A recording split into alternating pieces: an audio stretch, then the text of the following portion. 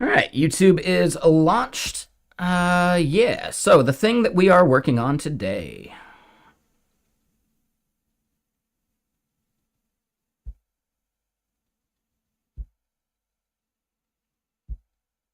Let's close some of this stuff that we don't need. And really, yeah, what we're doing is all going to be back-endy anyway. So this is the step that we're on, right? We want to make sure our API is fully tested with Dread and documented at the schema level to fill in API docs. And technically,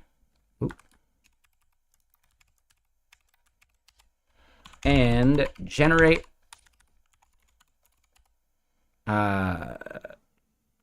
SDKs. So what that means is we need to update our fixtures endpoint to generate entities for API testing. That would mean creating other users, adding another business for testing, and adding sandbox entities rather than just production entities. We then want to create an endpoint to generate the access tokens and fetch the API keys in a new dev endpoint. And then from there, we can actually get to writing our Dread hooks. So we've got some work to do. Let me get more music on.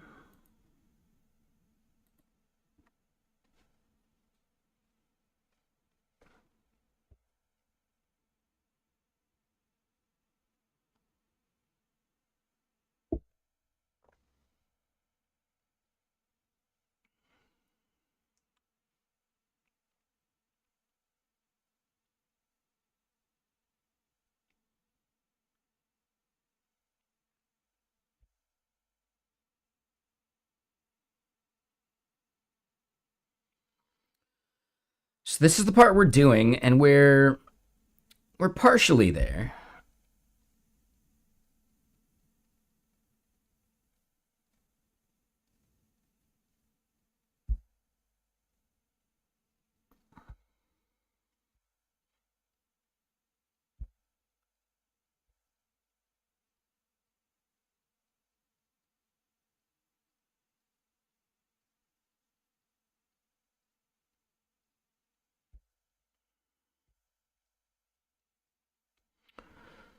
So this endpoint is the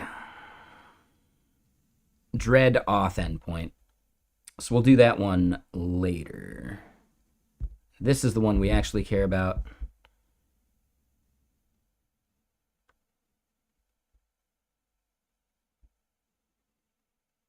And yeah, see, we're creating business here.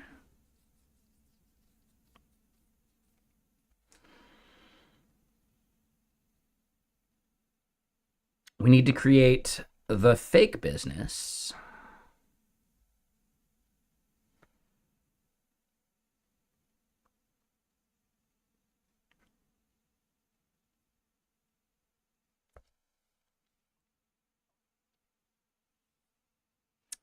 But before we do the second business, we want to do a user thing. So existing admin is the first check.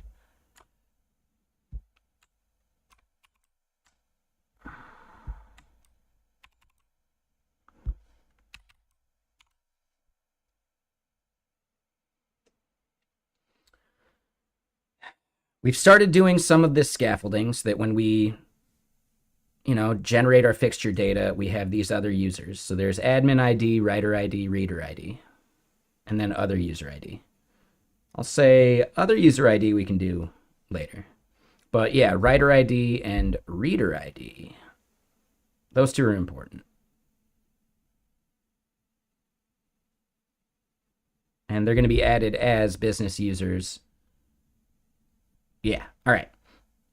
So then this part, existing writer.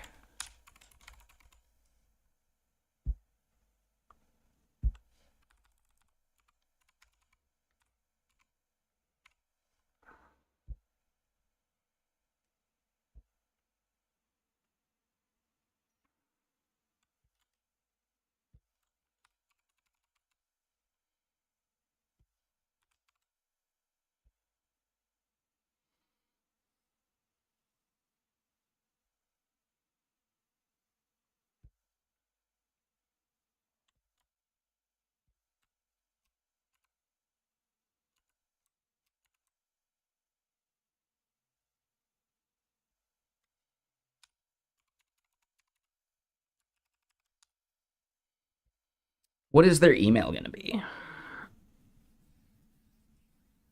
Douglas Adams, obviously.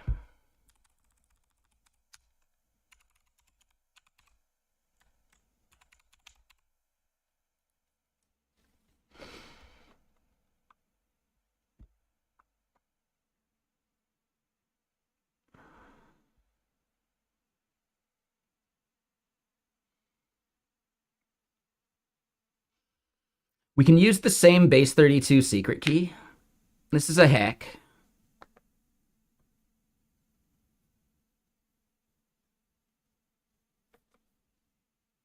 But I'm okay with that.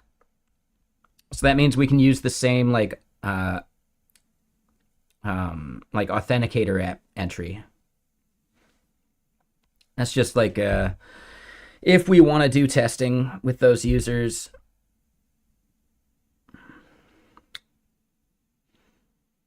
It's just an easier way.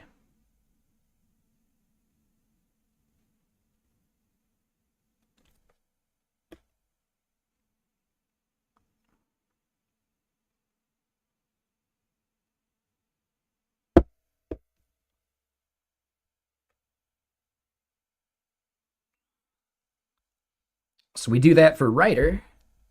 You do the same thing for reader.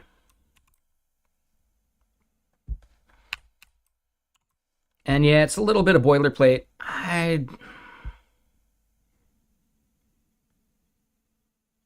don't think it's worth writing some abstraction for this yet, right? This is just for like testing and fixture data. The maintainability of this is not that important because I don't expect to have to touch it that much.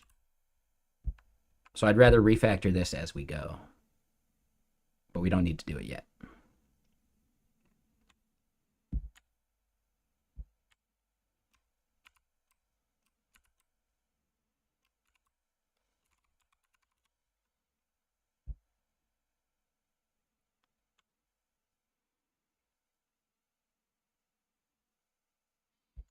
I probably don't need these log values anymore, though.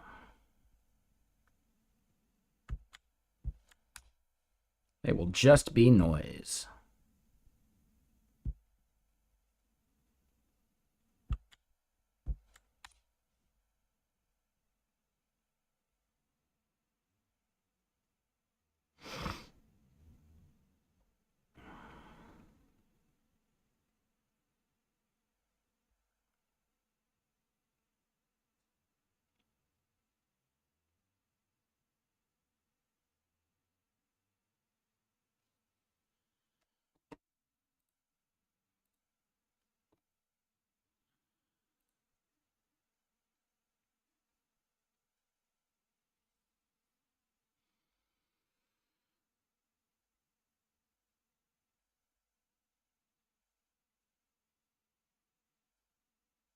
So yeah, we generate the reader, and then when we create the business here, we need to create the business users that we care about. Again, we've got some boilerplate here, but I don't think an abstraction is the right move yet. So we got the first one we generate there.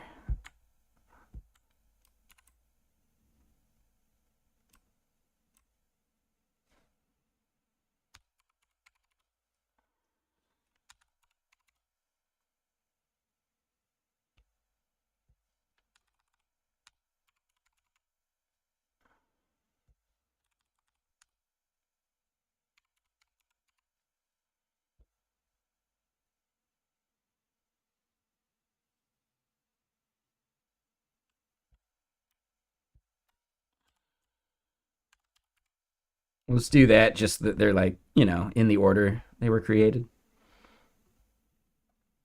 Then this becomes reader.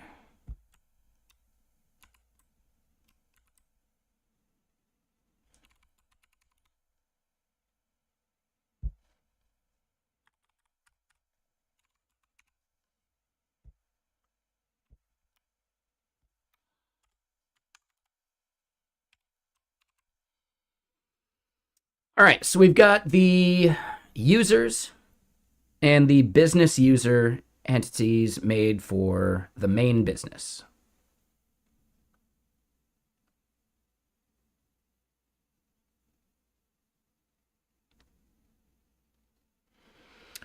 I almost think I want to wait on the other business stuff.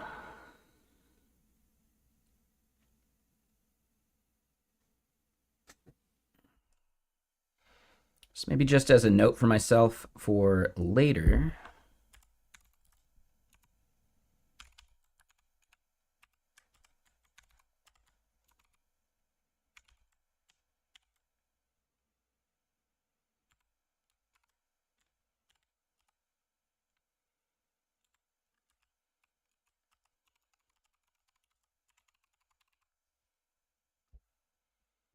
And the rest of that looks okay.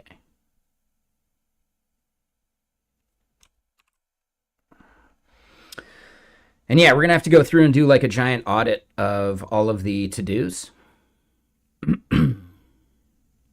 But we don't have to do it right now.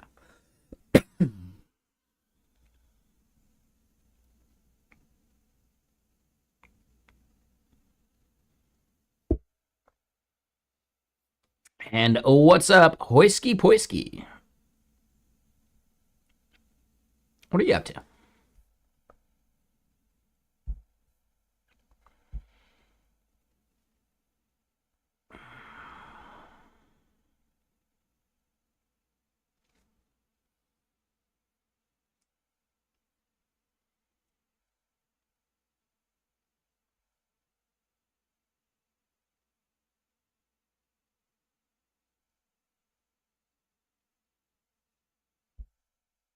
Oh, yeah? Damn, yeah, you followed back in 2020. That is a long time. And yeah, it's been like over a year, like a year and 3 months. That is a long time. And before that, it was 3 years, 2.5 or whatever. So we'll see you again in 2027, right?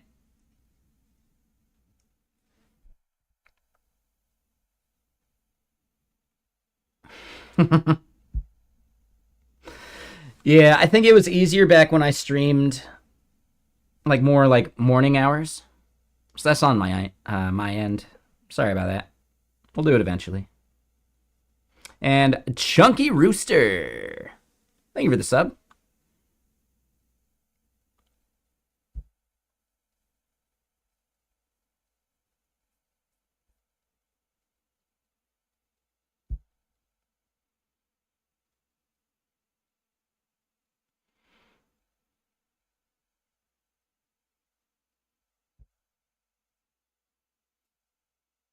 And yeah.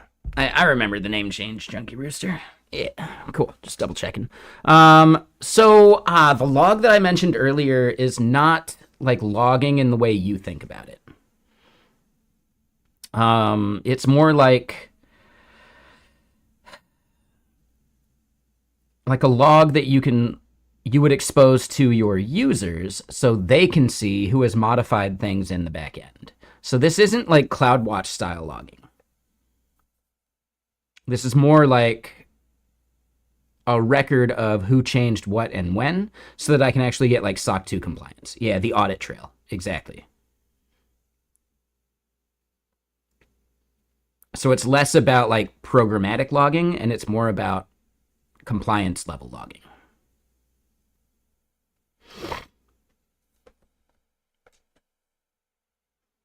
So it becomes a database entity of its own. And we're in an ad break, so we'll give it a sec. How's everyone doing today? Y'all enjoying your holiday?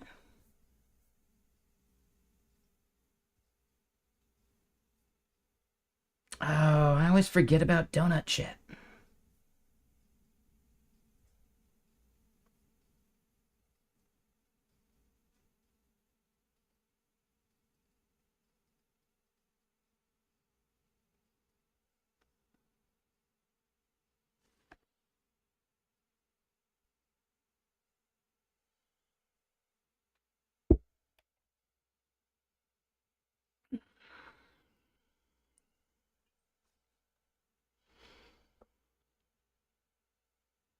6 hours until you have to wake up.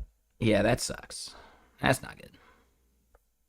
Yeah, here in the US, it's a holiday. I don't have to work today, even though some people reached out. I'll get back to them. It's a holiday. But yeah, no, I should probably respond to some stuff.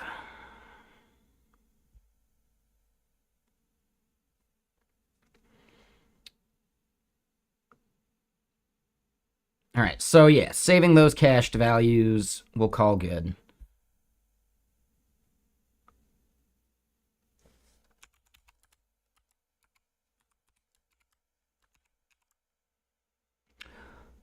Oh. Whatever happened to my cursor?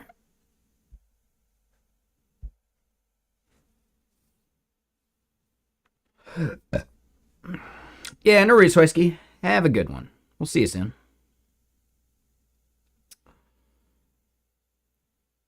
Did you see that? Like, there's no cursor. Yeah, it's like soon on a geological scale. No, if you keep up the pattern, we'll see you in 6 months, right? Because it was like almost 3 years before that, or 2.5. Then here, it's like 1.25. So we'll see you in like maybe 6 or 7 months.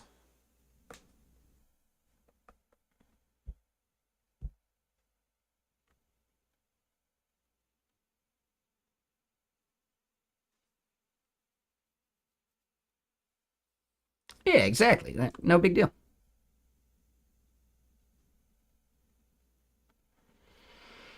Yeah, that is super annoying. That is a bug with Ghosty. I should probably update here eventually.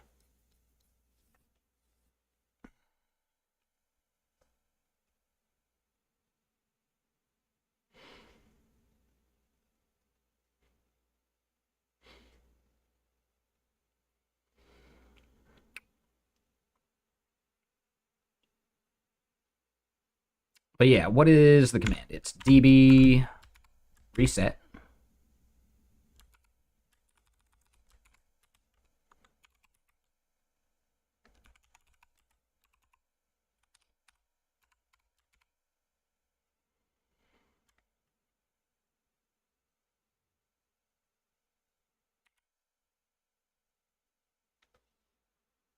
Ooh.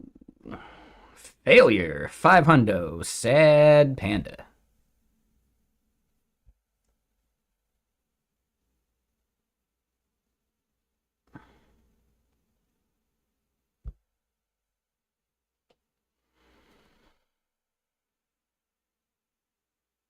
Cannot do operations on a non-existent table. Yeah, because we forgot to restart the actual API.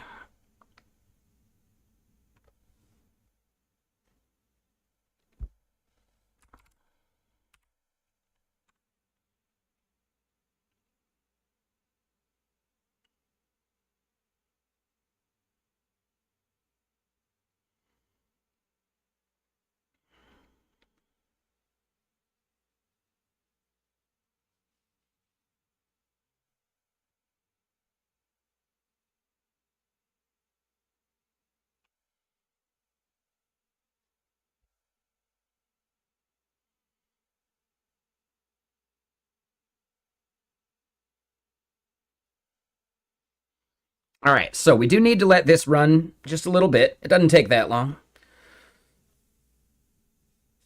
So in the meantime, how's everyone's day going? What you up to?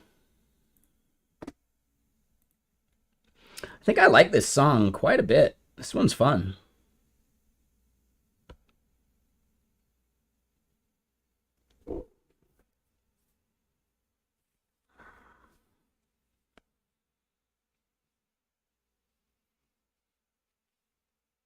The neck on this hoodie gets a little tight sometimes. I think it's the t-shirt I got too. I think it's definitely just the t-shirt.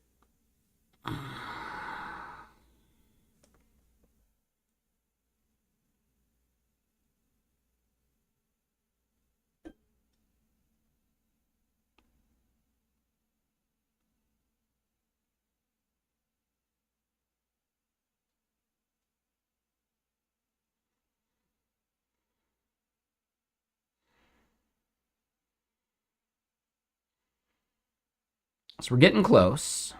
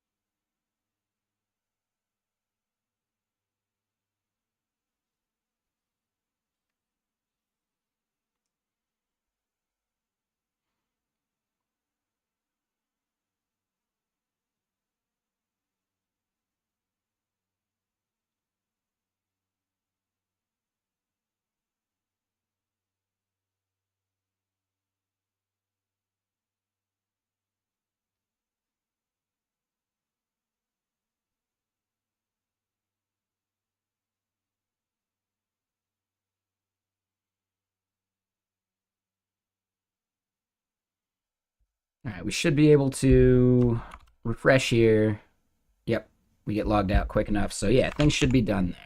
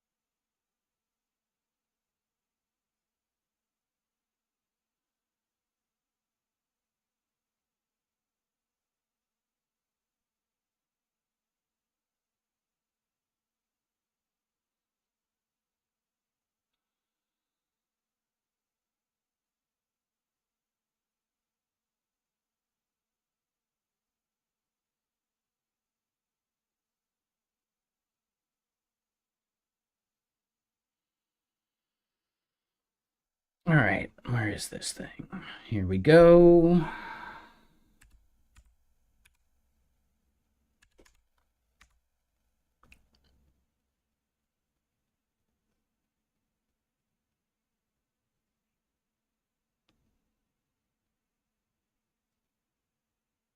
Really?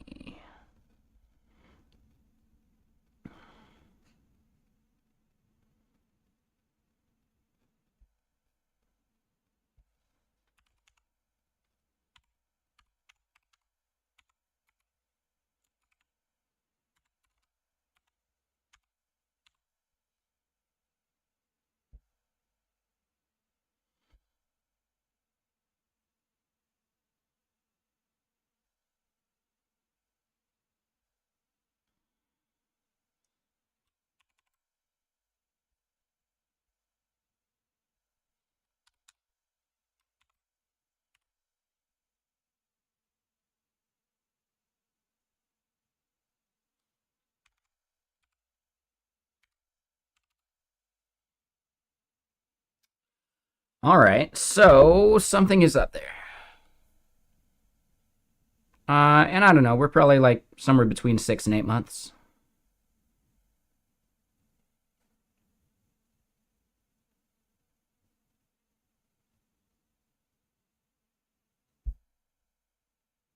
So error decoding token and fetching user.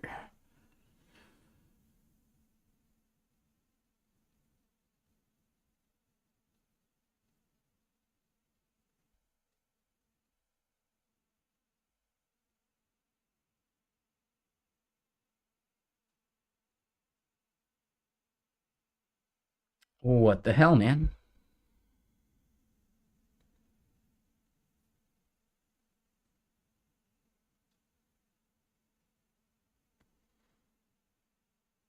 I noticed that reader Didn't actually make it in.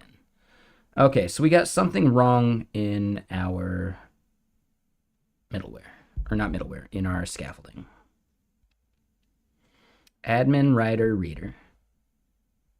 Admin, writer, reader. Main business. Check for the admin.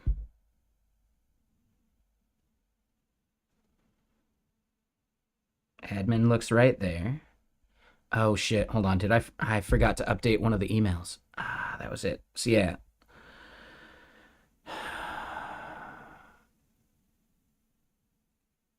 Well, number one, that still shouldn't have failed like it did.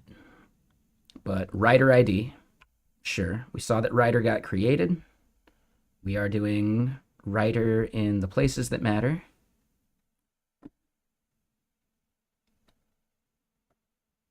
Oh, we're overriding reader as well. So that's why that one didn't work. Yeah, so we messed up a little bit with the copy paste.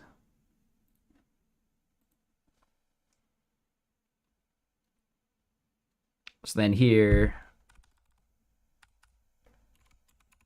that's reader. And the existing reader.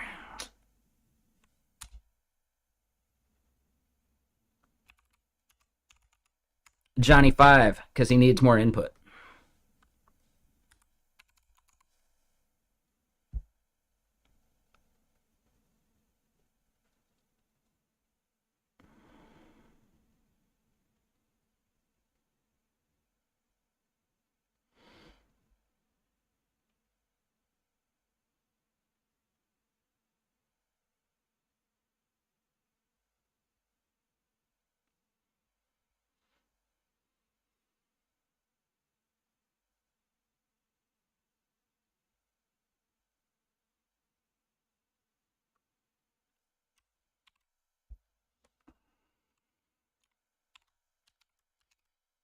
So we need to reset the database again.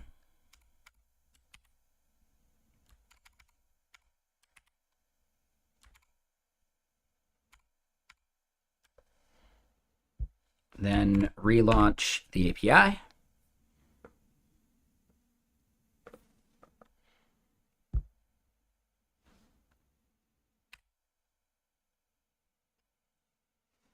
Start the scaffolding, and now we gotta give it another minute.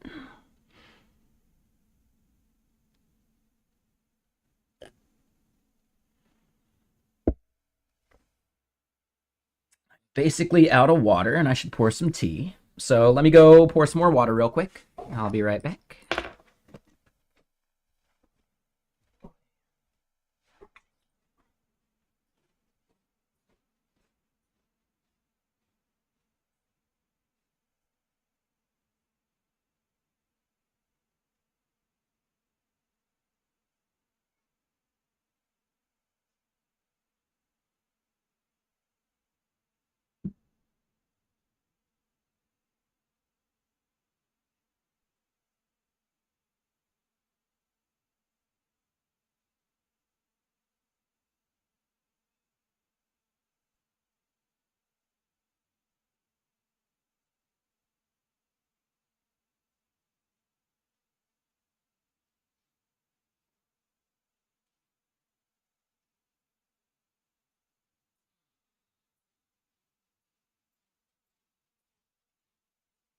Alrighty. Grabbed myself a little beef stick.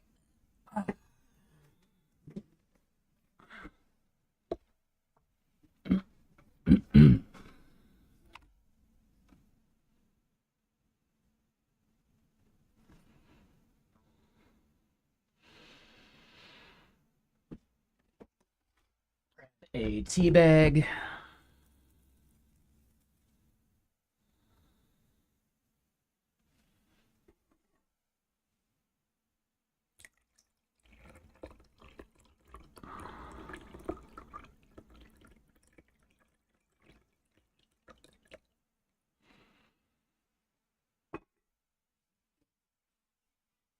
And yeah, we need a bunch more of those to finish up. So we can just wait a little bit longer. And what's everyone up to? Y'all enjoying your Monday?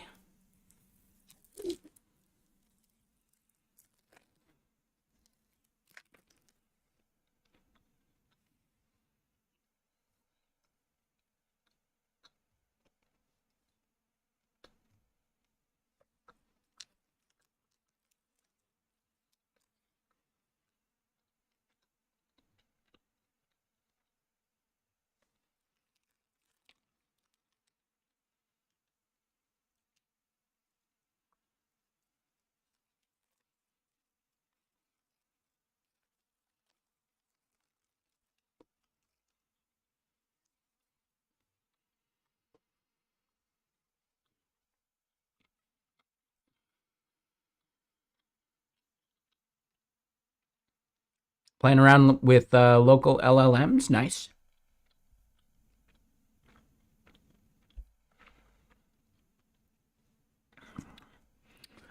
You doing something with like LM Studio using like a specific wrapper? Or are you just doing a lot of that stuff on your own?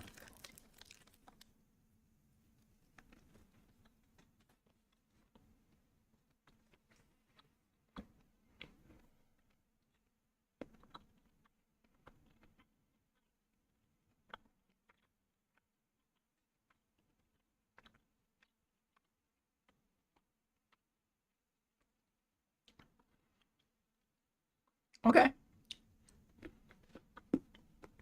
I'd say LM Studio is probably even simpler.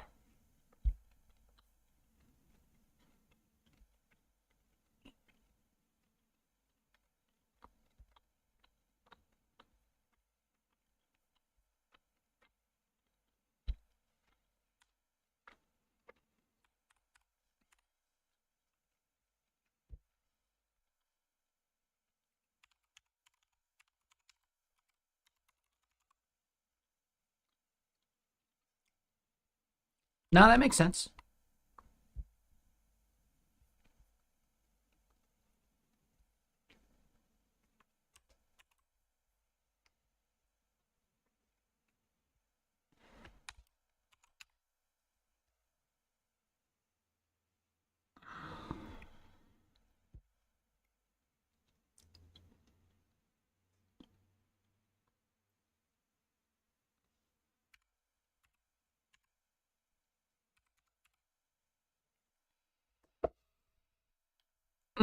Well, shit. Still an error decoding the token and fetching the user.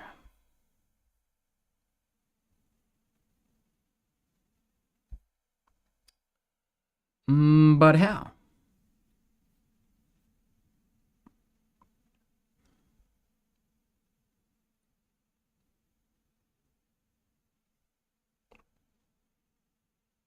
Hmm.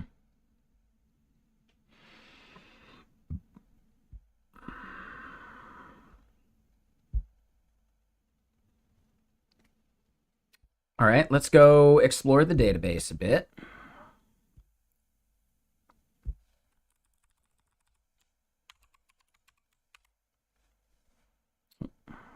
Not what I wanted.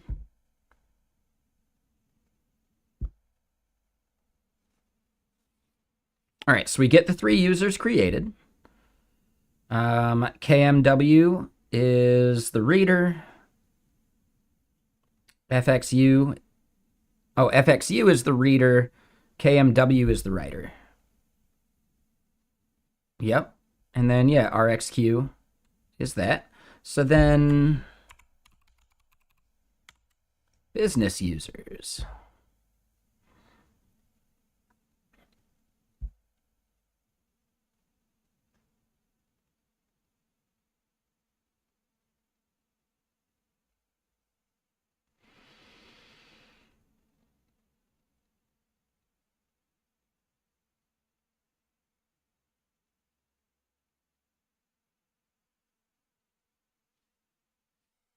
Hmm.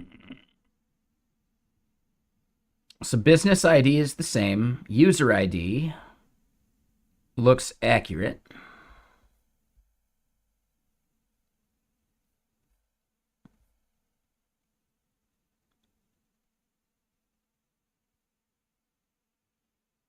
Okay.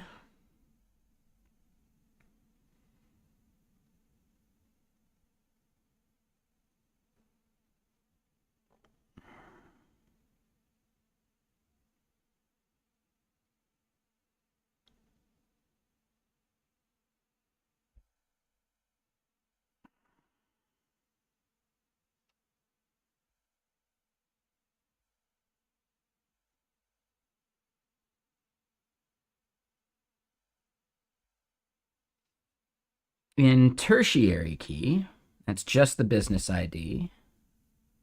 In quaternary key, it's just the user ID.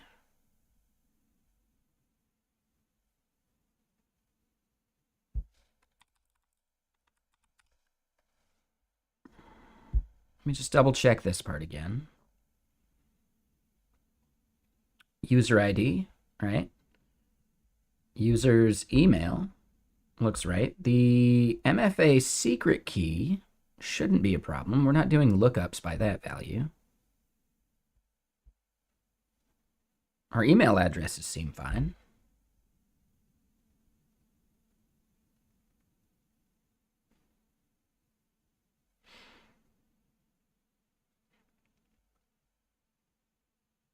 That almost feels like it's a bug on the front end.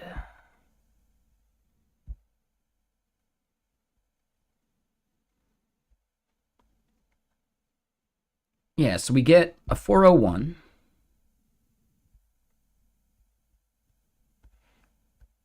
That 401 is definitely happening.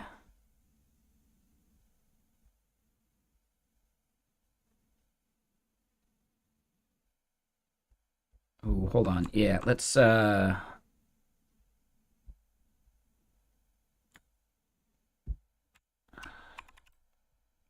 a JWT code.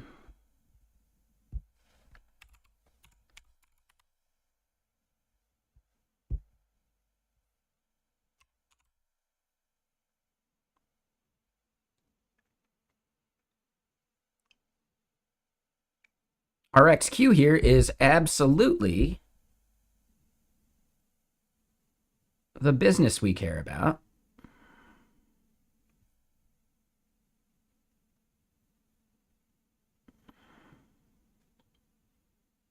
Or not business, sorry, the user.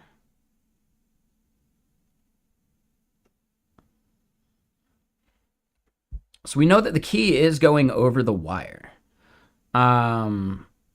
Yeah, exactly, right? It makes it so much simpler. You just like click a button and it downloads the models for you and manages that stuff. And it even exposes a like local API, right? So you can test just sending over the wire using the Open API like schema, basically. You know, yeah, it's really nice. I think you'll like it.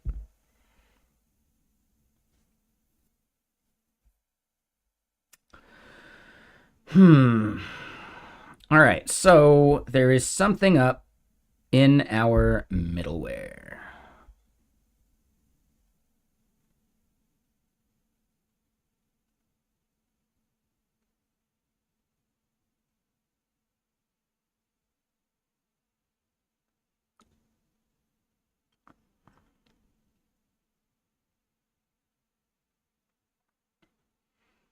It's pretty good. Yeah, I enjoy it. I haven't been playing for a while.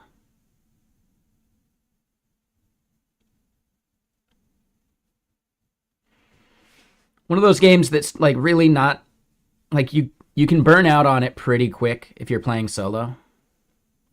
And I just don't have that many people that are like near the same level that I could actually like game with.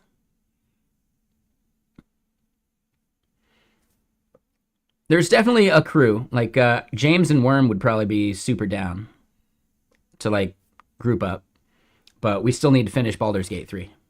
So that's the tricky part there.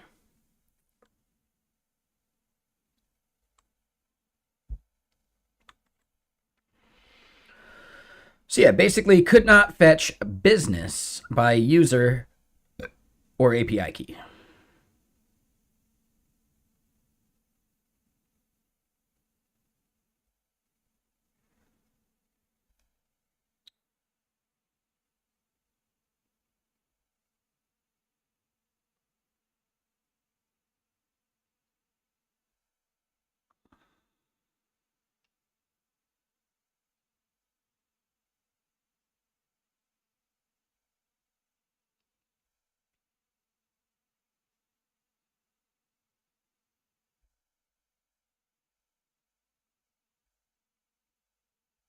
Yeah, and this is that,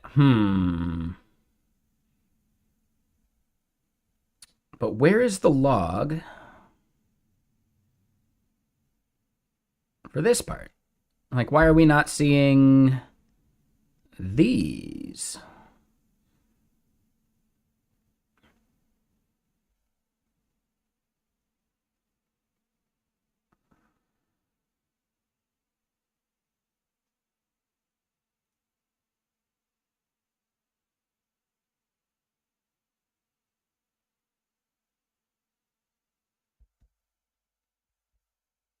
Oh,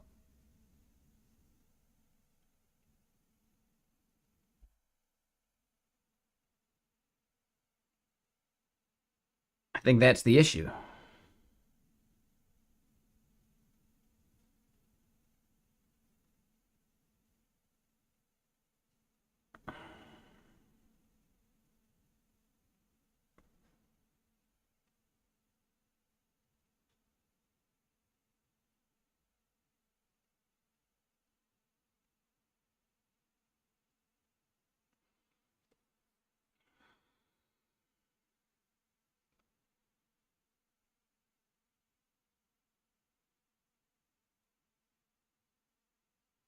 That would be the problem. Hold on. Mm.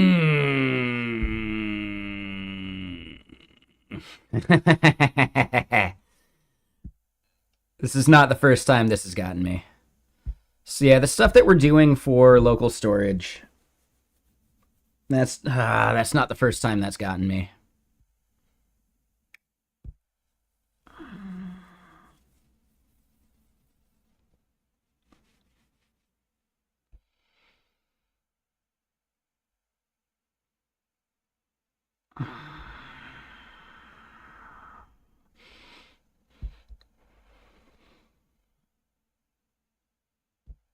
No, not E to E. Dread.js is the testing we'll mainly be doing.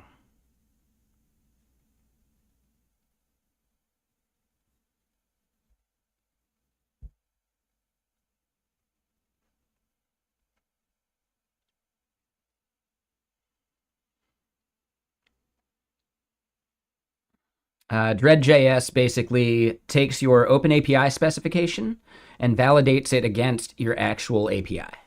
So it'll check that all of the request types line up, all the responses line up.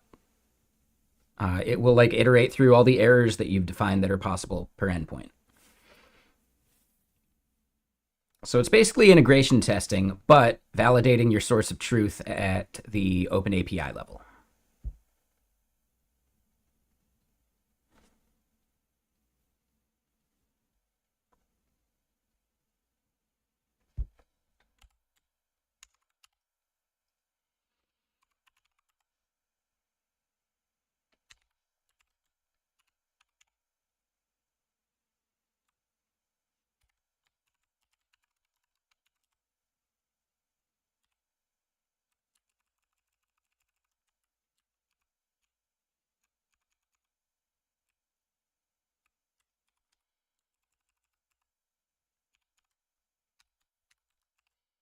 It's a little older, so you may run into issues. Still pretty cool though.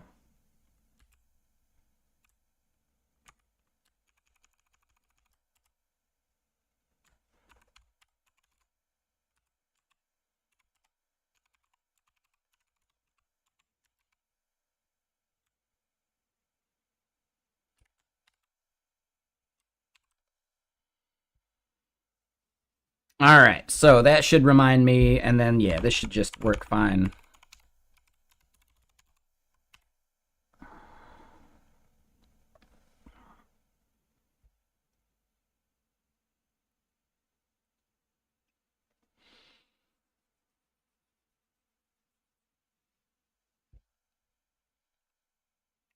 Oh, yep, wrong thing.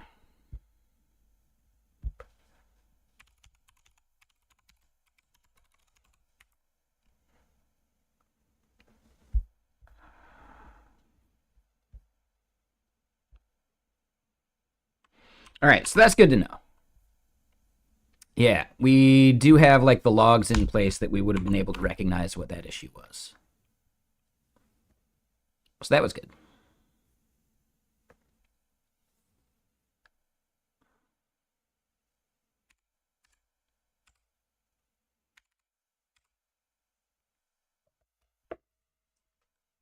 Yep. All right.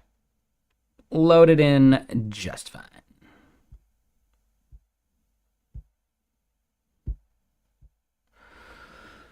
And yeah, in sandbox mode, we don't have any of that stuff. And then bam, we do have this stuff here. That's not ideal. That looks terrible.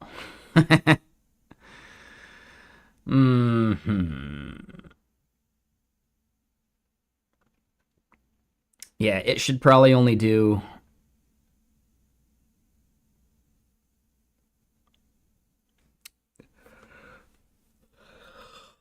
That should probably only be like the last 7 days or something. But that's not the issue that we're working on right now, so I'm okay with it. So we're able to log in with that user. What about Douglas Adams? All right, we just want to make sure these users actually work.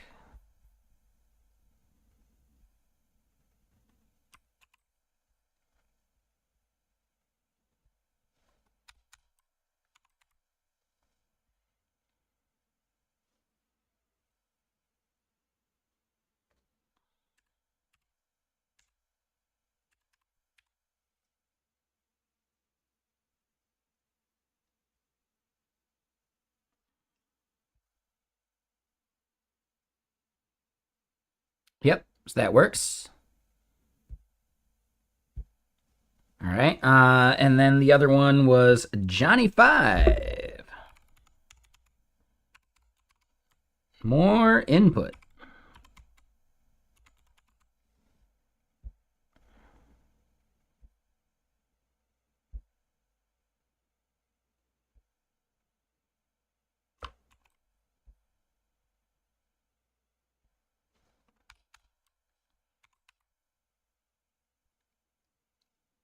Thanks, Just Coder.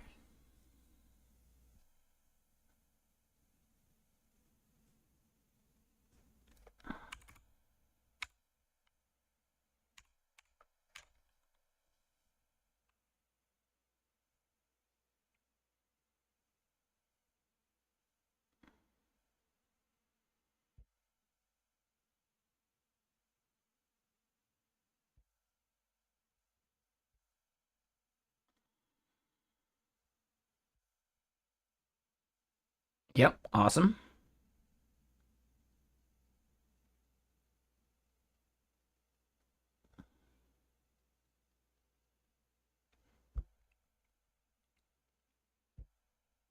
Yeah, cool. So I would say permissions wise, these new users are good to go.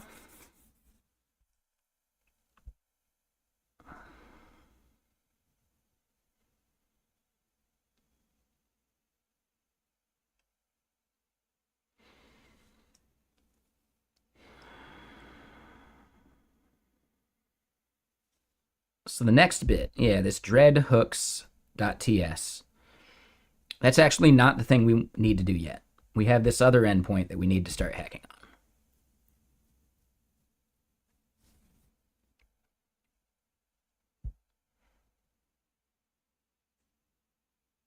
Yep. And this is up to date, which is good. So main business ID is the value that we care about there.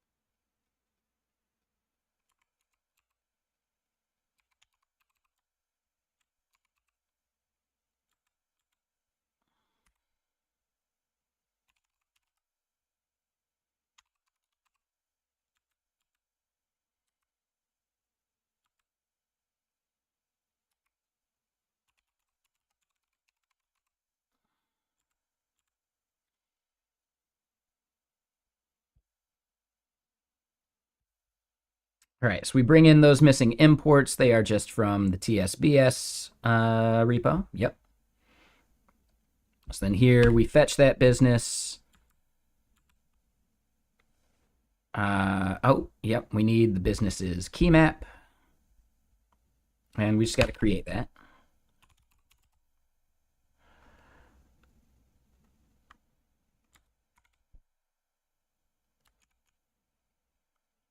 Nah, we're doing very, very lightweight permissions checking right now. Like, we are using a role, but that role is very lightweight. In the future, when our permissions are more fine-grained, we will probably opt for something Zanzibar-based. But right now, it's not important.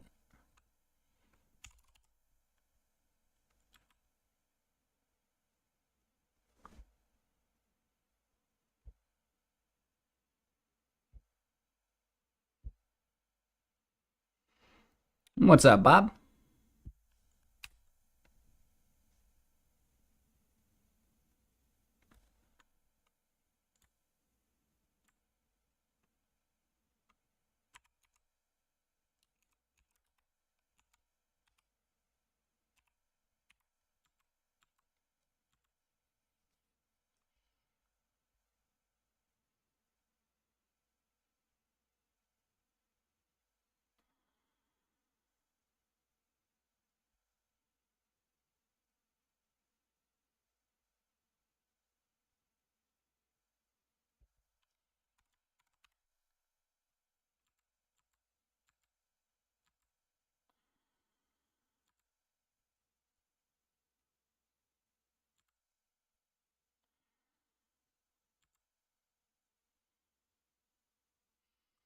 So we're not going to need that yet. Those two get commented. Those two are not in here.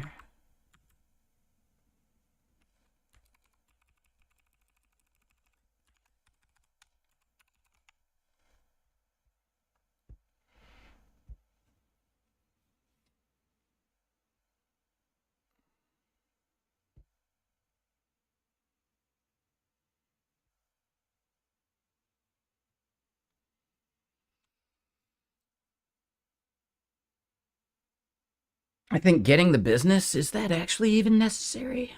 I may have made a mistake there. I don't think it's actually necessary to get the business.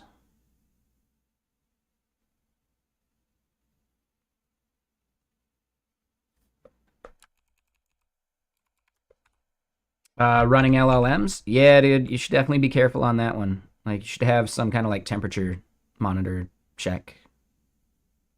I would stop the LLM immediately.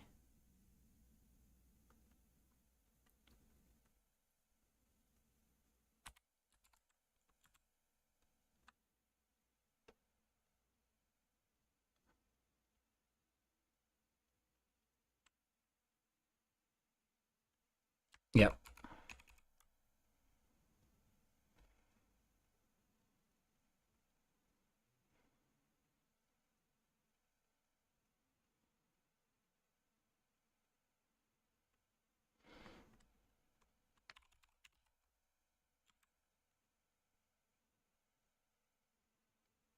Really? How'd it fry itself? I'm curious about that part.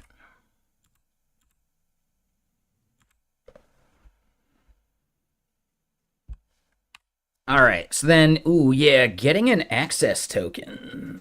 How do I do that?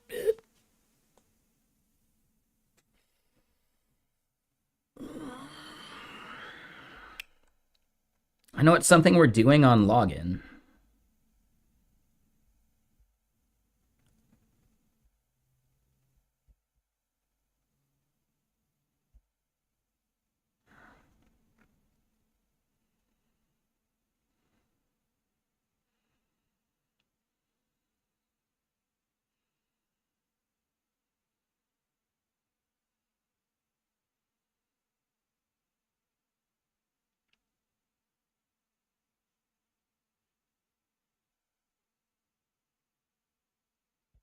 It's after validate. Yep. So validate returns our token.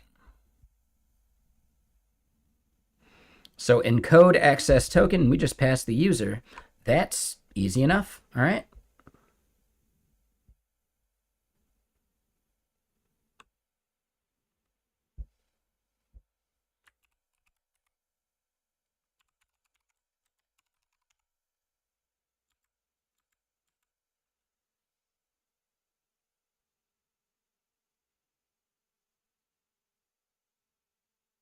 Probably a capacitor.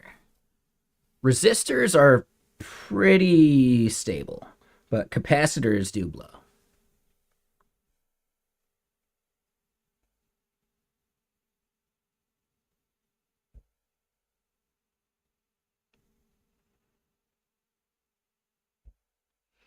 So capacitors are, I mean, there's a couple different kind of capacitors. Like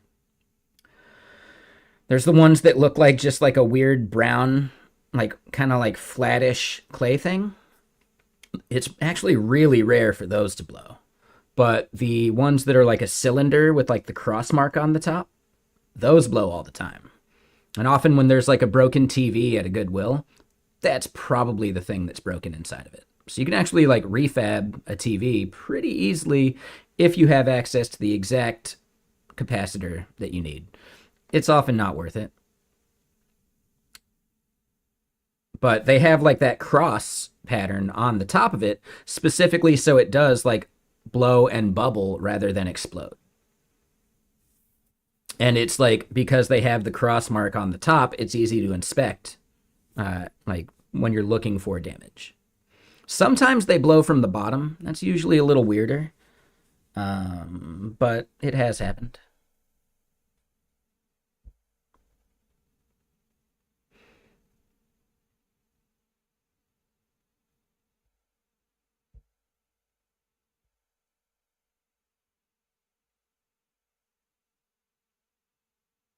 So yeah, I don't think we need business users here either. This is just to get tokens. So yeah, I don't think we need the business.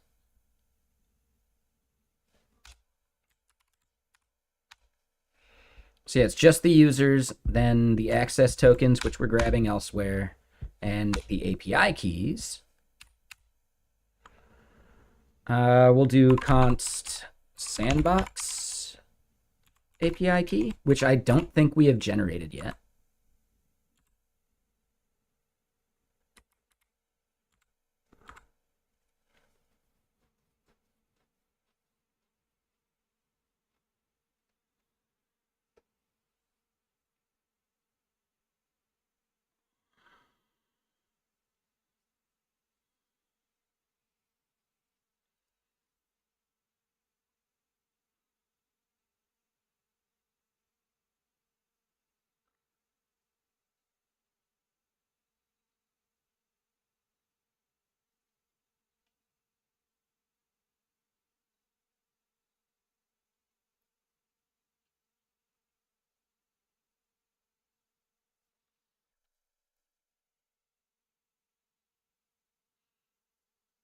So yeah, that's one thing that we need in our fixtures.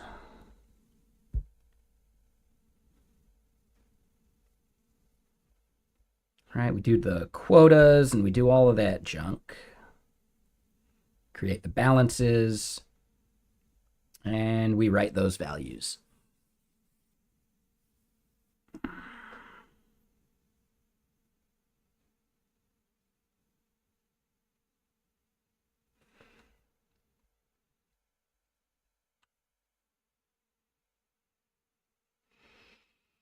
We can do the API key thing. I think I want to do it before we even go through and create the quotas and accounts and all that.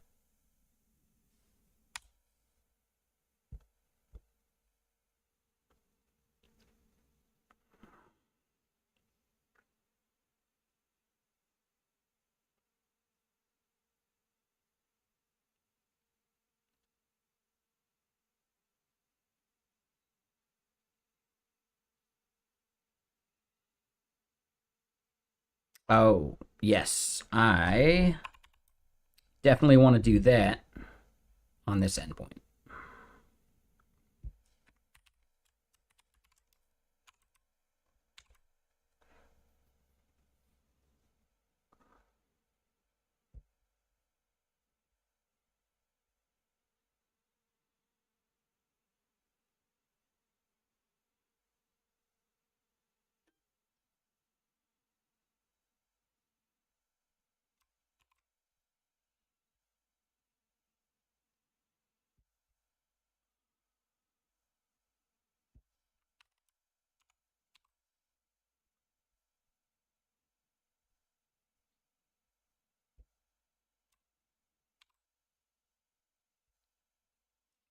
Let's clean up a bunch of this stuff that we're not using.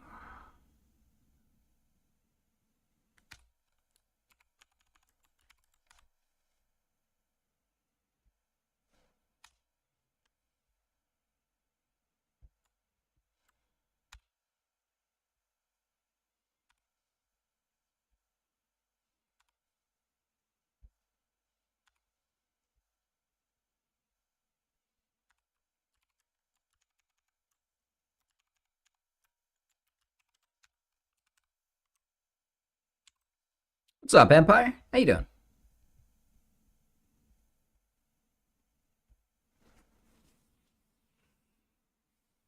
I may have said this before, but your name makes me think of the movie Scary Movie 3, which makes me think of another movie. There's the bit where I think it's what? Big Pun or Fat Joe? I think it's Fat Joe. That's who, like, George is in the rap battle against in Scary Movie 3. And one of the lines that Fat Joe says is, like, I'll kill your ass quicker than I died in Empire. Because he was in that movie Empire with John Leguizamo, and he dies very early.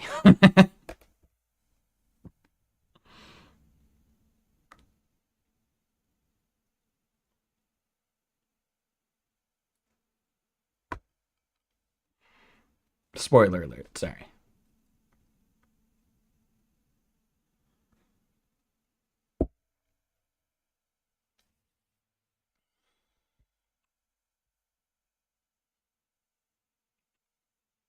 Yeah, the line is like, "You're a liar in denial. Kill your ass quicker than I died in Empire." Like, I don't know. It's a good line actually.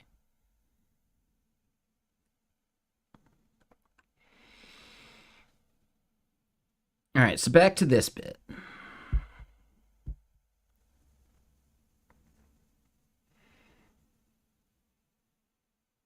Oh, and I missed a follow. Sorry, Engineer Unknown. Thank you for that follow. Welcome.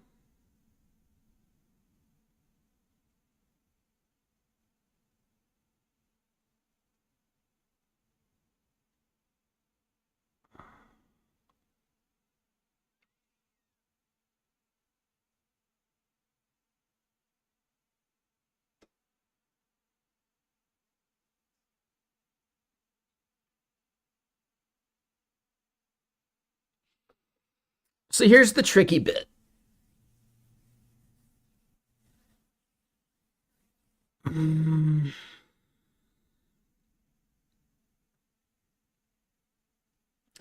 do we do the lookup for API keys?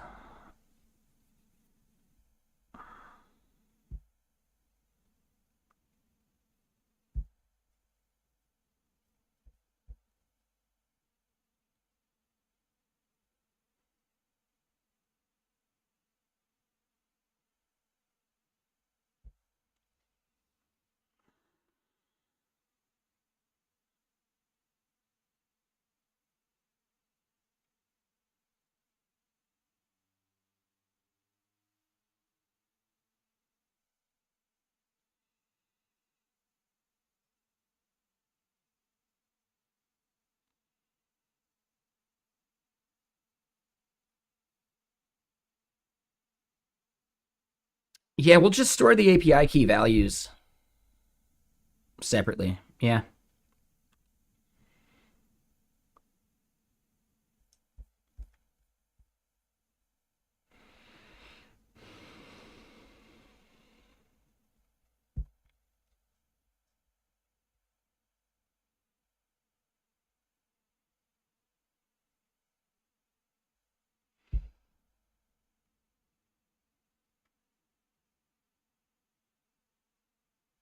This isn't even accurate. Shit. All right, so our TSBS types are broken there. Damn. All right, let me go look at that then. I think in our request response stuff.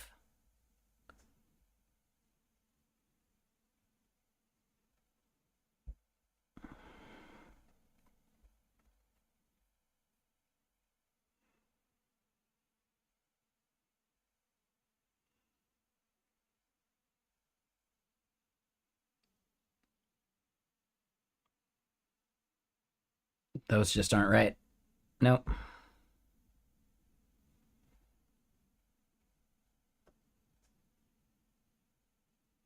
So yeah, we moved a little fast and loose with the API key stuff.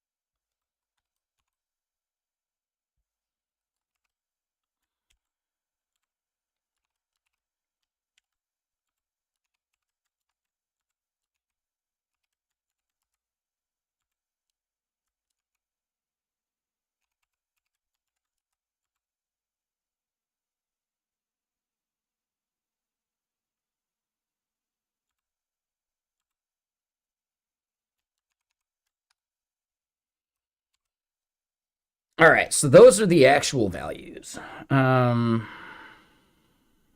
Wait, do we actually do an expiration at or expires at? I don't think we do.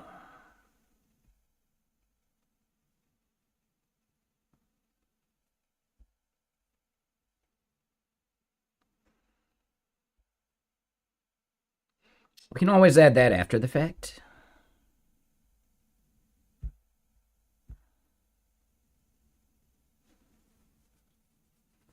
I think I like that idea though. Expires at.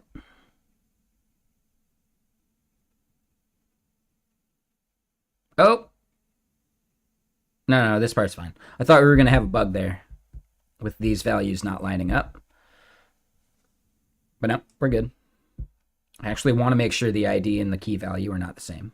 So that works.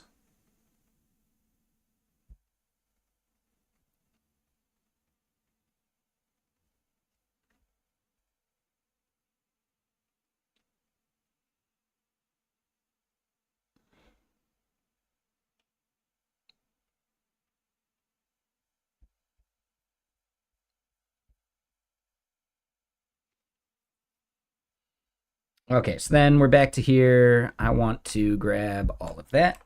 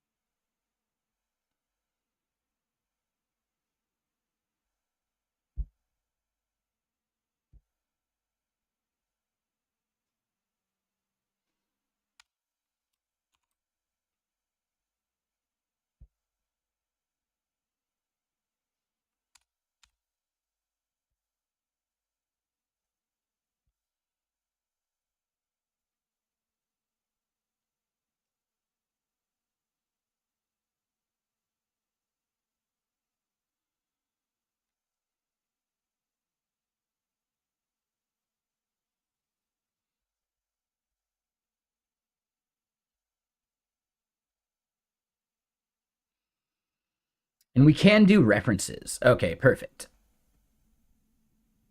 So this is get API key response. Even though we don't expose a single get API key response.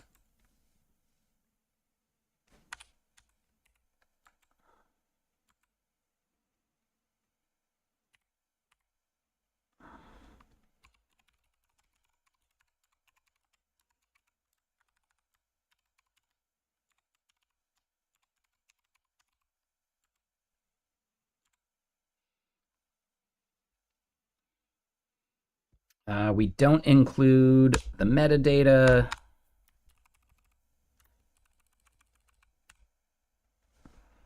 And it's basically just that. Total, we don't need.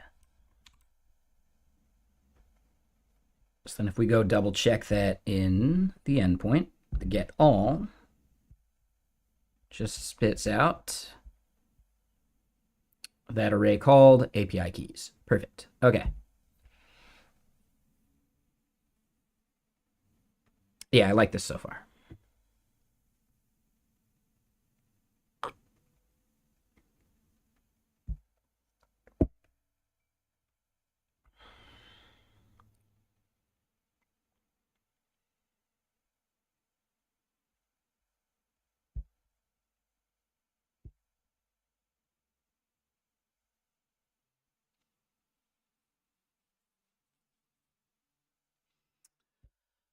The get is not going to have that.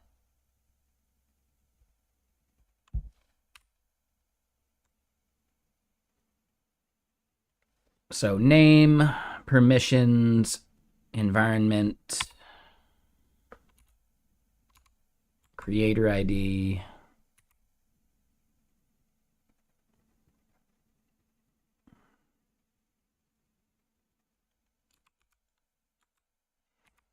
API key ID.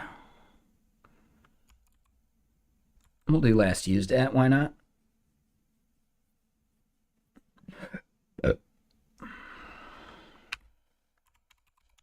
Business ID. But yeah, none of that is optional.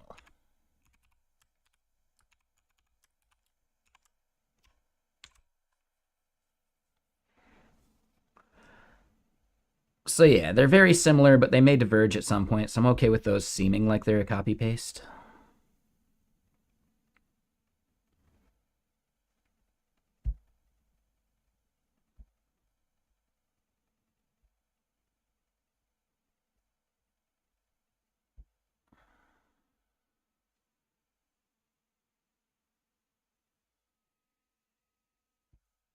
This part is totally wrong. So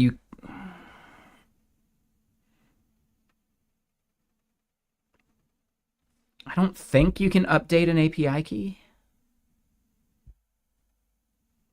Oh, but we get an error as a reader trying to go to that page. Oh.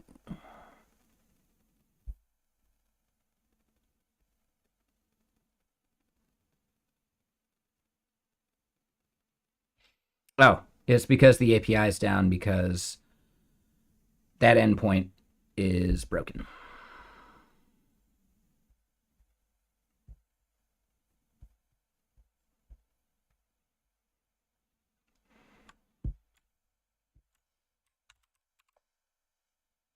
All right, so that part's fine.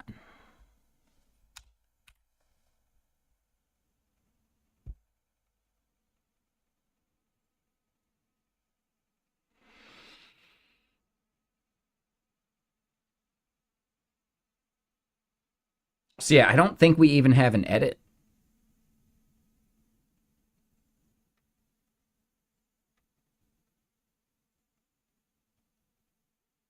Yeah, the only thing you can do is delete it and create a new one. We don't have a maximum on the amount you can have, but that might be something we want to do eventually.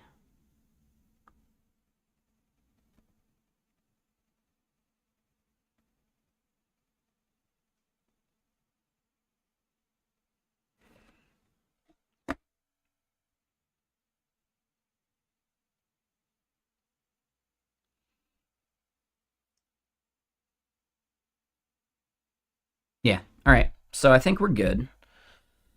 So then back to our fixtures. We need to generate those.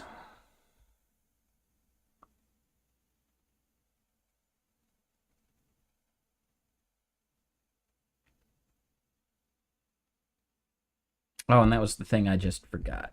The request schema, there is no. Well, I guess there is a request schema, or technically a request type. I think the reset goes away.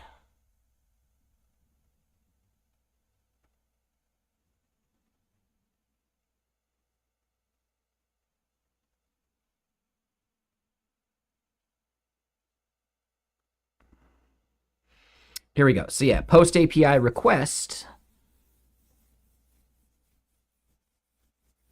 We do have the idea of a patch, but I don't know if we have that endpoint. I think we declined that bit. Yep, nope. So it's just create, delete, and get all. So that patch goes away.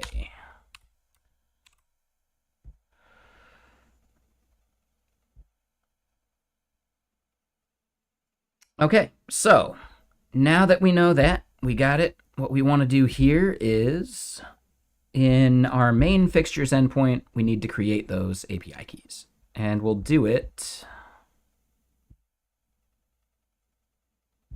after we've created the business. And technically, yeah, we need to give some types to this stuff. This is going to be sandbox API key ID and production API key ID. Yeah.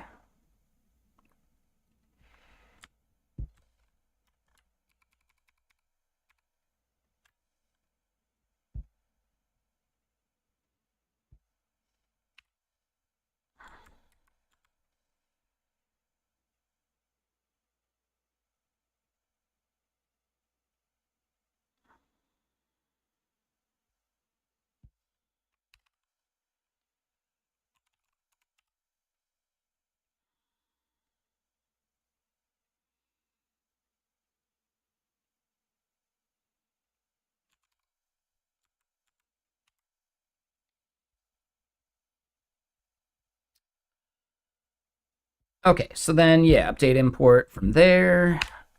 Here we then want to check if we have an existing one.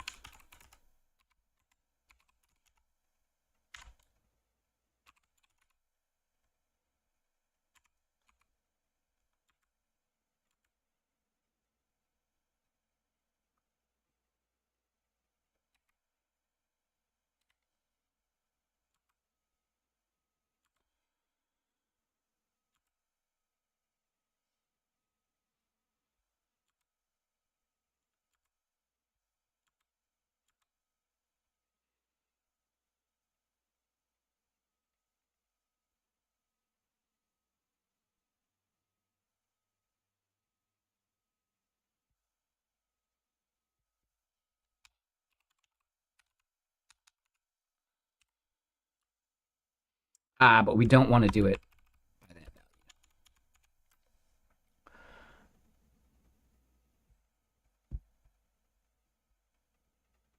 Where are we doing our key map stuff? Here we go.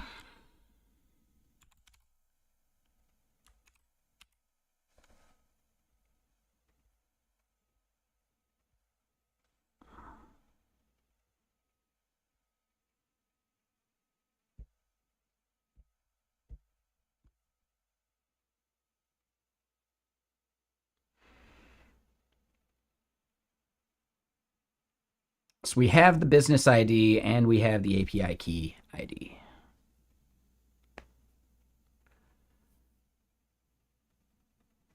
And that's just the partition key, so we didn't actually need to bring in that.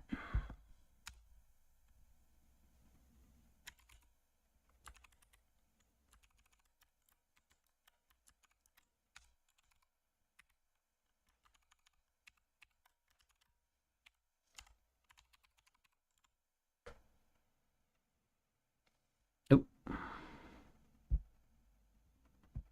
No, get out of my face. All right, here we go. All right, so we get the existing API sandbox key there.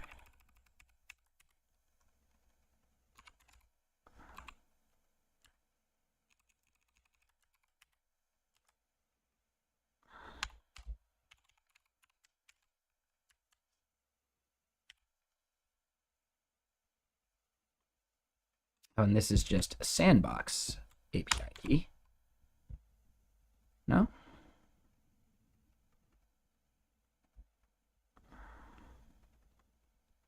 ID.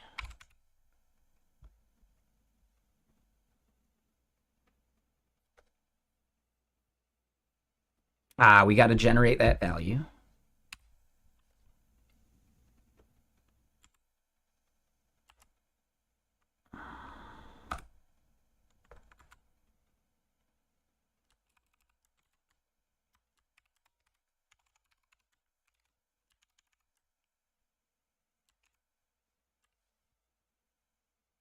All right, so we solve that bit, and then this part gets changed the same way. Which, hold on, if we just get rid of at,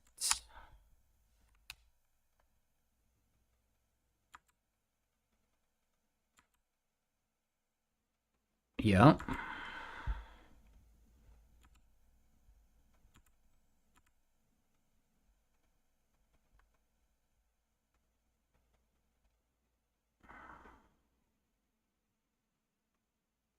And what's up, Blossoming? How you doing?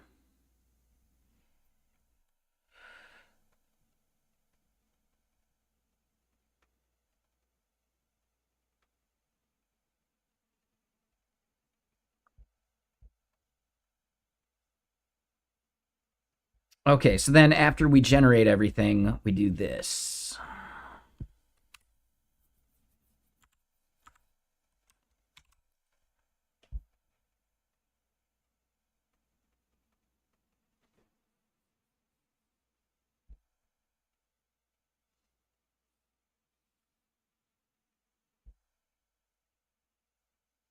So then we can rerun this. It's not going to rerun absolutely everything. It'll just do the stuff we care about.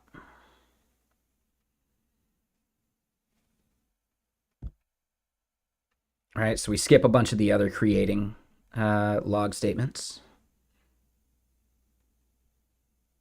We do create 5 new accounts, and the API keys should be where we expect them to be. So if we look in here now, yes, API keys are there. And it's just their IDs, so we can do our lookup for it. Cool. Okay, so then that means over in here, we know those values will exist.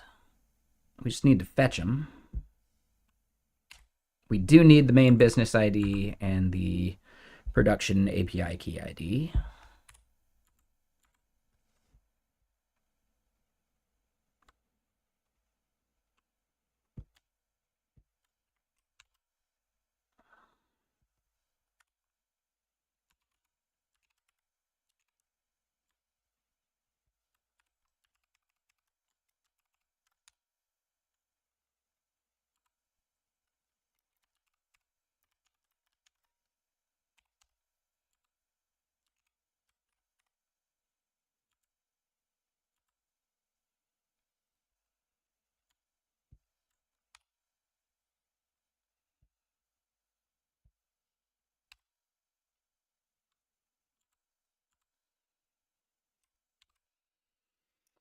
Okay, cool.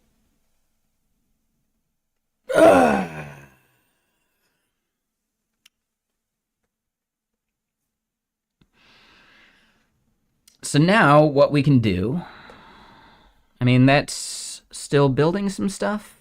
Oh, and we may have preempted it. I'm not too worried about it. All we would have interrupted was creating transactions and some of that BS.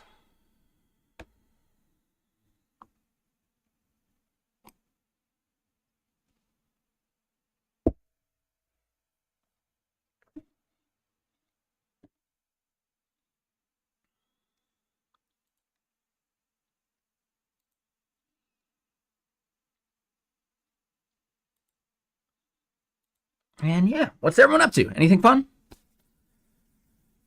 Who else here had today as a holiday?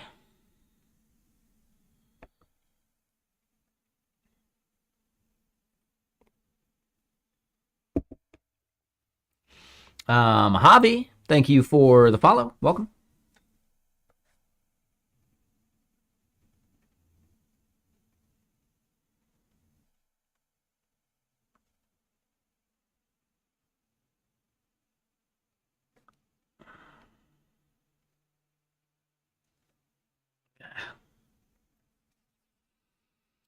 You're trying something new, eating dinner at actual dinner time.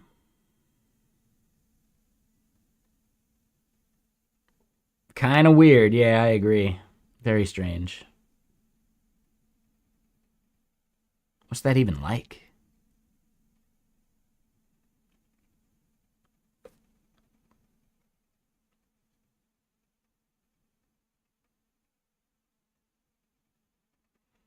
I'm surprised how quick my finger is healing. Right? When you cut yourself with something like a razor blade, it's such like a clean cut that if you like squeeze it back together quick enough, things just like mesh back up very quickly too.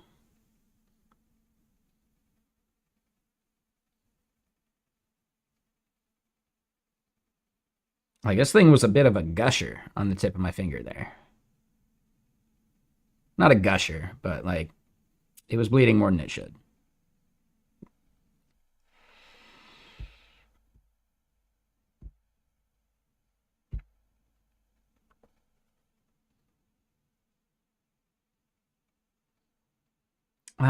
But yeah, I think it's almost whiskey time too. I'm gonna have to rinse this glass out. There's been whiskey sitting in this since Friday night.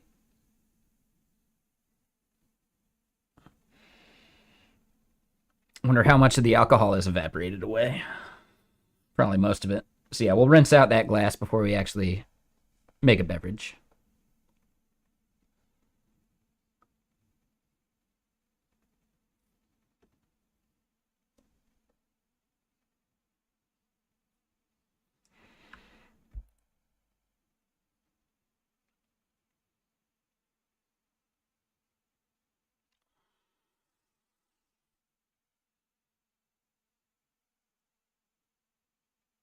Yeah.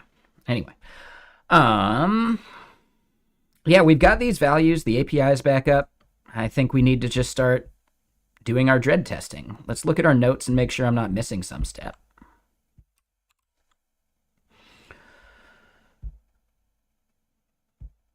Other users, check.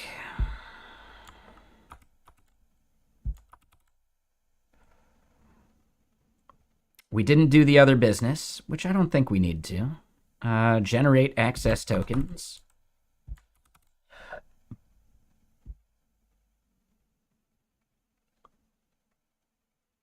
And yeah, now it's time to write the hooks.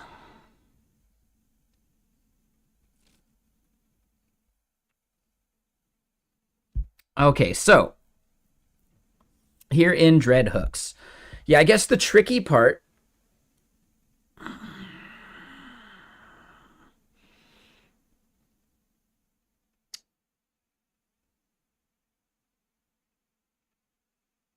The tricky part we're going to have for the hooks is we may not be able to fully test the auth stuff. And really, the auth stuff is only in dev mode. So we got like Dread hooks. We also have Dread dev hooks, and those are separate.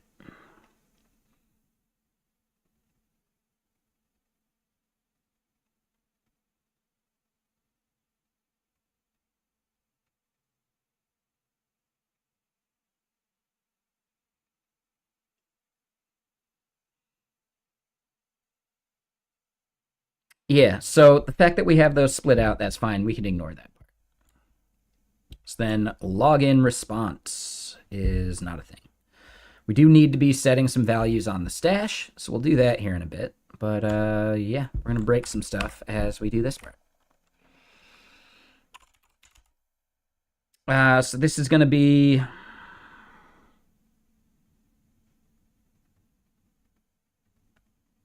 dev auth response.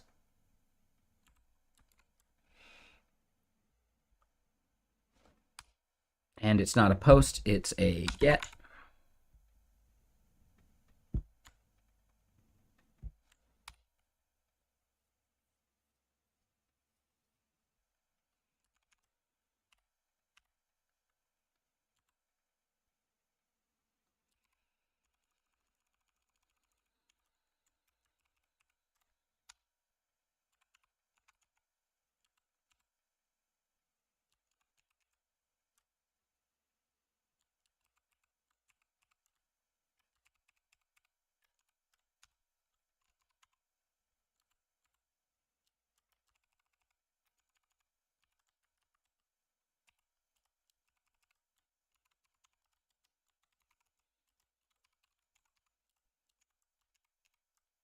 All right, so we start logging that.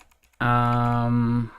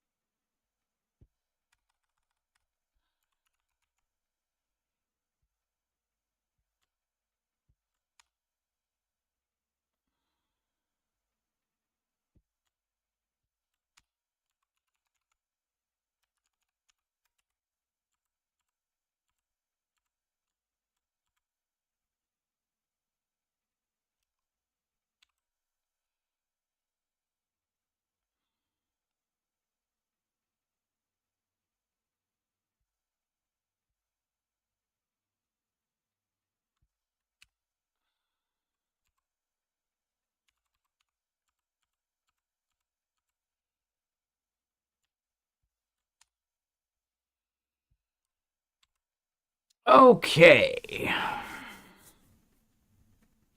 Now, do we need all of those values yet? Not really.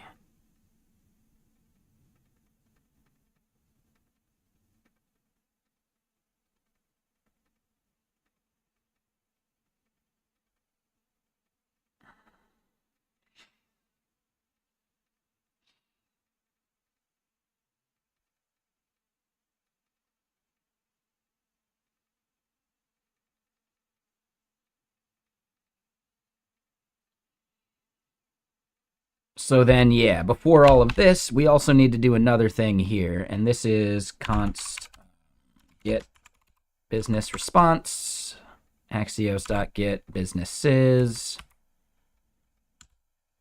Businesses is that. But really, with the way we're doing this right now for this user,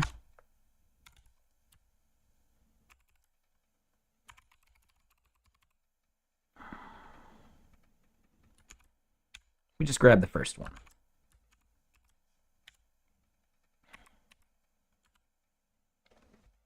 And then, yeah, main business ID is a value that we care about here.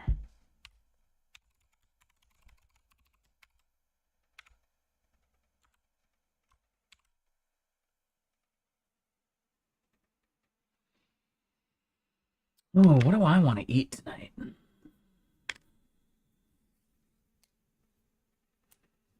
I could thaw some beef and do some pho. I could thaw some pork and do some chow mein. I could do the lazy chicken meatballs.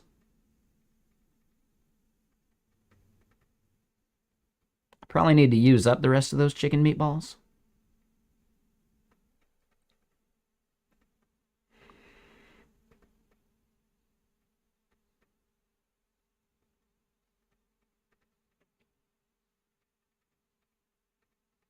Hmm.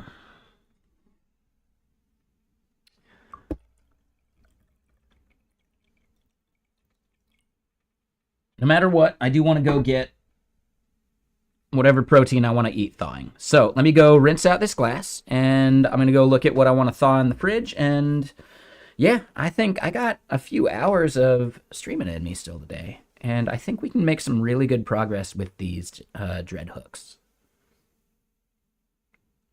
One big thing is, yeah, like most of our endpoints completely changed. So I think we need to just gut all of the other API endpoints from this. So yeah, BRB, let me go rinse this.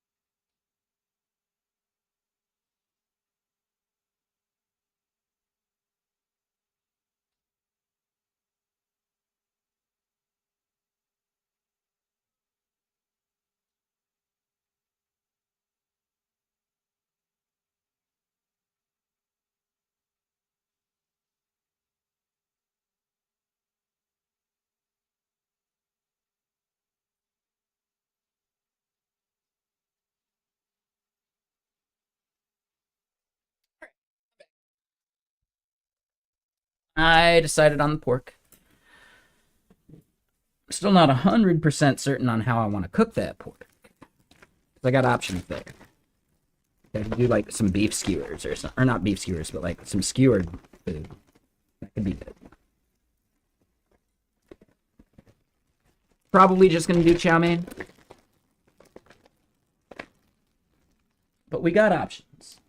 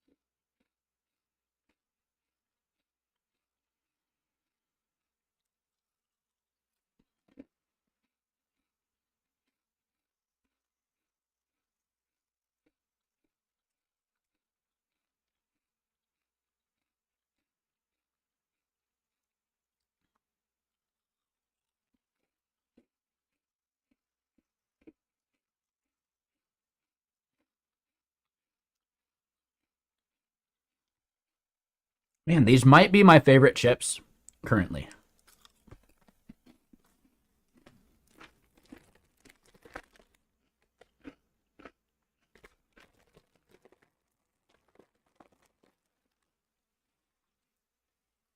They are very good. They got just the right amount of crunch. Whereas like the Tim's Cascade, you're almost gonna like break a tooth on them.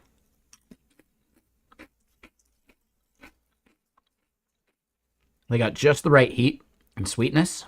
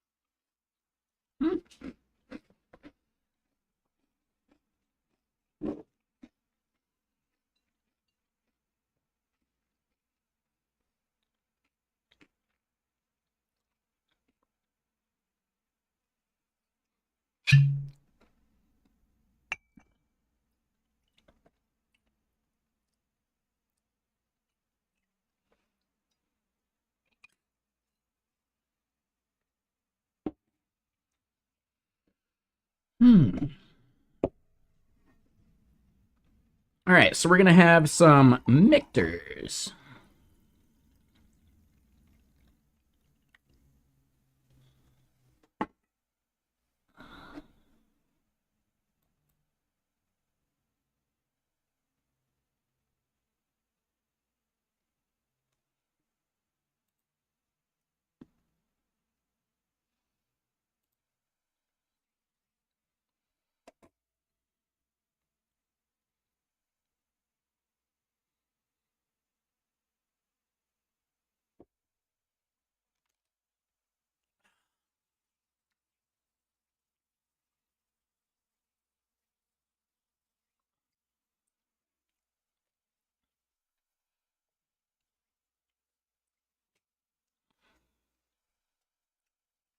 Yeah, I like the Mictors if you're mixing with just the water more than I like the Pendleton. Pendleton is pretty fantastic in Coca-Cola, though.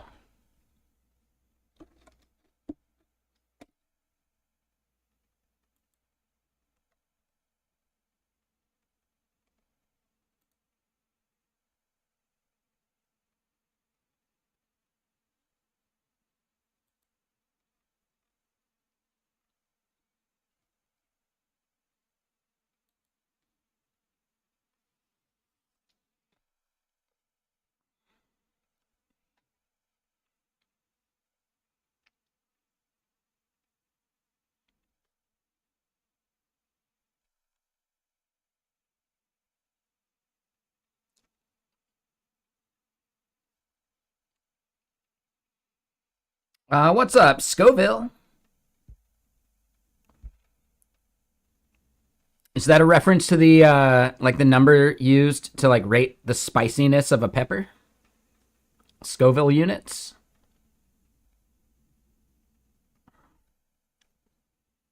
Okay.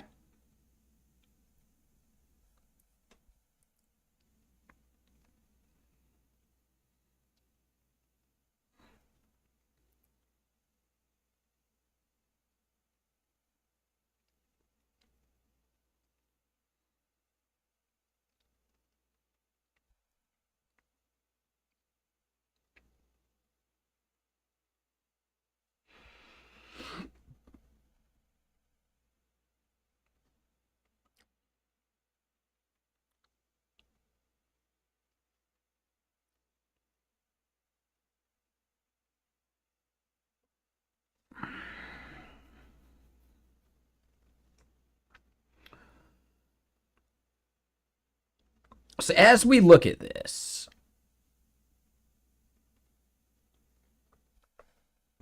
here, let me give you today.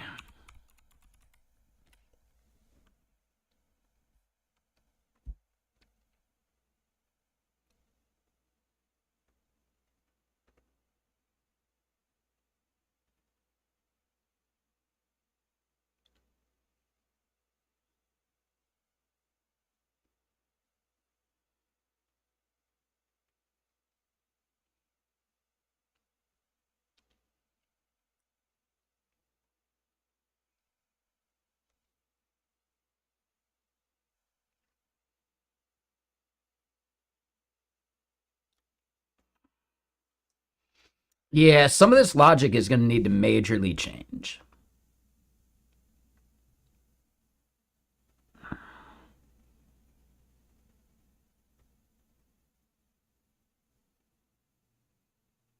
Why do you say that?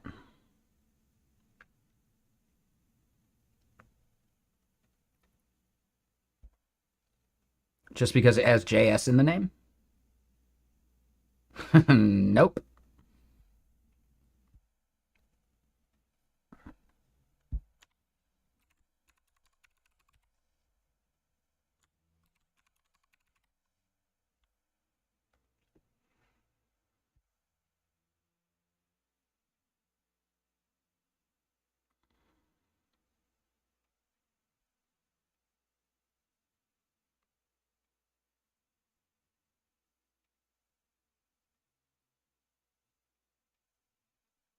So the before all hook makes sense to me. The before each hook.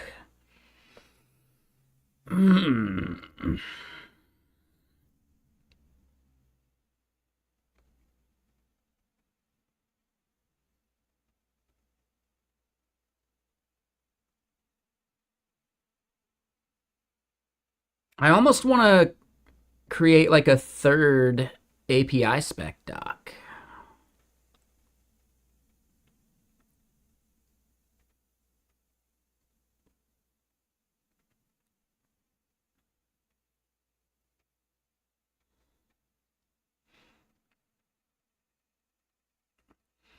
There will be the public API that people can use an API key to hit.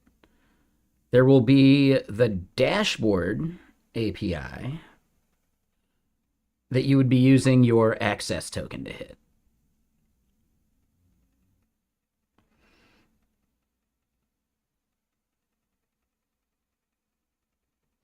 So it's actually just the two. Never mind. I would consider the dashboard API to be an internal API.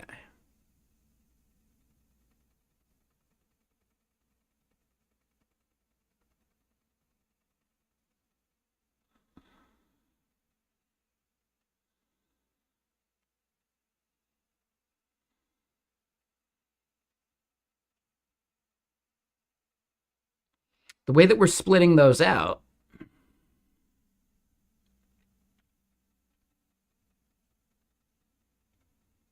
yeah, how are we currently doing the dread dev and the dread dev like dread versus dread dev?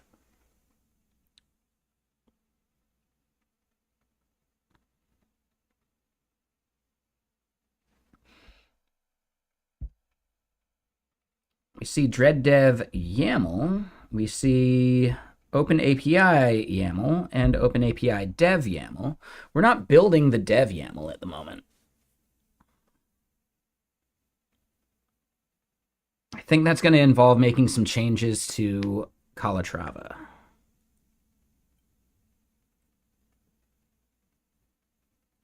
But yeah, what's up, Code Drift? How you doing?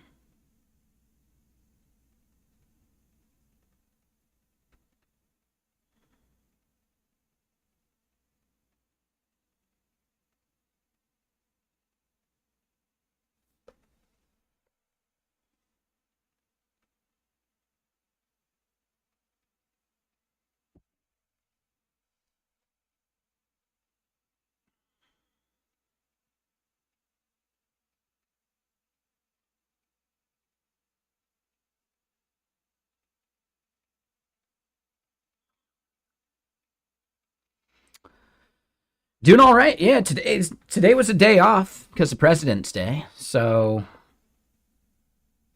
yeah, just nice and relaxing. I do have some video editing to do tonight on Gaming Stream. So, it'll be co-working stream. But Scoville, do you have any questions about Dread that I just linked out to you?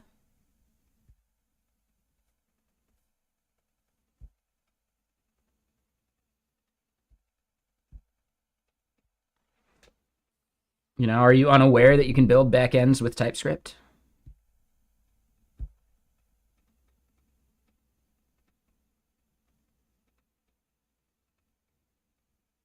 Okay, just curious. If you have some questions, just let me know. If you want to know more about our stack, that's like the main bit about how we built most of this stuff. So yeah, basically we are doing API testing today. And Dread.js is our way of validating that our OpenAPI specification lines up with our actual backend. Right? How many times, maybe even go watch that video that's linked, the one I made. I'd love it if people gave it another view.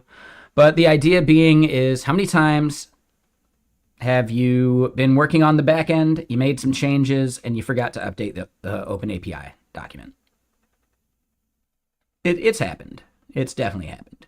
How many times have you been on the front end where it's just not working? You're getting a 400, but you're doing exactly what's in the OpenAPI spec, and you ask the back end dev, and they're like, "Oh yeah, I forgot to update the OpenAPI document." That shit happens all the time, and if you're not doing anything to validate it, you're just setting yourself up for those moments.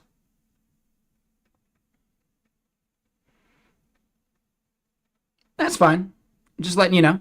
So then that kind of lines up with my other question for you, that maybe you were not aware that you can do back-end stuff with TypeScript. So Node.js is server-side JavaScript.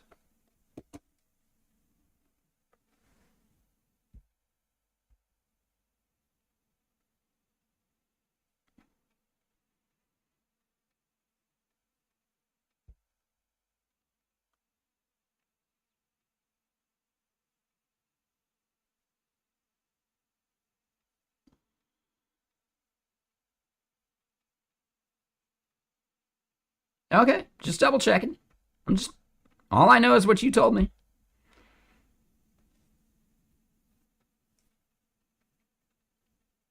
Other way around. TypeScript translates to JavaScript.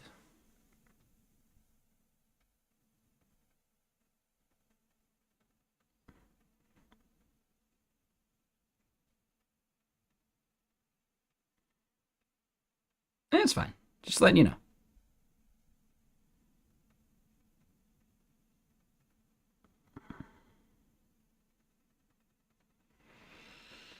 Yeah, some of these endpoints may not even exist. And this is what we're trying to validate here.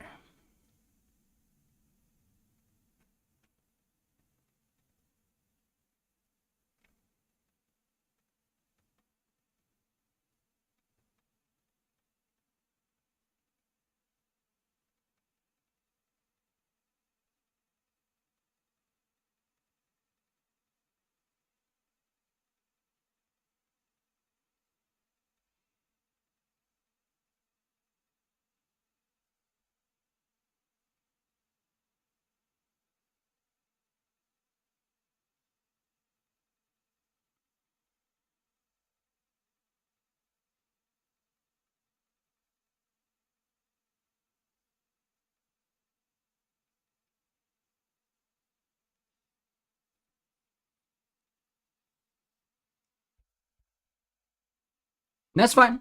That's okay.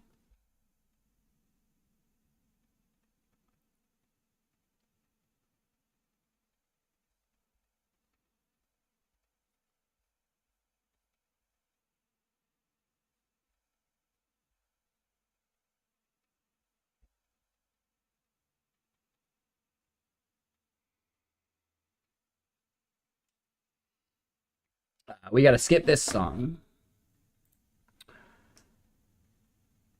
So this is the big part here.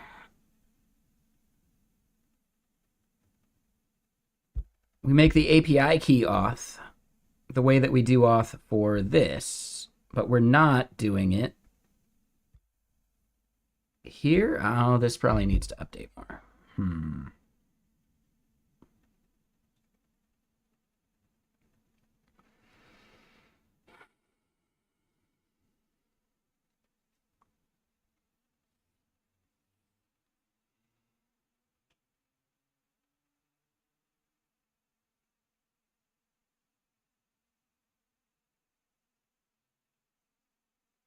So yeah, no, that actually frees us up a bit. That makes it easier. So for our main OpenAPI YAML, or technically our main dread hooks,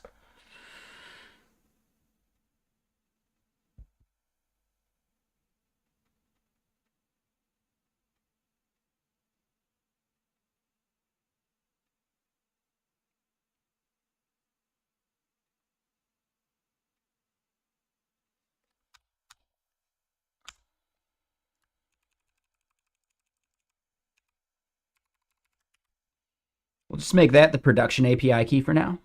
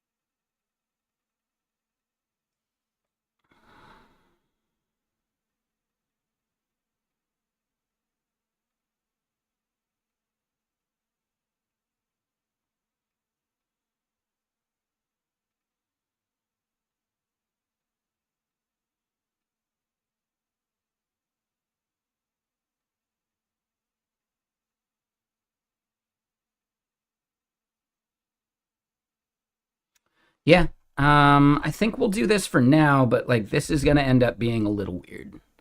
It'll give us like full support for all of our current stuff, but I mean these are already wrong. Um,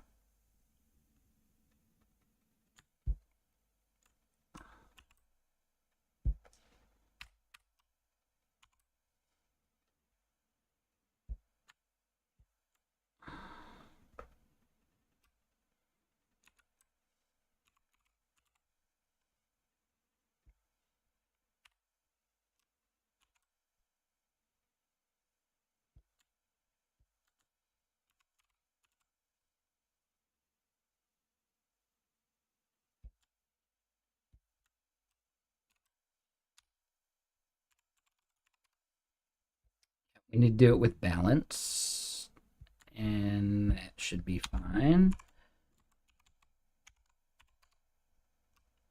But I'm wondering now.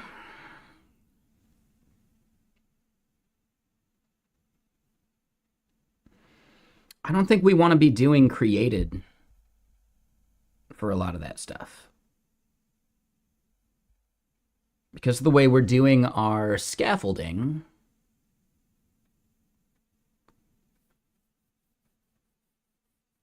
right, we'll have the IDs created for us.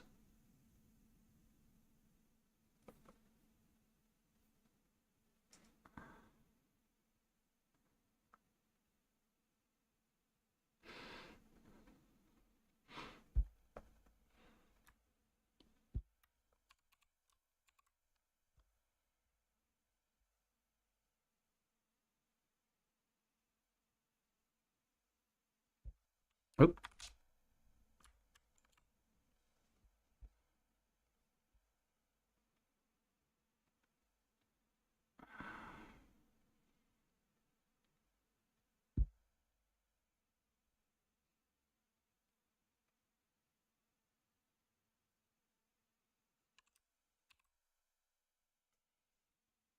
What do you mean?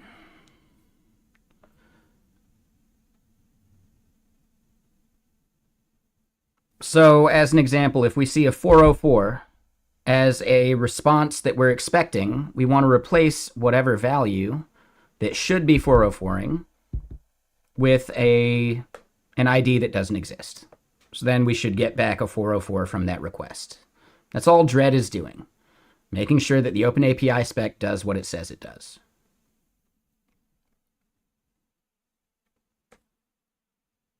If we get a 400, we should add some parameter to the request, right, to the post that doesn't exist on the schema that we passed it in our OpenAPI spec.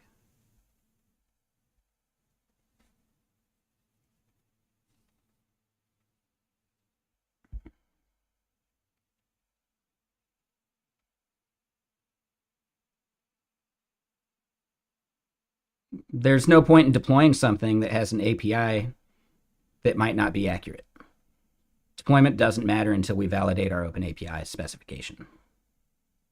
Think of it as an integration test.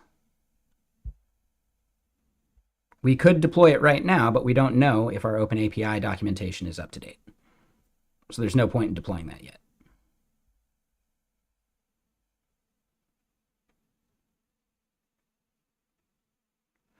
That is how Dread.js does it. I don't know, man. Like, it reads the spec and it makes requests on our behalf, like automated integration testing.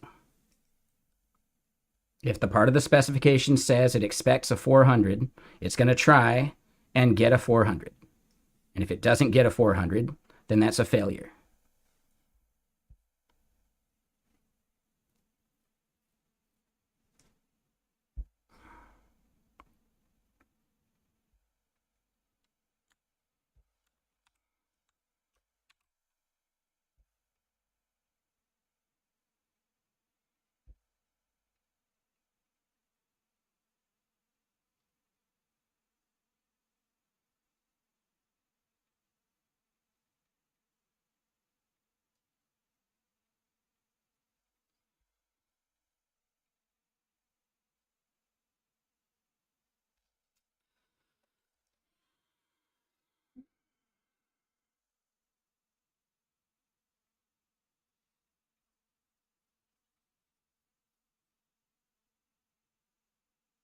So I think the important bit is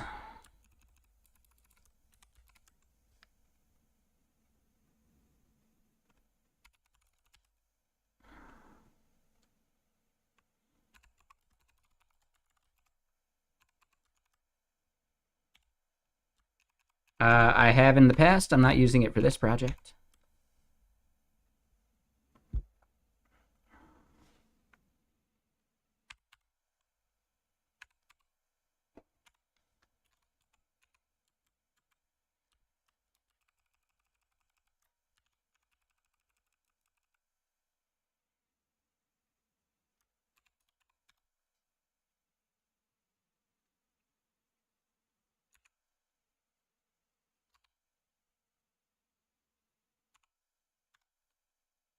I have played it. I don't have it installed right now.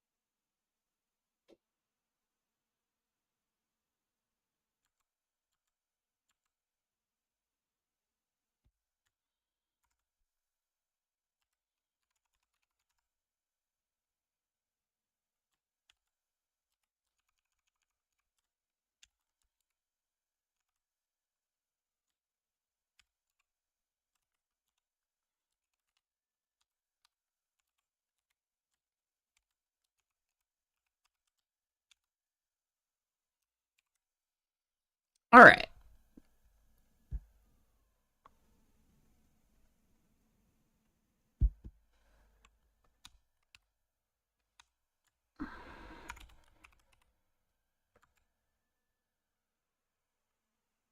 I'm good. No, thank you.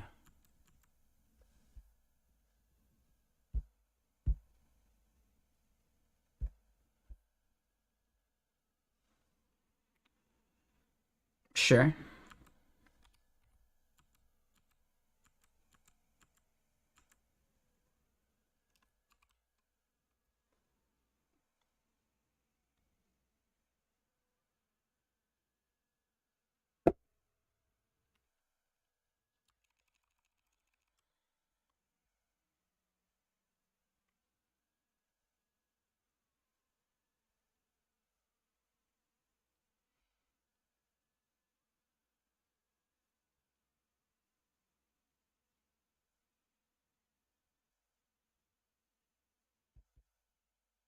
All right. So created account ID. This is just going to be main business ID.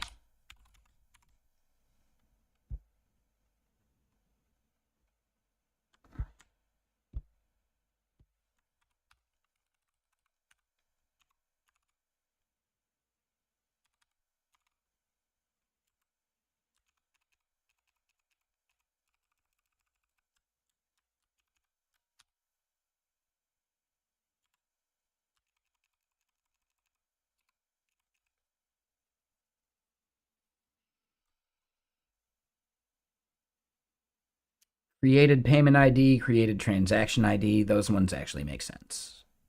Okay.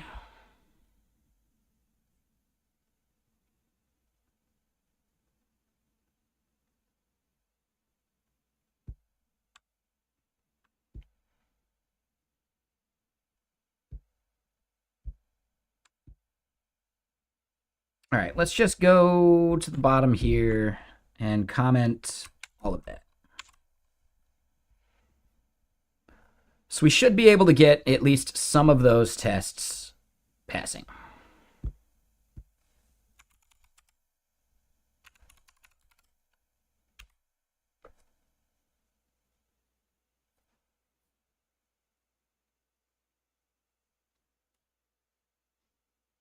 Okay.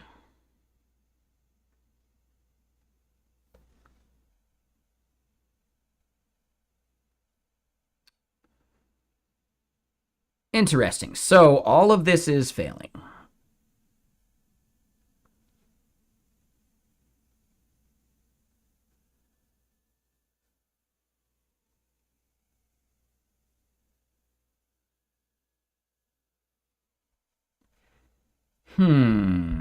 So something went wrong.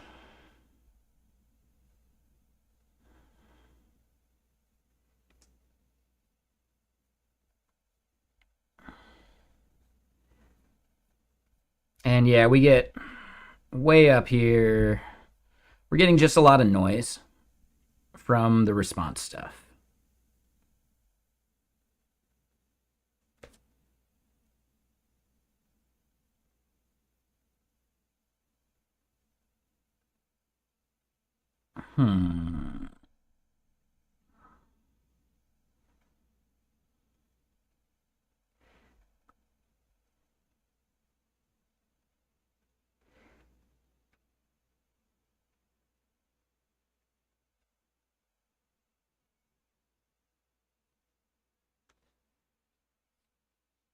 Cool.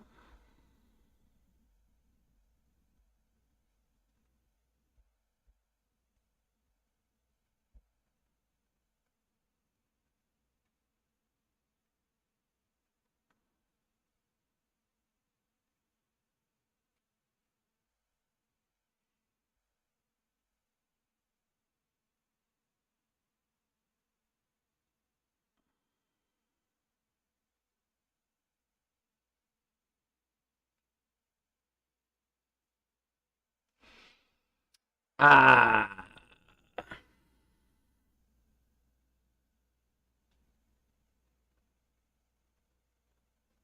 So some of these are way off. Like, we shouldn't be doing a fetch for just accounts. So that's old. So yeah, now we're uncovering. And basically, Scoville, are you out there? It actually made requests to these pages and did not get these responses that it cared about. So technically, none of them worked, and we need to figure out why.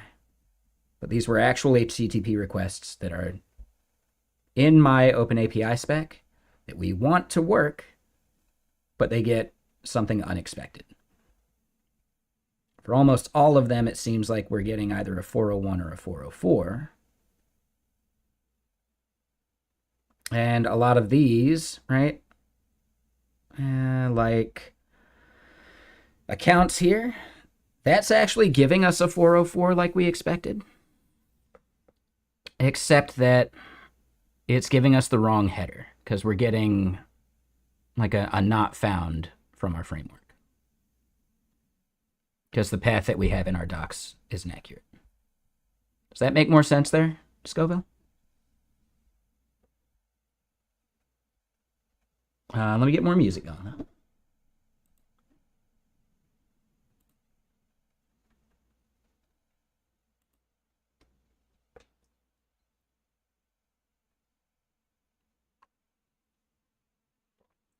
No, I don't feel like doing it.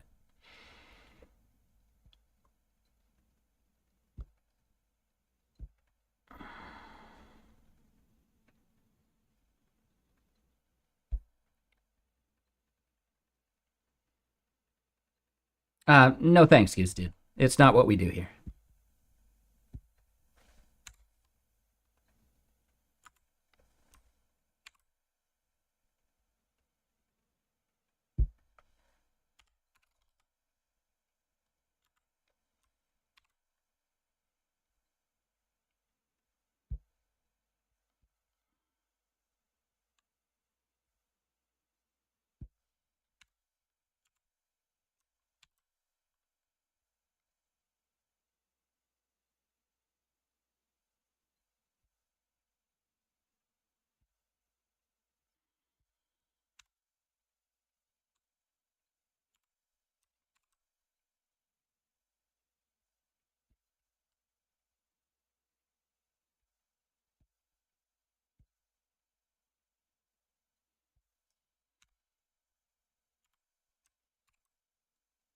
So, as an example, we had our path here listed.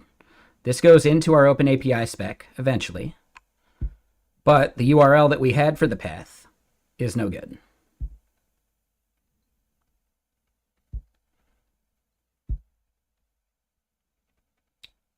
The main reason for that is we did a major pivot recently so that people can be associated with multiple businesses, which means the request needs to be business aware.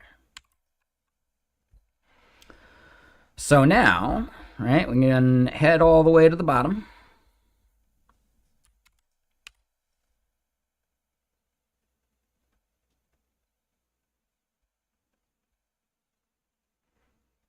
And we see businesses slash basically everything. We're still getting a post accounts check.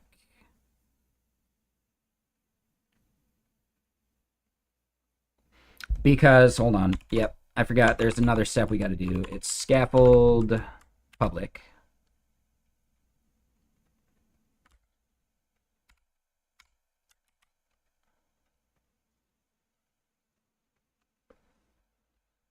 All right, still all 37 of those endpoints are failing.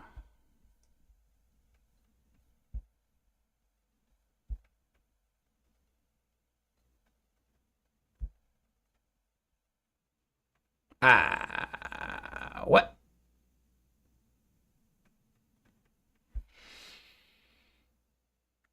Right. Yeah, we got that bug now.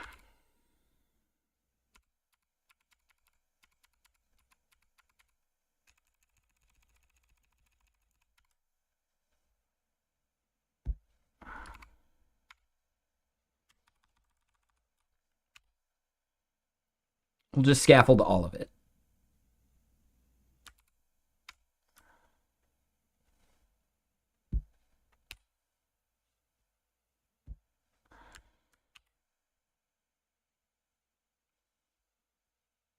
Okay, so these requests are now actually being made, and we don't see any of the like accounts endpoints without a business ID in the URL. So we're at least, a little better off with that. Let's get to the full list. I don't care about the expected actuals yet.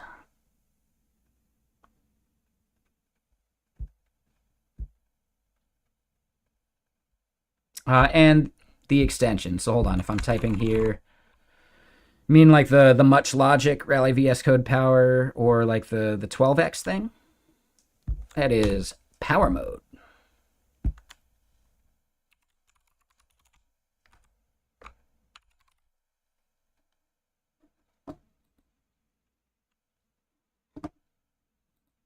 Looks like we got an unban request.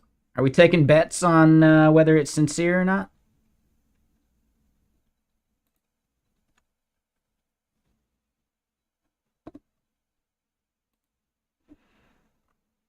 So many people just use the unban request as one more chance to be terrible.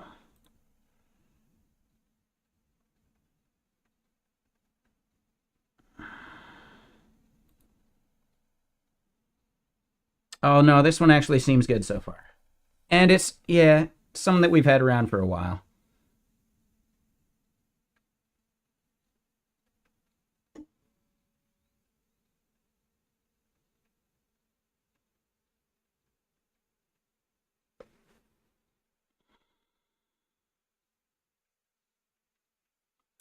That was solid.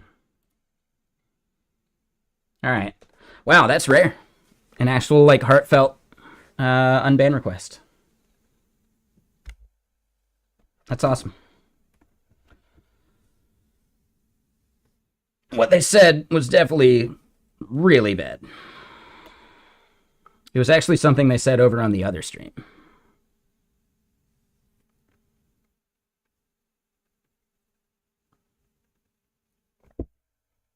But, yeah.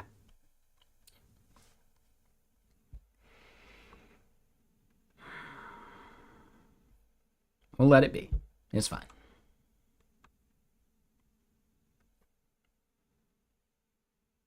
Oh, okay. So yeah, Spyreus, it was power mode for the such solid, much wow like stuff as well. The way to get that is actually custom though.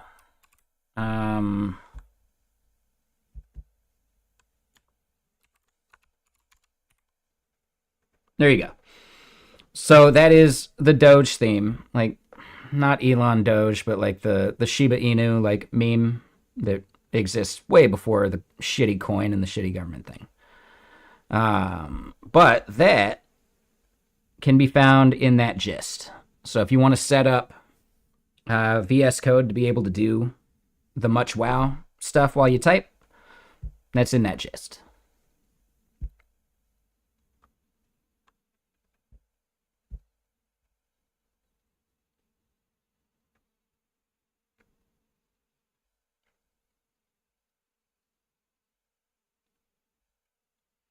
All right, so looking at this.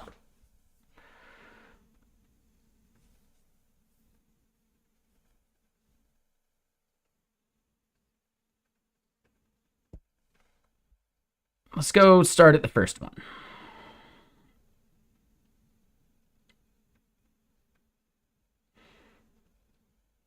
Yeah, so 404 error, no such key. This error is happening because somehow our routing is blowing up on us.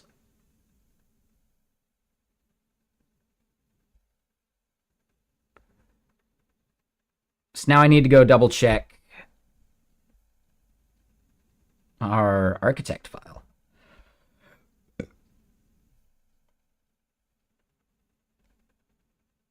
So businesses, business ID, accounts, account ID, balances, balance ID. Let's start with the first one.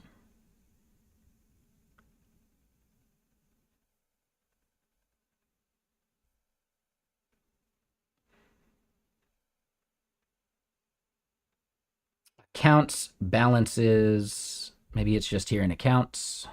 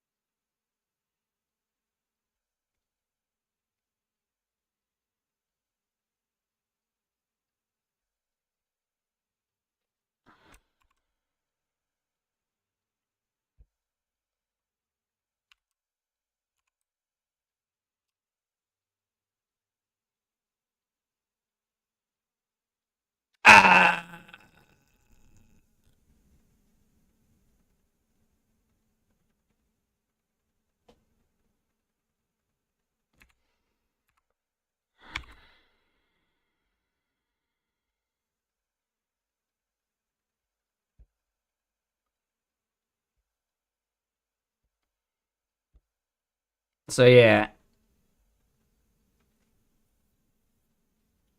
business ID, accounts, account ID, balances, balance ID, payments. Transactions is the one that blows up on us.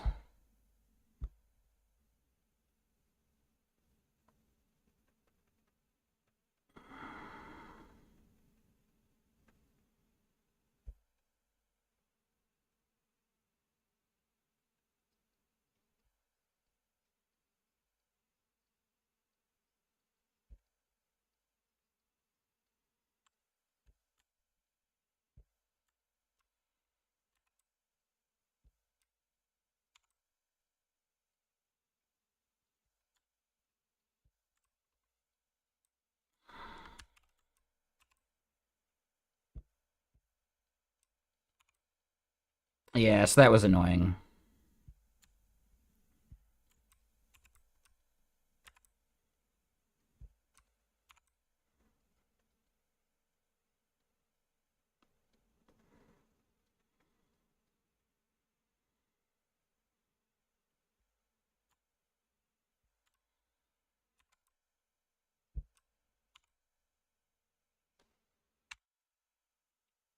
So yeah, basically, our dread testing uncovered that we had these URLs mapped wrong.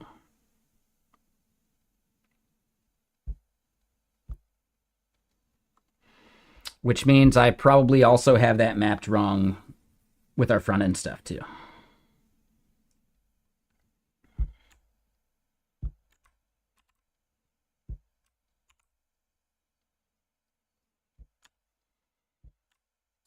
And yeah, hold on. Who was it that asked about the Path of Exile stuff? I've actually been way more into trying to finish Kingdom Come Deliverance 1 so I can play Kingdom Come Deliverance 2. And I need to finish Kingdom Come Deliverance 2 so I can play Avowed. So I got this like queue of games I gotta play. Bummer, right?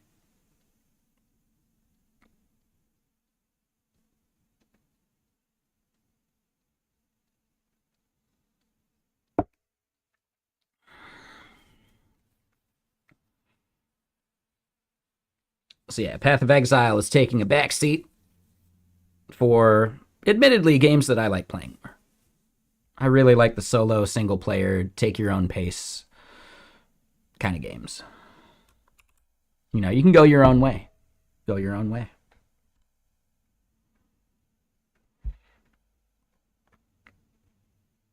And yeah, this is going to be the next problem. Yep, all of these are actually broken.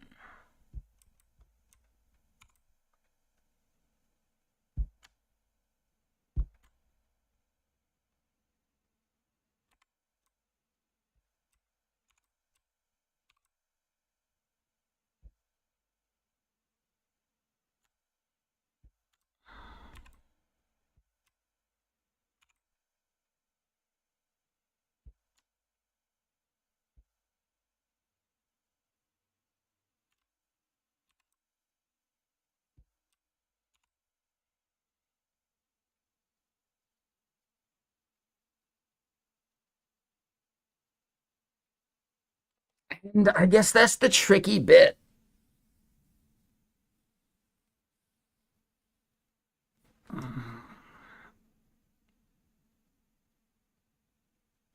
It's not actually that tricky. It's just, it was an easy mistake to make. But it does mean that I've probably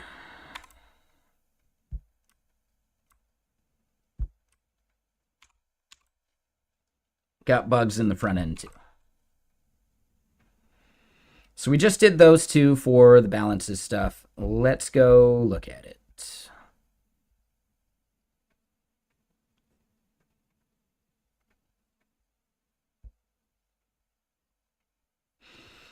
And yeah, the whole point of this testing is to find issues like this.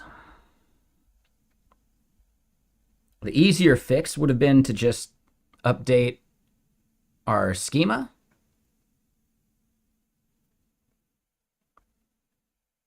But I don't think it's the right fix. So yeah, I still just,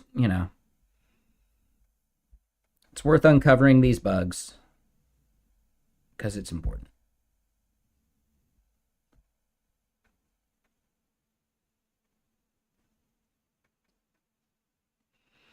So here we see accounts and that fetching. So our front end didn't actually have the problem. Let's go look at balance just to be sure. Business balances, those are just for these. Yep. Payments, transactions, stats, the get all.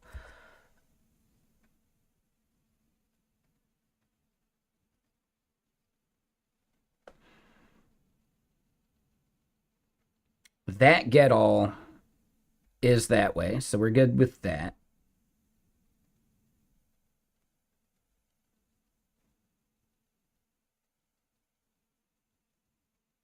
Hmm.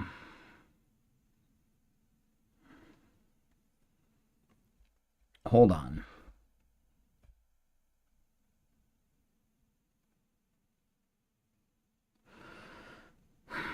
Yeah, this is just a different endpoint.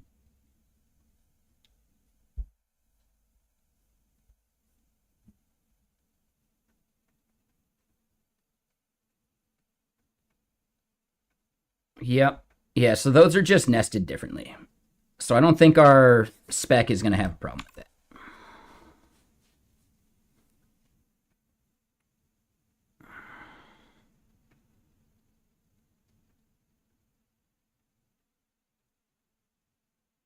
Yeah, all right. So glad we checked that.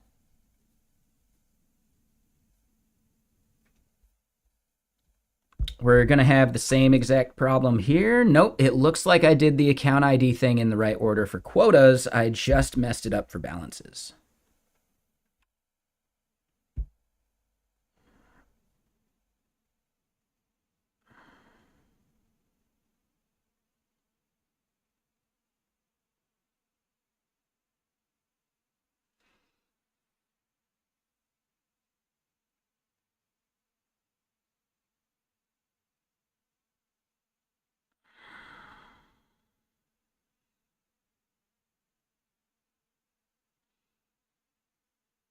That part looks right to me too. Yeah.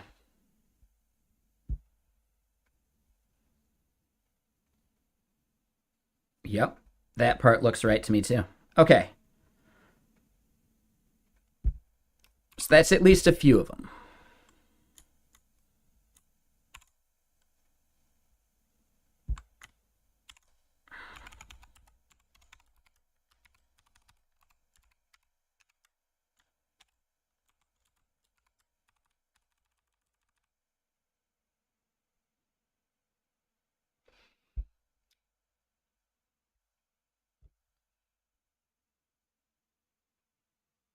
So it's not fixtures. It's not start arc. It's not in it.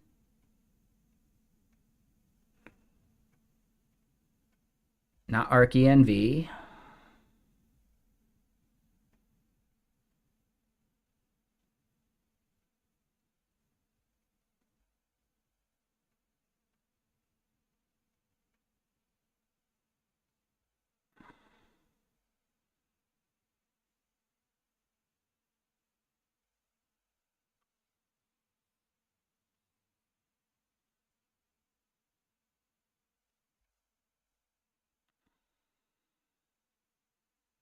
Oh, start colon arc is it. So yeah, if we just do our dev,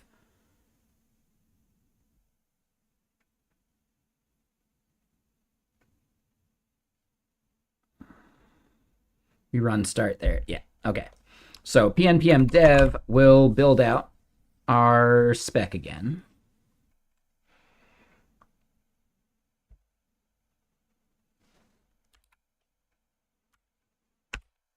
And yeah, how you doing, Pan? All right, so we're getting failures still.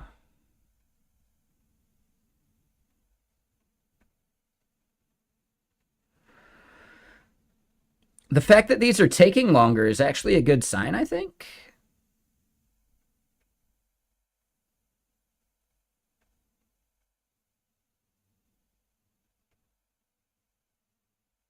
So we see expected, we see actual.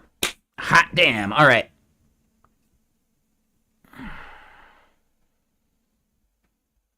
So the headers that we're getting back, we need to account for. The body is definitely a failure as well. We're getting a 401.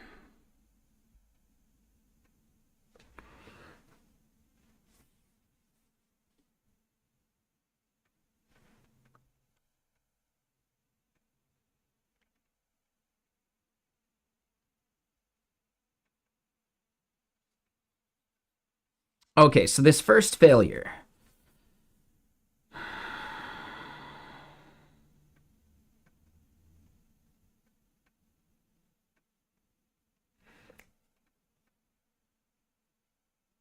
Account ID is missing.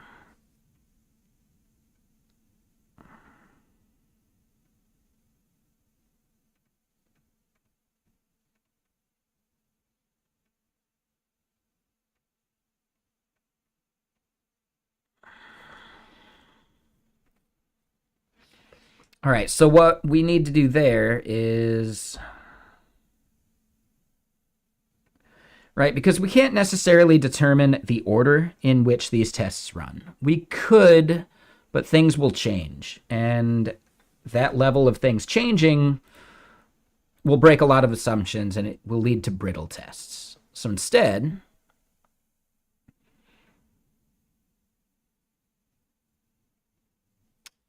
when I run my fixture data,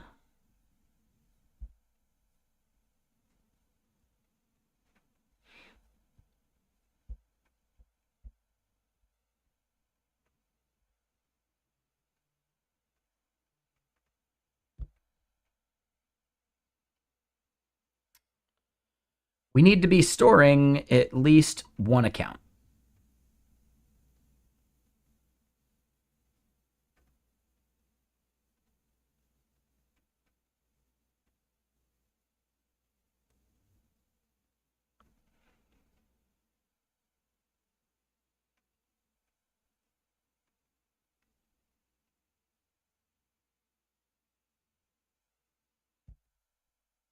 And accounts is something we create way up here.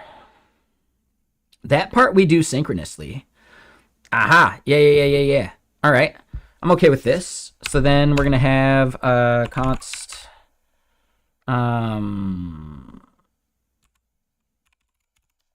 account ID equals that. Sure.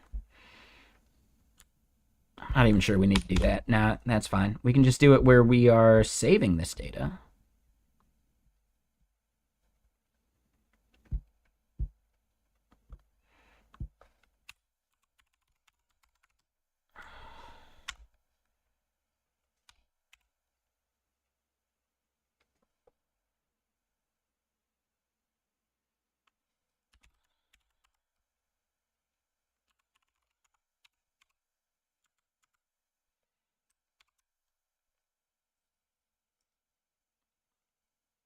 All right, we will write that value every single time.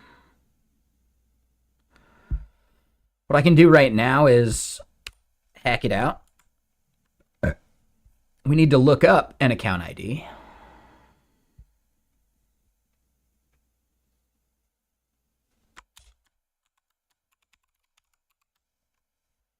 And we'll just grab any random one.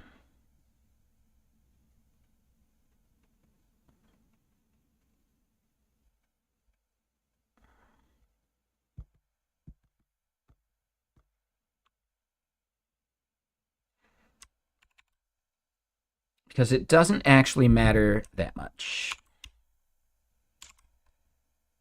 All right, so then there, when we run our dread hooks,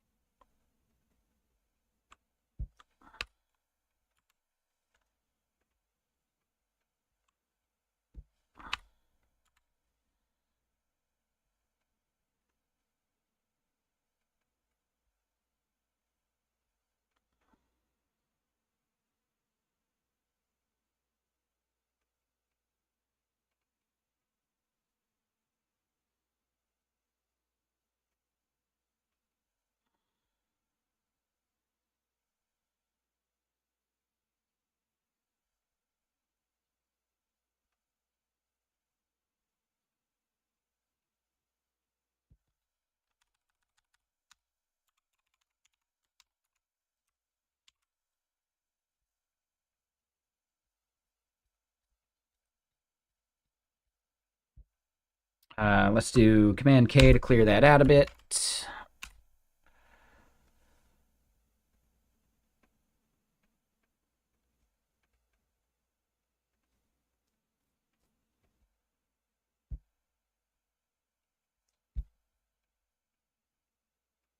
Cannot destructure property user ID of rec.user.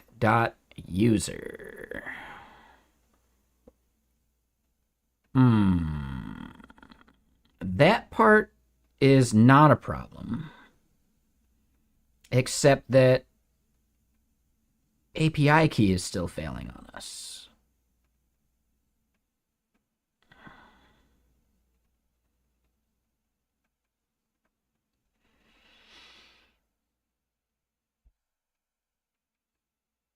Oh, shit. Hold on.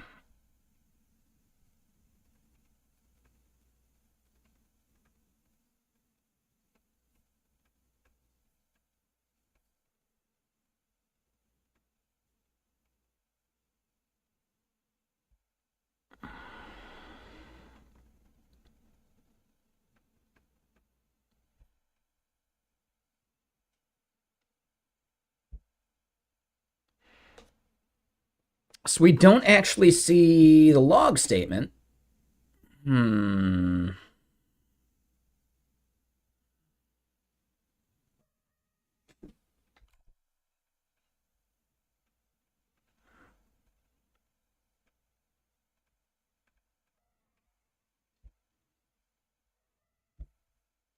So here in dread auth,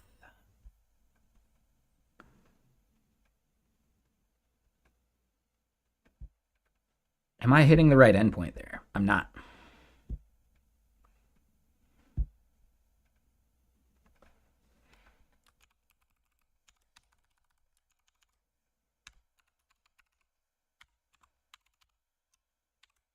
So that part would never work anyway. So now we should be able to get that. And we should be able to get an API key from it. Wait, why did FFmpeg come up when I did that? What? Okay. That seems like a bug.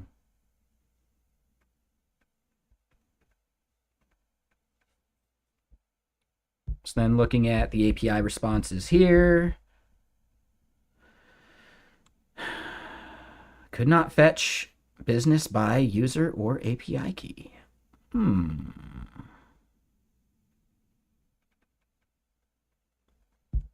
Okay, so I have another idea.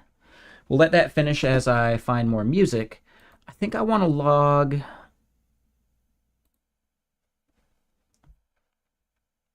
a bunch of the stuff that is happening in this dev dread auth endpoint. And I guess that's another question. Is that what I actually named it here? Dev dread auth. Yeah, all right. Just double checking.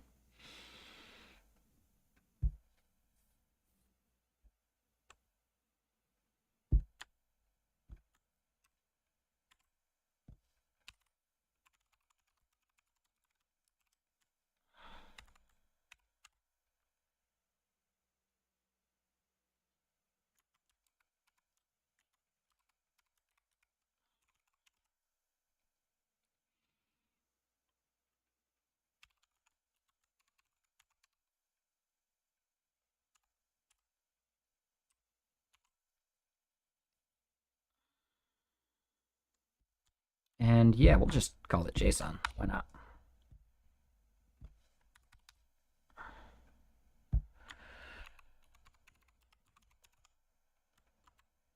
Dread auth JSON.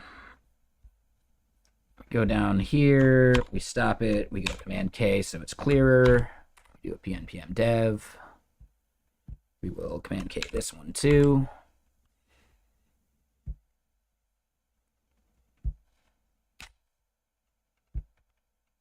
All right, move that up and move that up.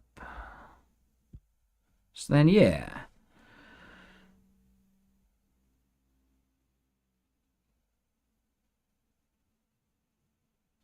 Error getting business by user. So it looks to me like our before all hook isn't even happening.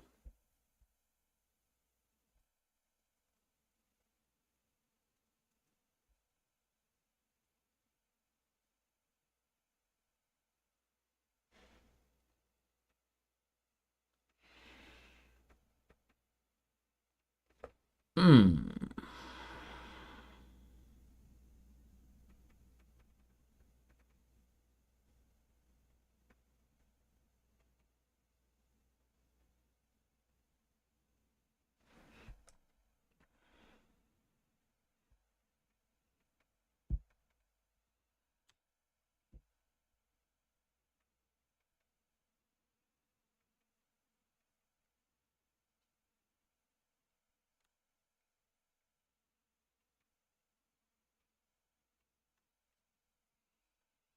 So this should be synchronous, and we shouldn't even be able to get to these hooks. Hmm.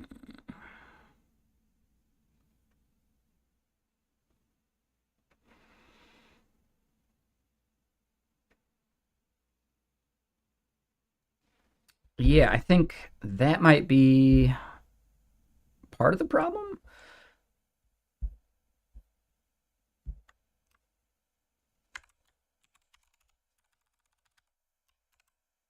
Oh, is there not a find?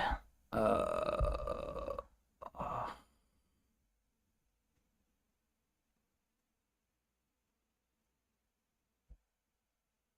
shit.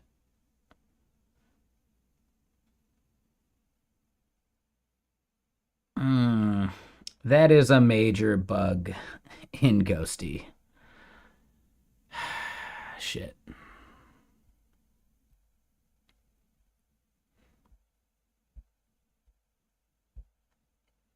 Find it strange that all of these are able to fire before we would get that, though, if the asynchrony was the issue.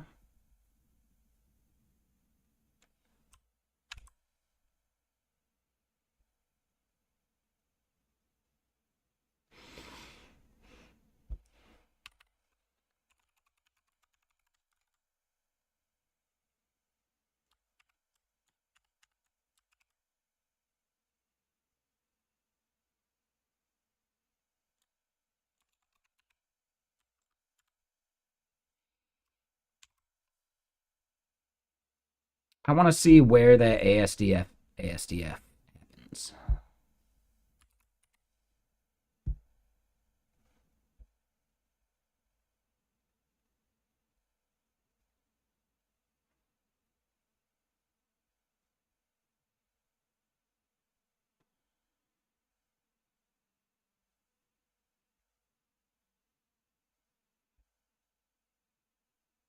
Like, I'm not seeing it at all. What's up, Bartek? How you doing?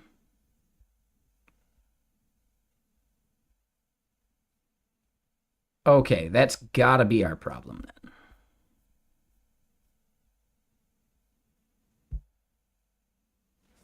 Hmm.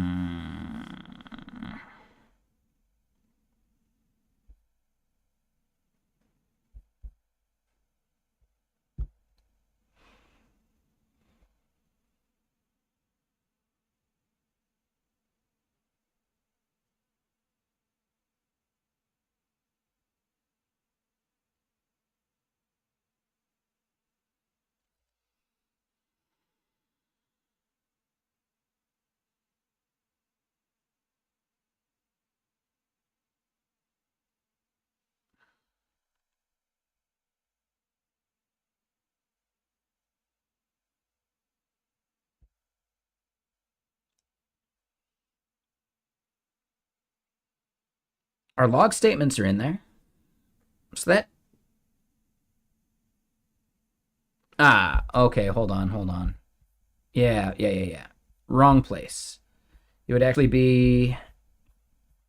Ah, shit. Okay, so let me do this.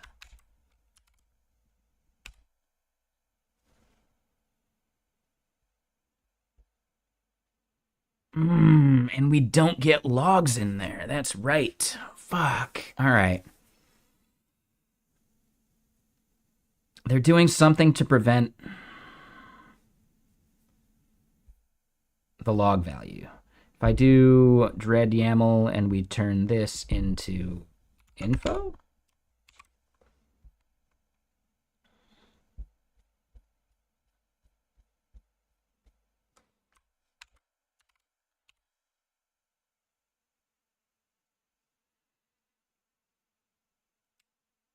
silent error warning debug.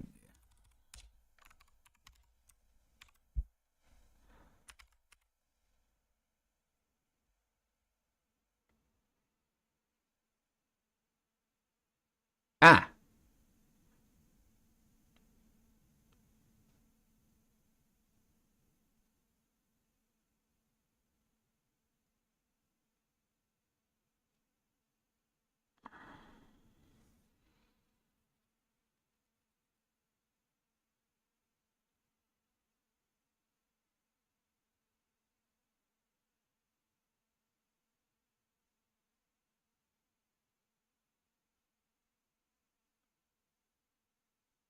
So why is it looking for cached IDs.json at the top level there?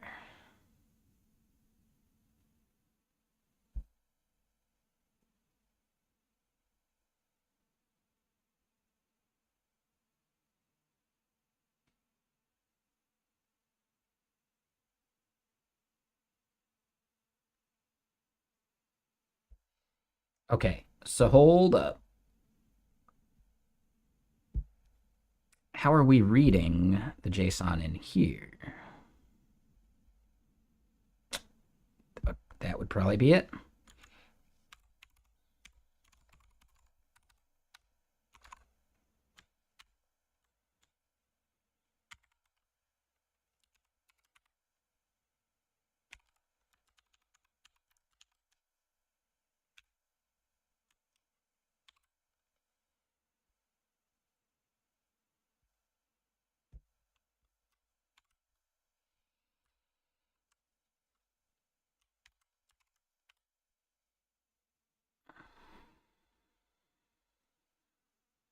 All right, so we get back up to here. We see config getting parsed. They parse the OpenAPI YAML. Skipping hook loading seems wrong.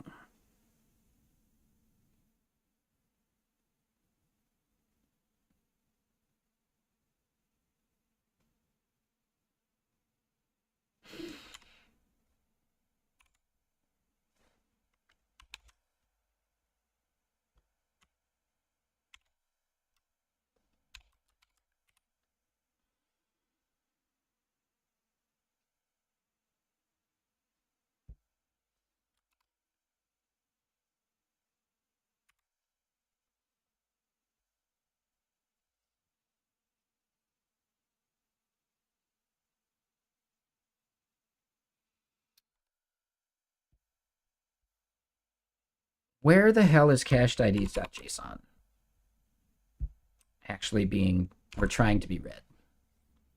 We see multiple files. I see one endpoint. Dev fixtures shouldn't be the issue, actually. Hmm.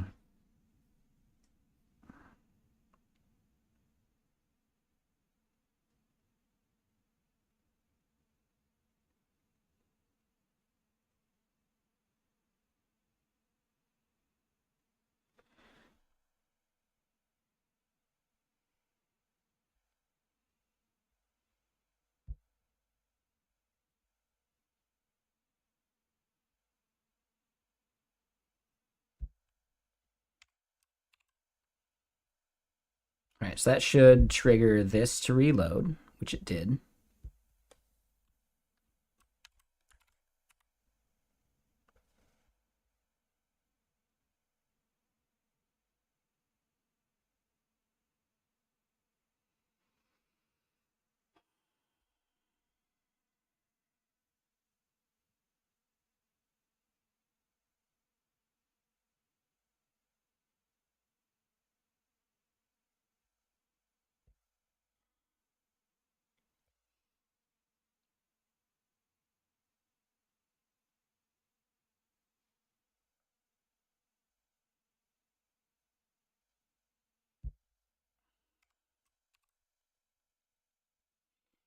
Oh. No, this is it. That was it. Yeah, dir name slash src slash dev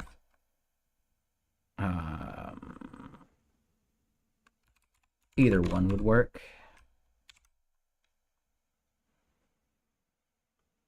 That was the problem there. Okay, so then we go back to our endpoint here. We fix that. Yeah, that was a copy paste issue.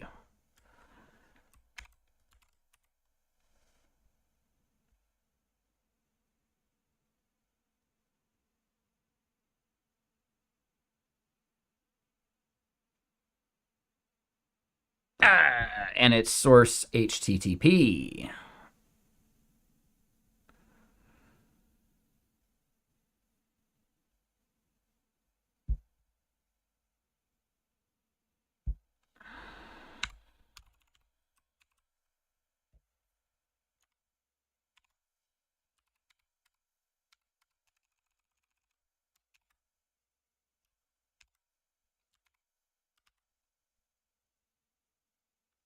Yep, there we go.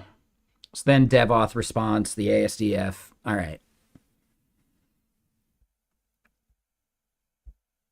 We do still get a lot of failures, but let's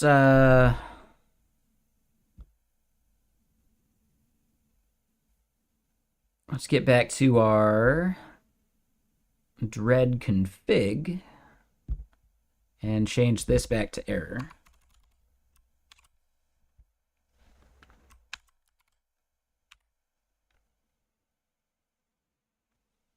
All right, we do still get those logs. Perfect. All right, way better. Nice. I think devauth response is in that before all, so we should be good there. We get a lot of failures still. How'd we do completely? All 37 failing.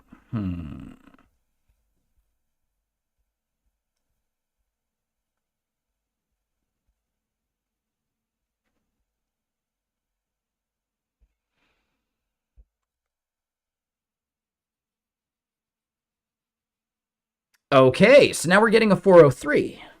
Aha. Why would we be getting that 403?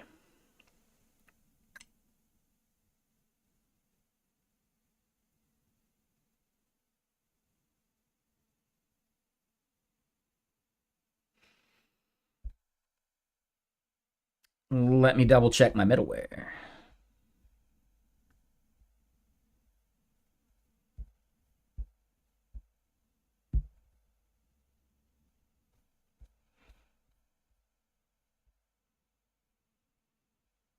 Yeah, so this is our permissions check.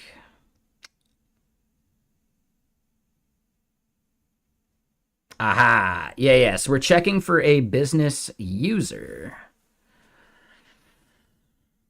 Okay. A 403 forbidden. Yeah, which one's that? I forget the cat image. That's a fat cat. That one's good. Let's double check http.dog.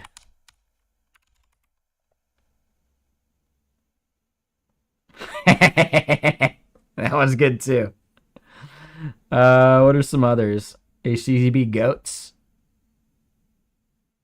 http.pizza. .garden. .fish. .ducks. Yeah, exactly.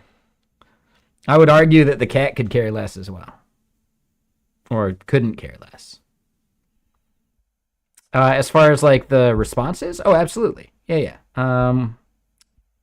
What number is the teacup one? Like 420 something?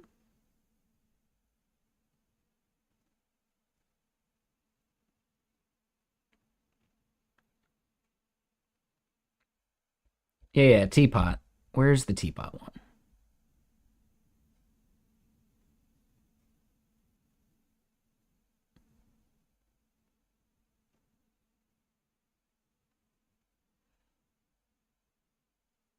I think it's a 200 range, right? Oh, it's 418? Oh, I just missed it. Oh, I'm a teapot. There you go.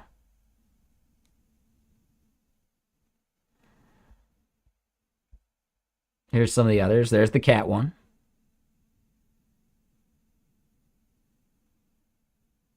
Actually, http.cat is a different one. There you go. There's the cat version.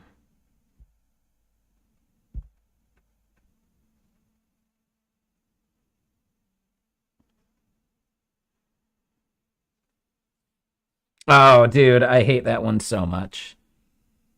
It's always gaslighting me. Yeah, did I misspell it? No, you got it right there at least.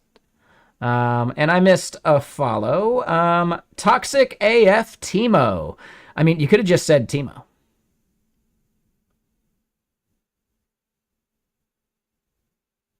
Your name's a bit redundant.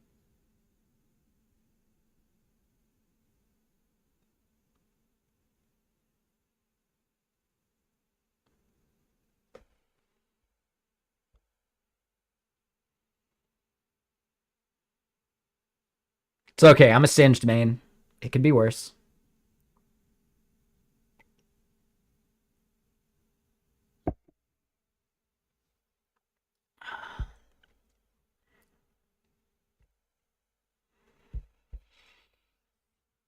All right. So the has permission check.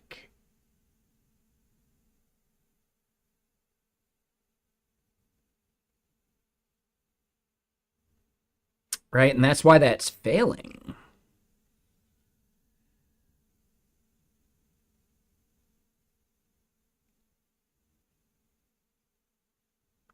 Because they can.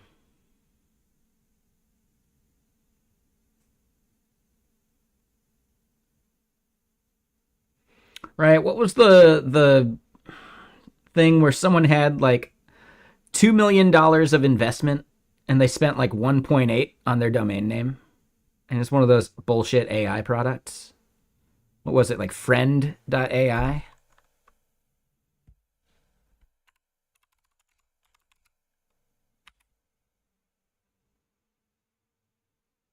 Anyone remember what it was? Was it friend.com? It was friend.com. That was it. Yeah, yeah. 1 second. No, we just don't allow links. You know, just until we give you permission. And you got permission. So yeah, it was friend.com, not AI. That was the $1.8 million bullshit. Like total bullshit.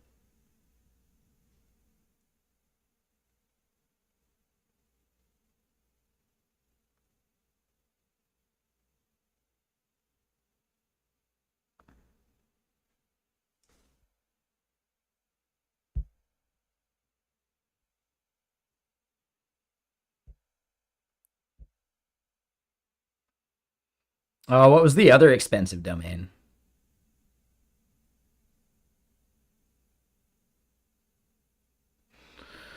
How much do we think AI.com goes for? Oh, looks to me like it's owned by DeepSeek. Someone does own AI.com.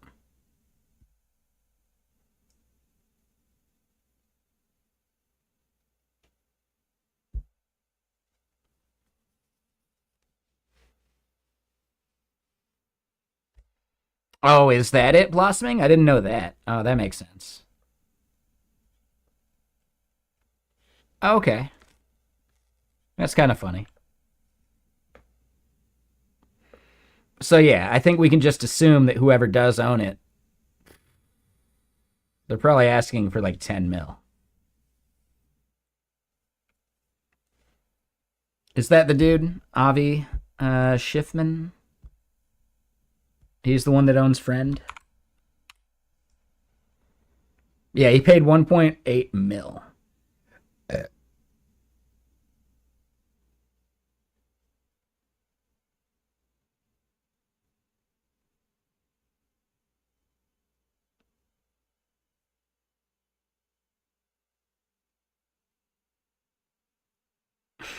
I like how trash devs at the top. I think that's just because we follow each other, right? So it's like the relevance of it. But he also has the, no, it's not the top rated comment.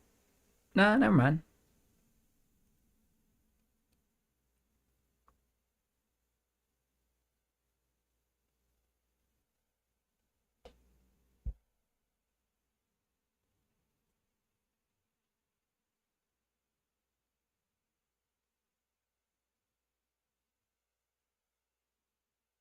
He should take the L. Have you tried, friend?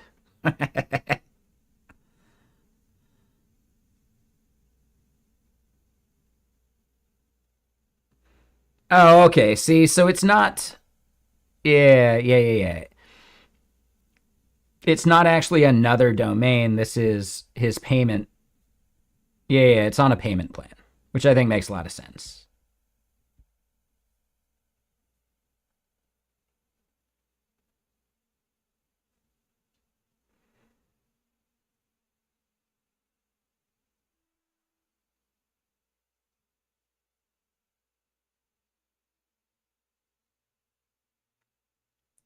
Yeah.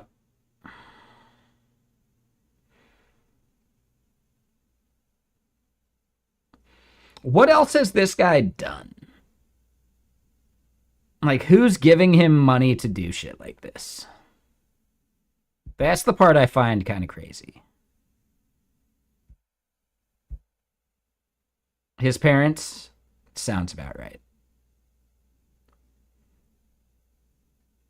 What do his parents do?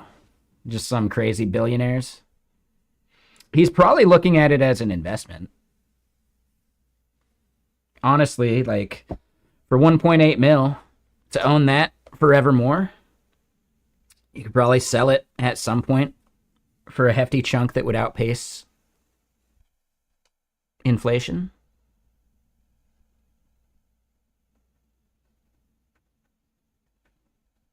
I could see that.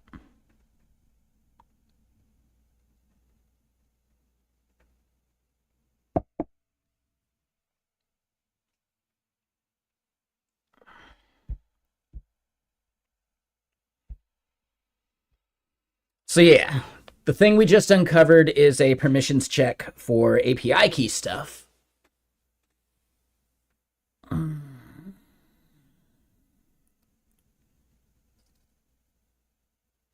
The business will always be there, but this would be like an if.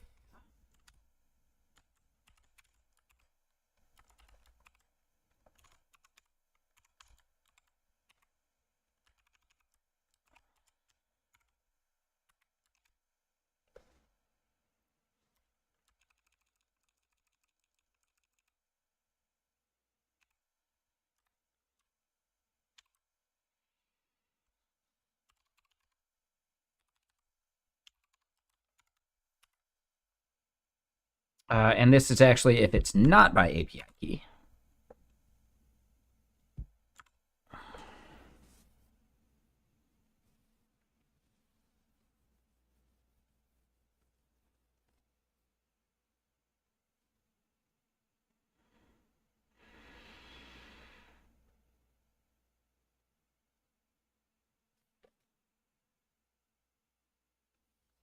So then, yeah, if we are doing auth by API key, which we just haven't really done anything about for a while.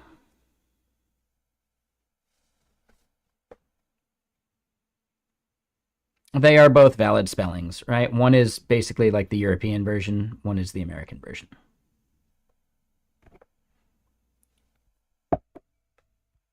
Just like theater and theater, or color and color.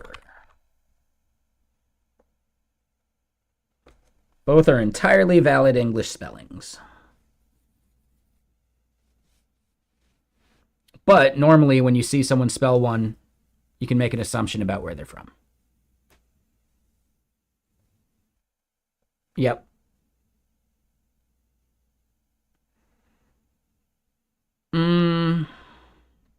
Wait, isn't theater with RE the European version?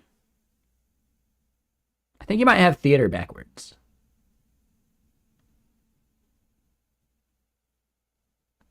If you're American, then you should be spelling color properly. I'm kidding. I don't care. I'm just having fun.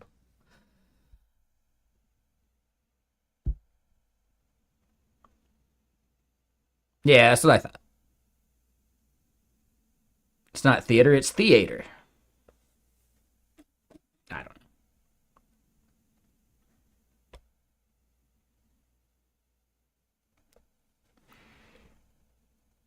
Is your company also American? That just seems wrong. Like, is the company you work for Canadian? Because they do color with a U.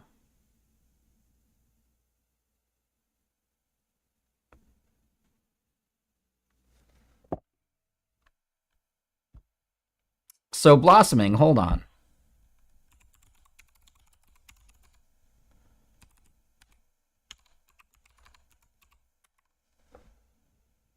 Y'all may technically need to get this into your code base then. That way your CSS can line up with the things you get yelled at.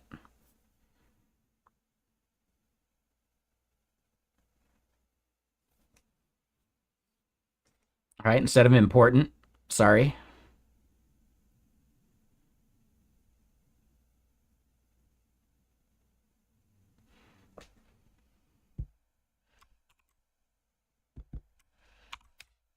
Hold on. What company do you work for? I'm going to send this to them. That way they know that they can be doing things properly.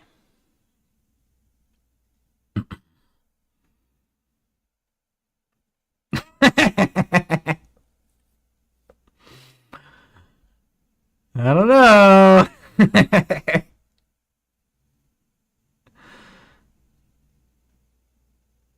One library you use does that? What library would that be? If you can say, no worries if not. Yeah, that's usually the opposite. I find that interesting. There's also, I think, British style sheets, which Canadian style sheets basically just took its name from. British enhanced style sheets.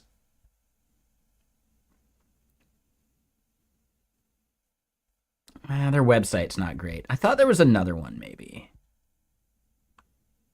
For making audio plugins? Interesting.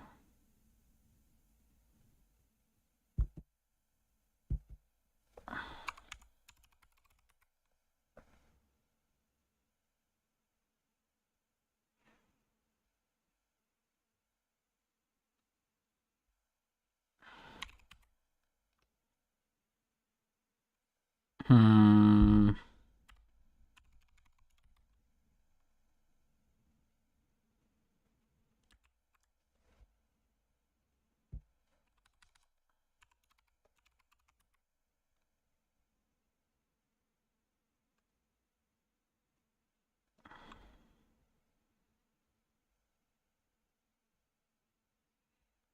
Yeah, maybe it was Bess. But yeah, I think the Canadian style sheets is just better because they got the graphic. It shows it just immediately.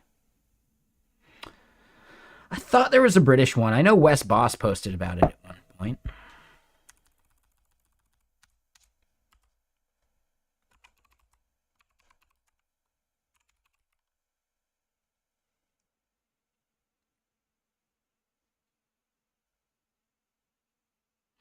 Yeah, I don't know.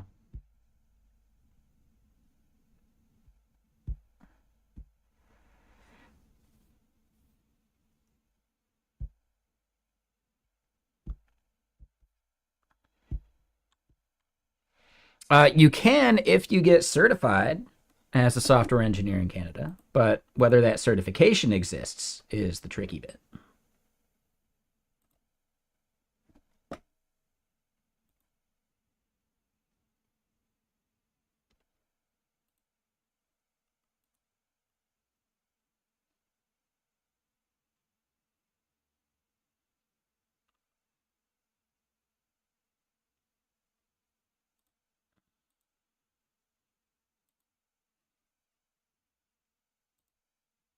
Um,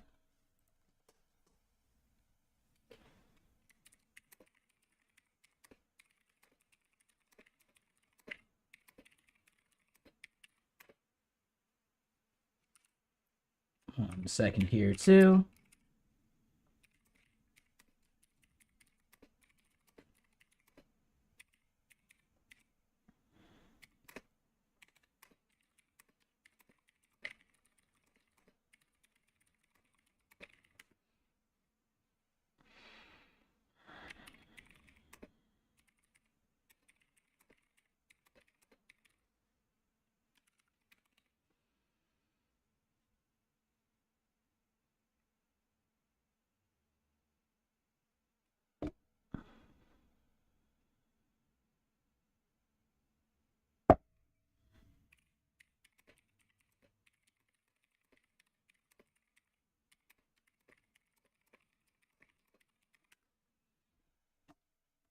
But yeah, anyway, trying to figure out what we do for New Duck, because New Duck is in the Seattle area for the TC39 stuff, and there's like a very special Seattle JS thing, which will be cool.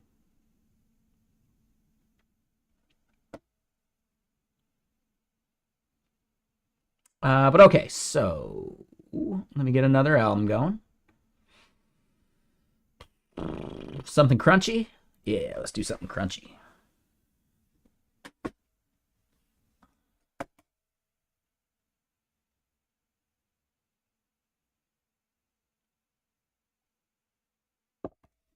Let me check one other thing.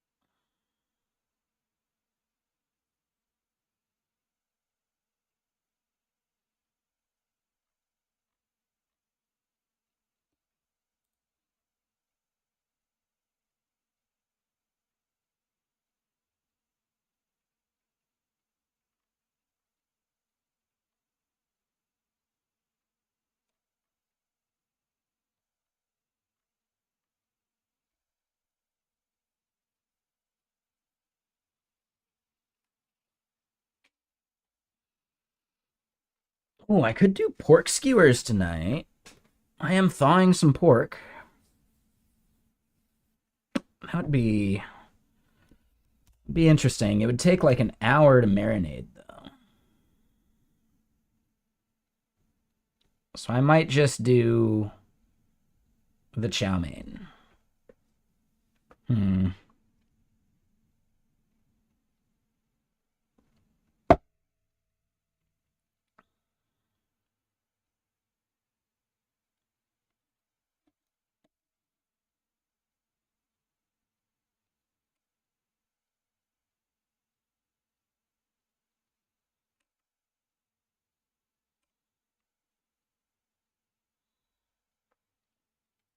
So they say salt, pepper, garlic powder, parsley, oregano.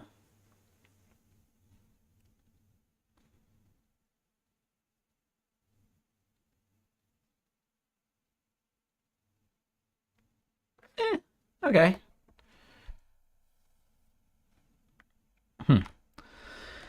I don't know. I'll think about it. I went to a place in Seattle on Saturday that does like pork skewers that were just awesome.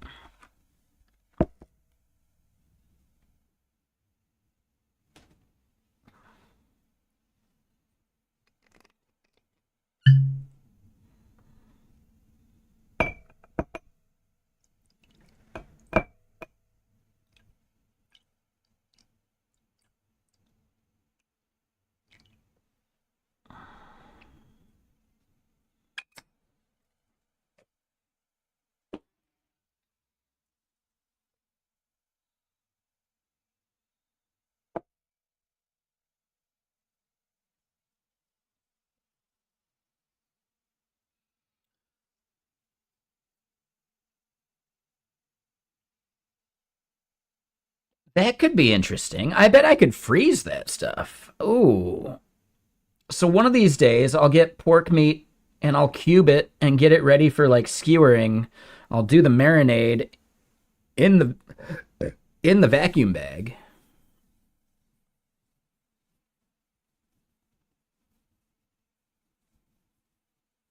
That could work.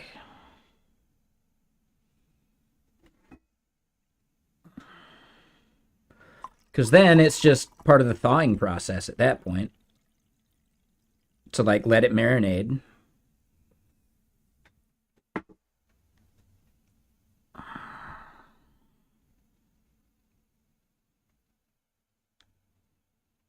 Hmm. Yeah, I gotta think about that. That's not a bad idea.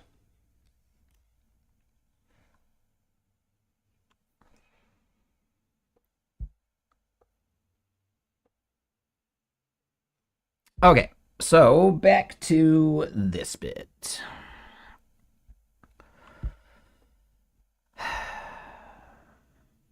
We've got the business based upon the API key.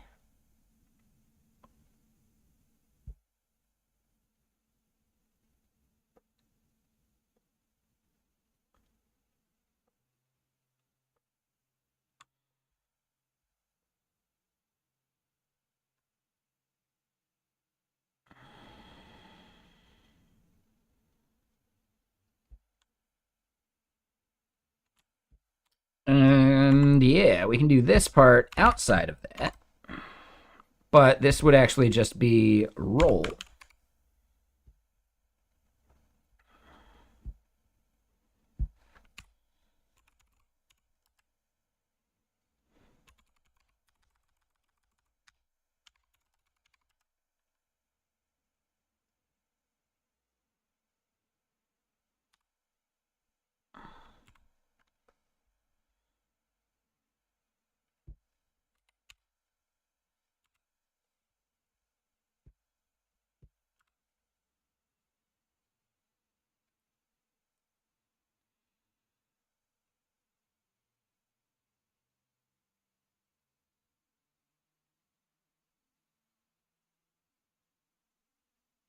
Mm.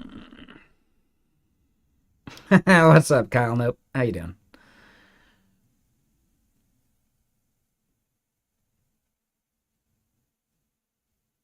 So we're doing this fetch for the API key.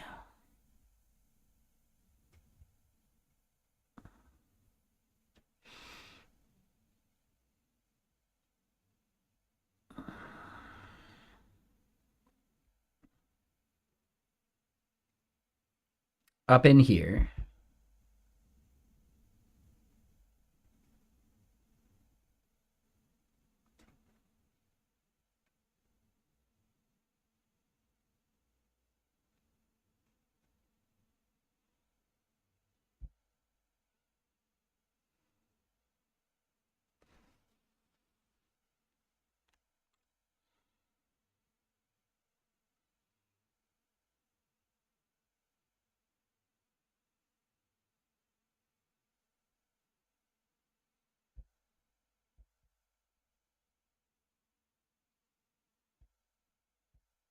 Yeah, and we can just do business roll like that. So it would just be business roll, and then that's way easier. Sweet.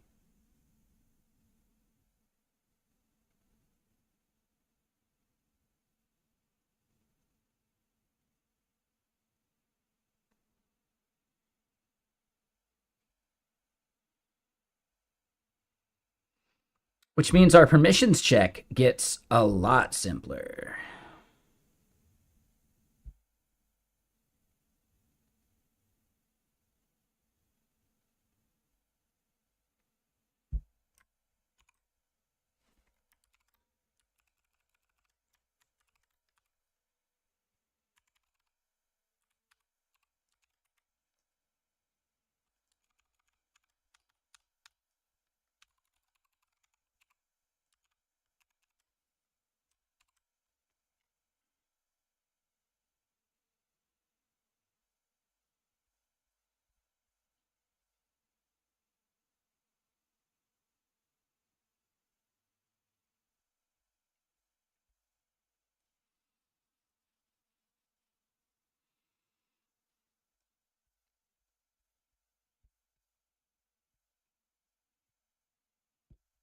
So user is optional, business role is optional. I want to say API key is optional.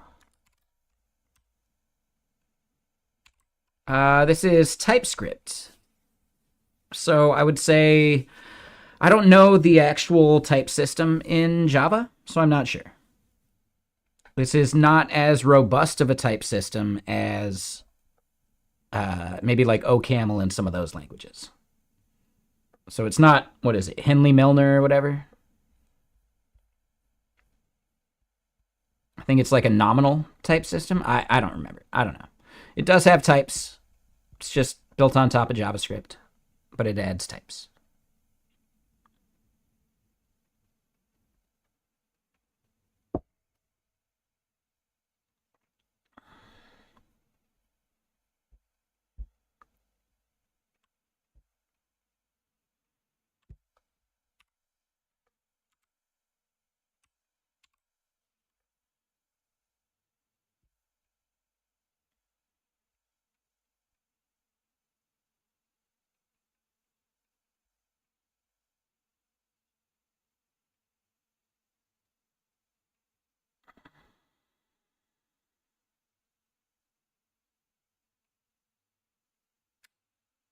That's fine. Yeah.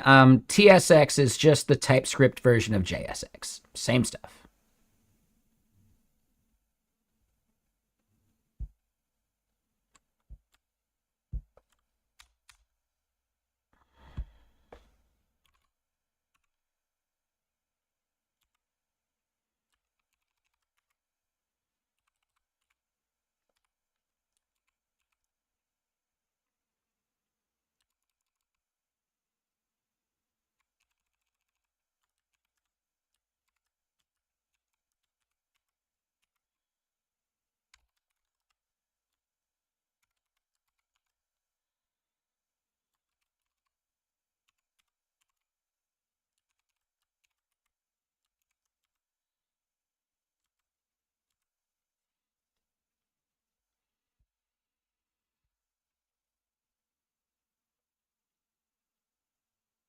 So if we don't have a business role, we bail out with a 403.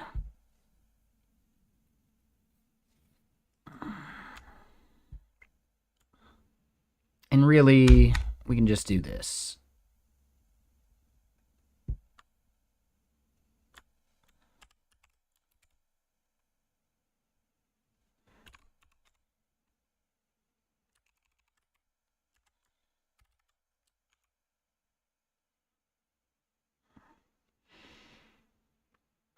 Oh, see, so it should have been able to bail out right there.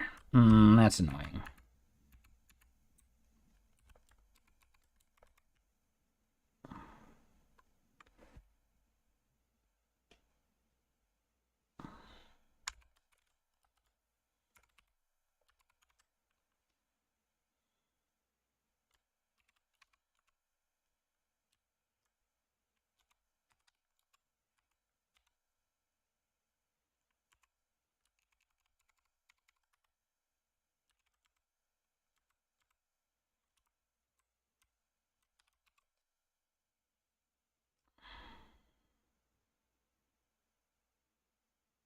Oh, never mind.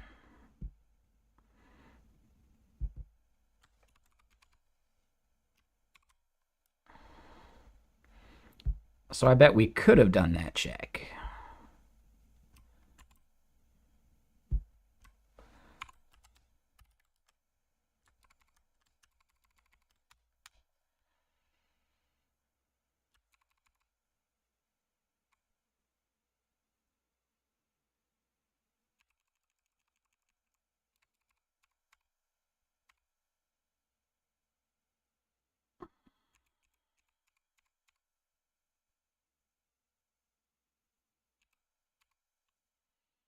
All right, so no matter what,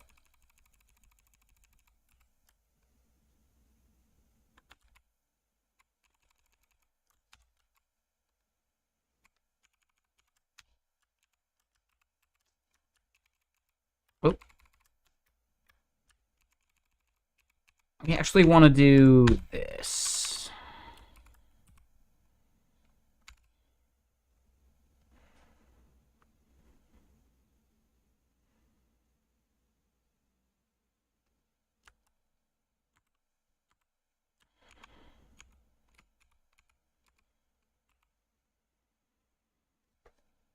All right, so we can check that. And then here,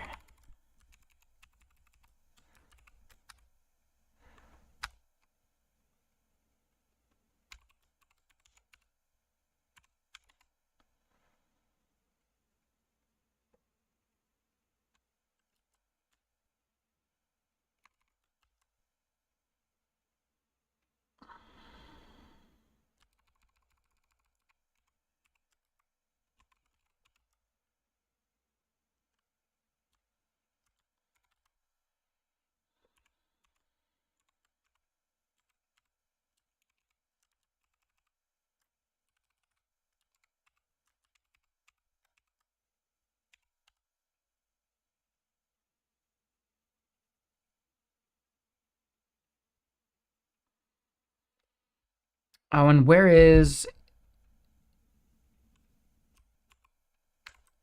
Sandbox?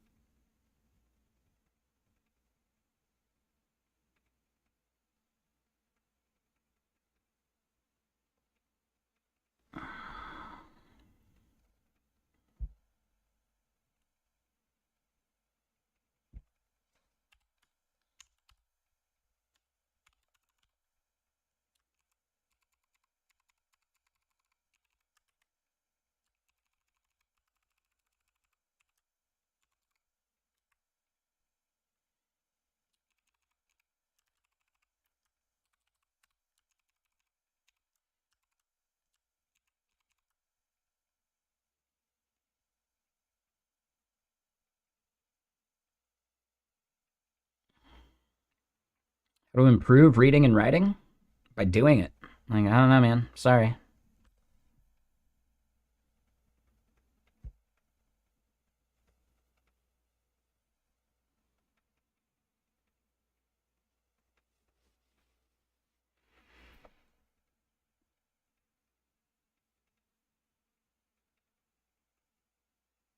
I mean, reading's the easy one. Just read more. Read books. Writing? I feel like that's something school should have taught you.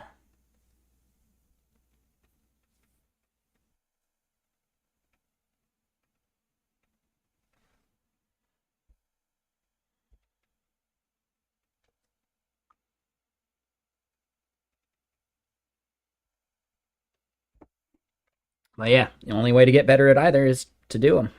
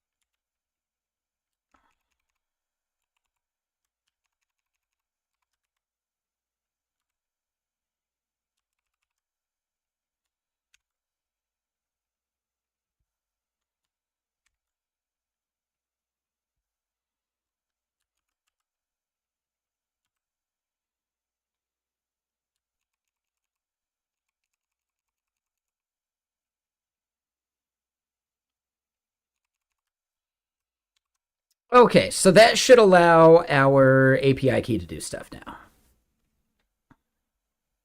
I think there's probably like a nicer way I could have done this bit.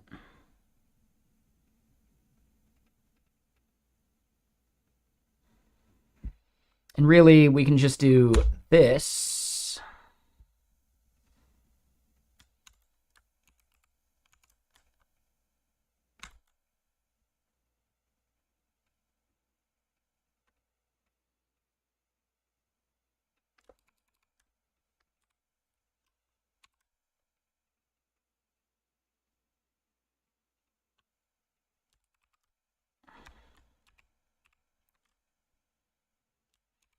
We'll just nest those. I'm okay with that.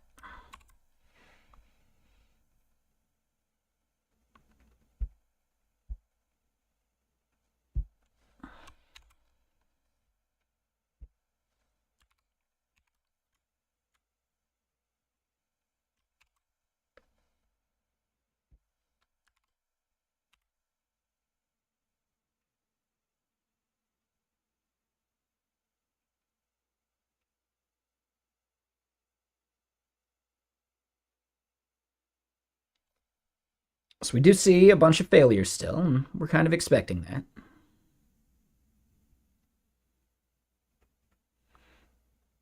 We didn't expect all of them to fail like that. So if we go all the way back to the top,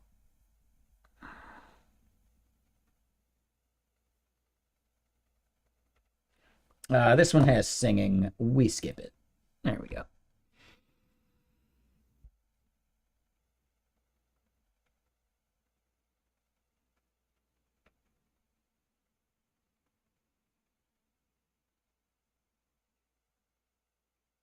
Interesting.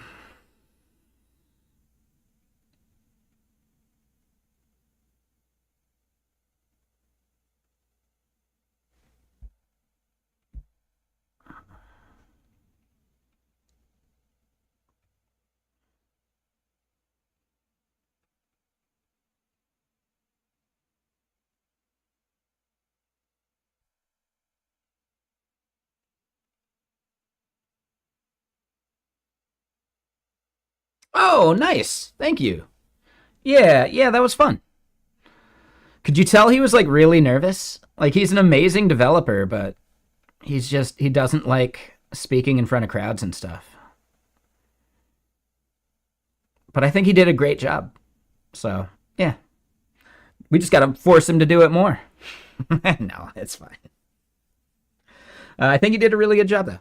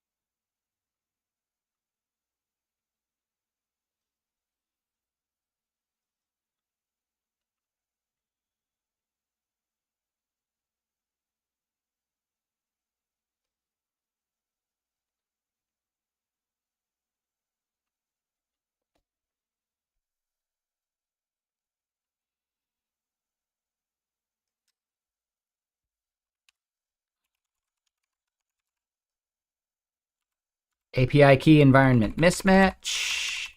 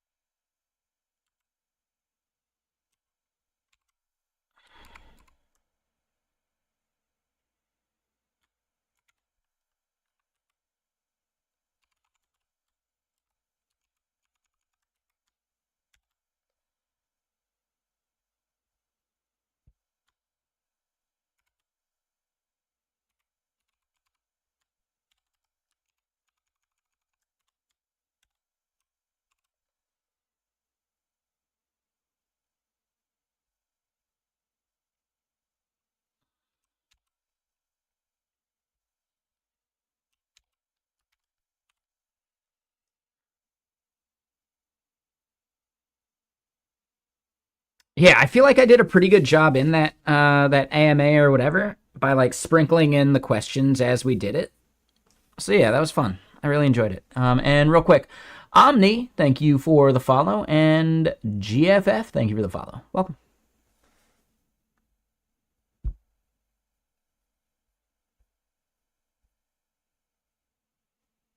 All right, so we see Dreadoth, Jason.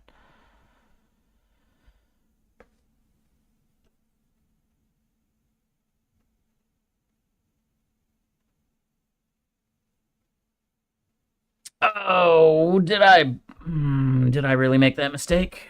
I think I did. I think I did. All right, so now we go here and we need to find API keys.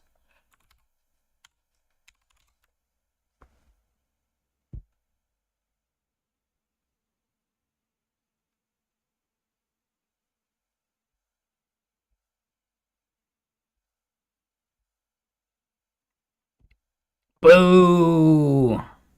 Boo this man!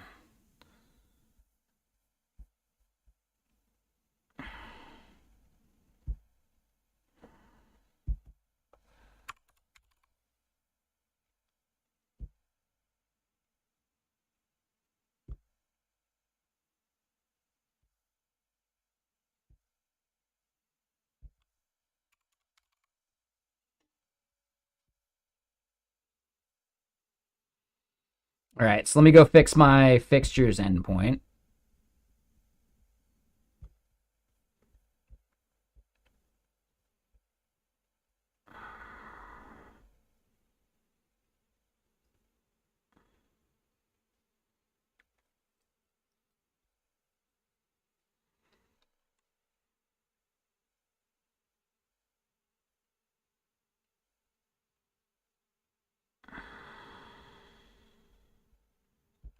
Damn.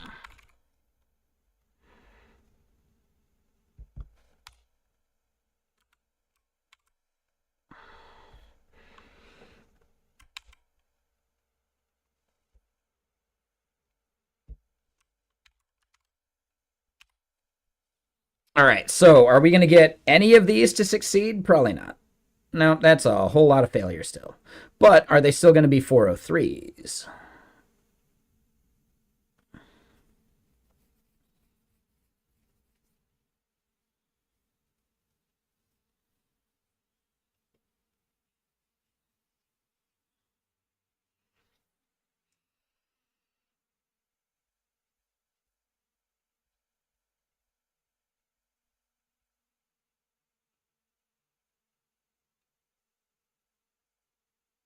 All right, so now we get a 400. Sad panda.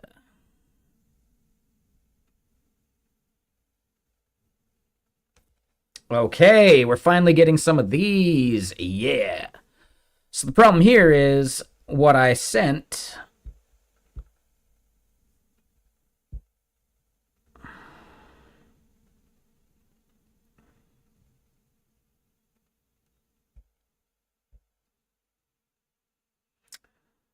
Right? Amount 0, note, empty string. And they're saying that note needs to be at least 3 characters.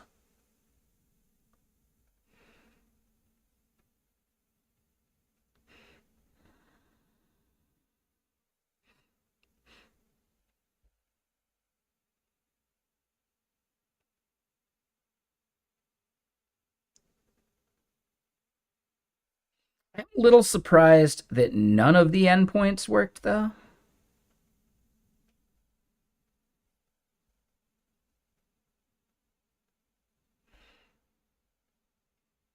Ah. Okay. So expected actual headers at content type no enum match.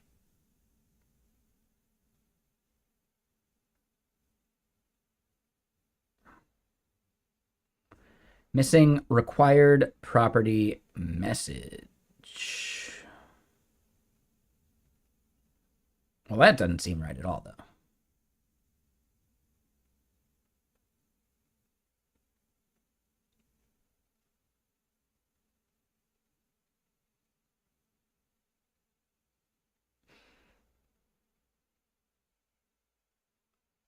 Oh.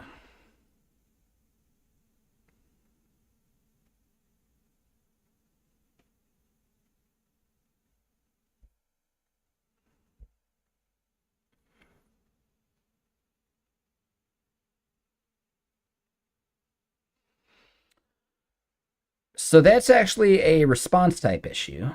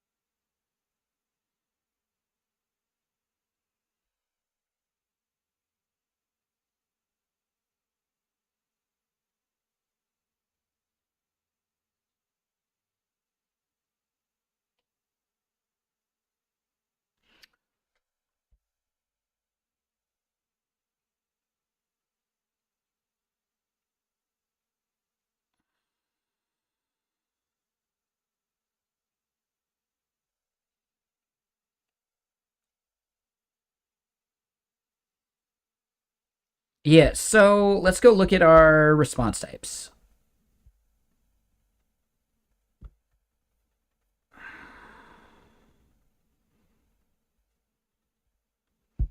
This is the error that they are expecting.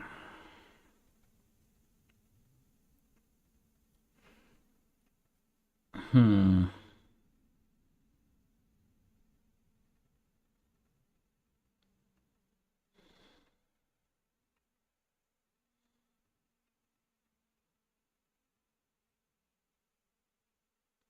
We're trying to say that it's optional, though.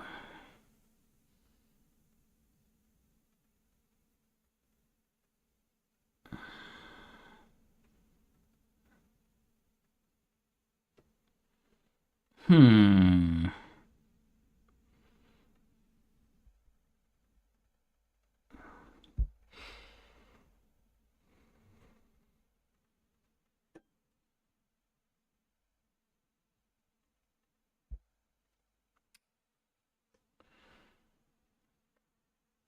So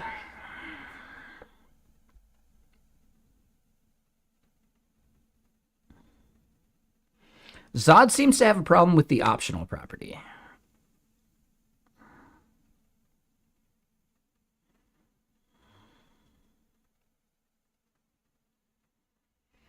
Hmm. All right, so let me be right back. I do need to go rotate the pork that I'm thawing in my fridge right now.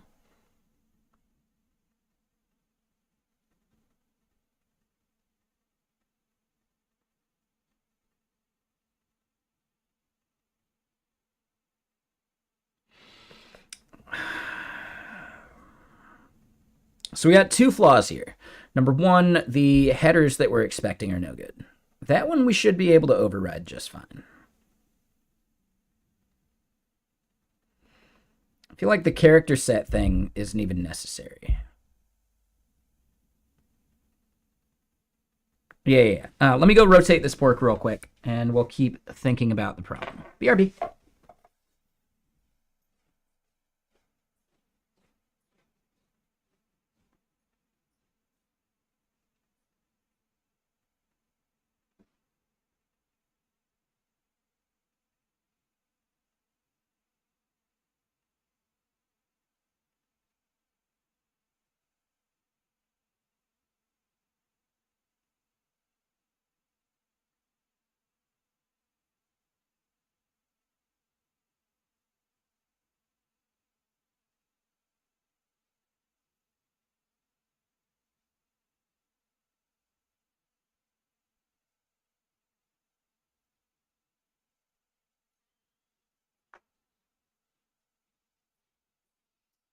Yeah, that pork's going to be a little bit to thaw.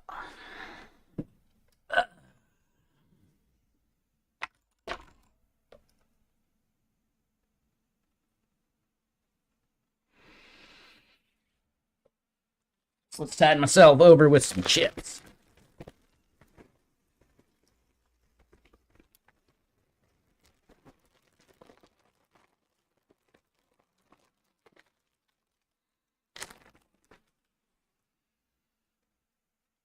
And yeah, what's everyone up to?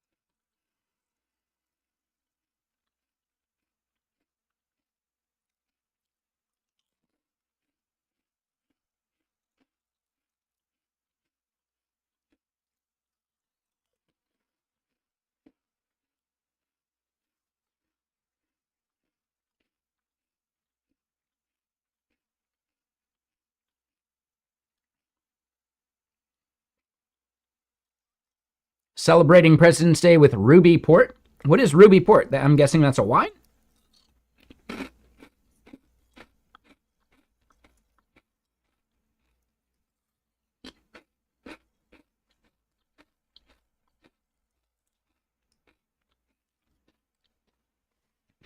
And yeah, so building an IM GUI in C++. What is that? Like instant messaging?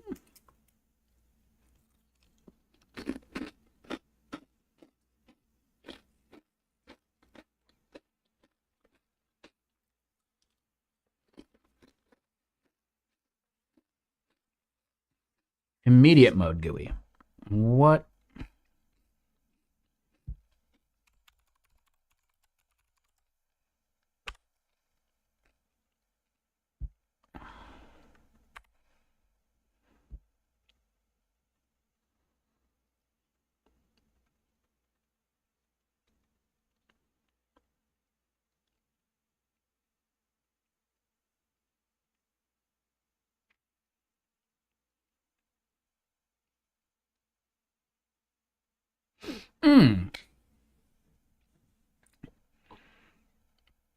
Got it. No, I get that. It's basically like the draw function in iOS, or even like render in React. Not quite like render in React, but okay.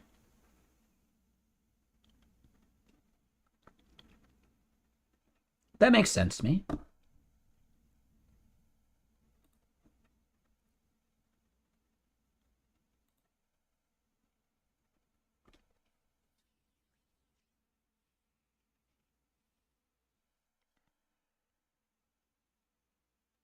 Mm-hmm.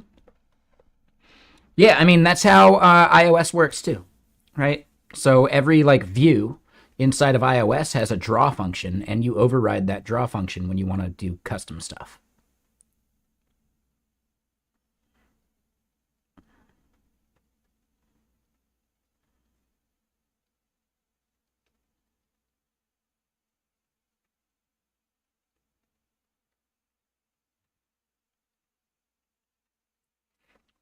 Oh, and really, immediate mode only describes how the API looks to the user, not how the library behind the API is implemented, which would mean that React, like returning that JSX, is immediate mode as well.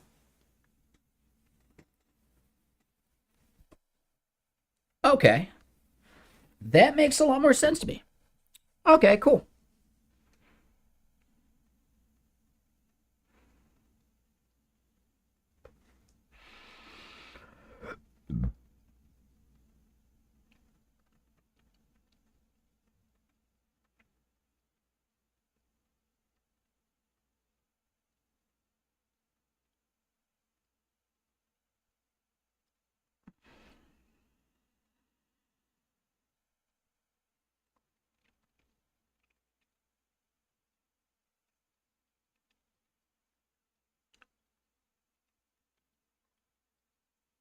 Okay.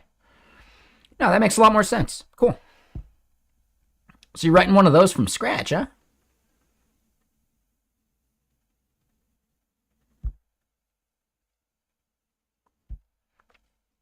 Fun.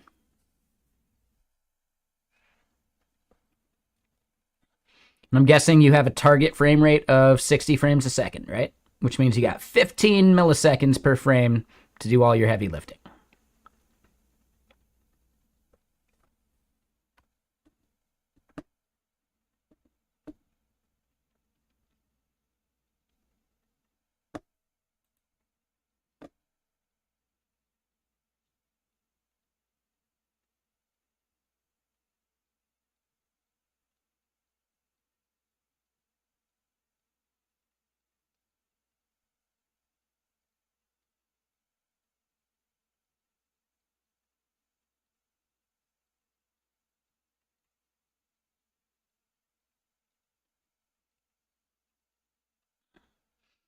Oh, damn. Go XLR just laid off their entire development team.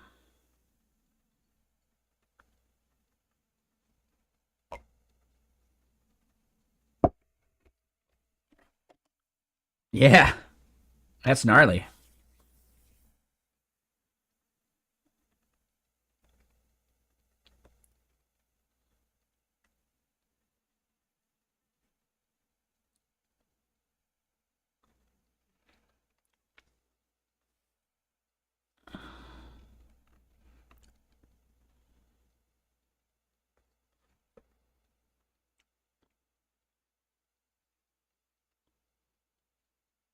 Wow. Yeah, gnarly.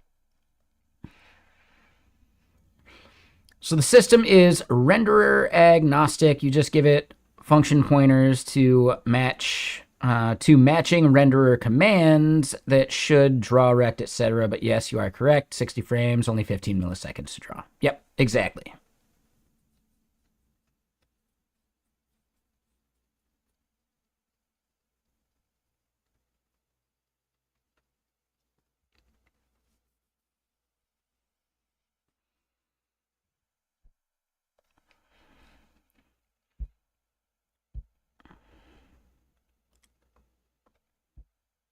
So what I find interesting about that is in that article we were just reading from Hacker News, or the comments at least, someone was like, "Oh, so immediate mode's like older school." But I don't know. I feel like immediate mode is actually the most common like rendering paradigm at this point. Like Canvas, in many cases, is the same, right? So that's I find that weird.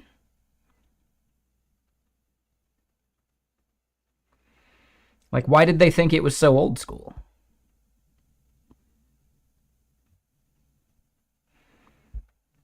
Like, I would say most games are probably immediate mode as well, right?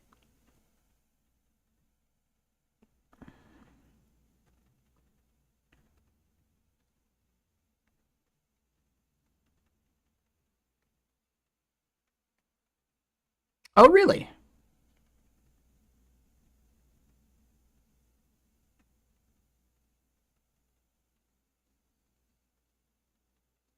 Really?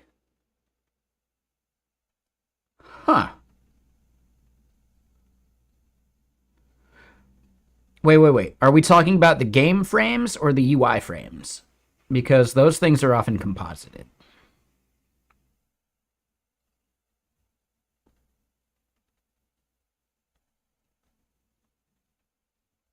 I thought game frames were actually immediate mode drawn.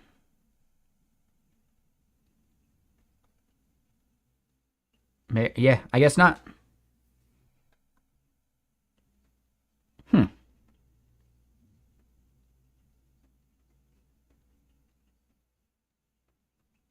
Seems to me like you'd want to build that up from scratch due to things like occlusion.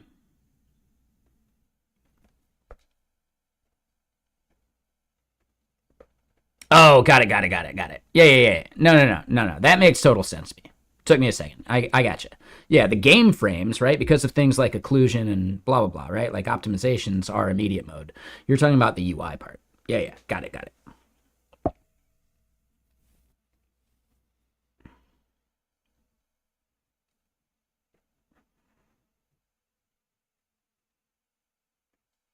Yeah, one of my favorite like game UI bits of trivia is that, and it may be deprecated now, but I swear there are games that still use it.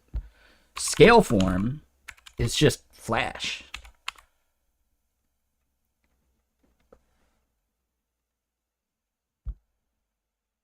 Right? So, yeah, in the original Borderlands, that menu, that was Flash.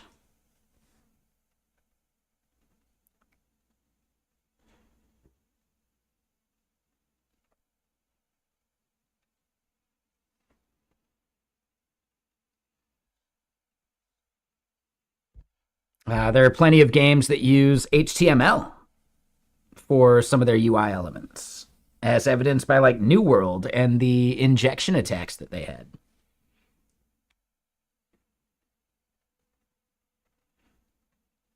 Yep, exactly. Yeah. I think that is actually something you should consider.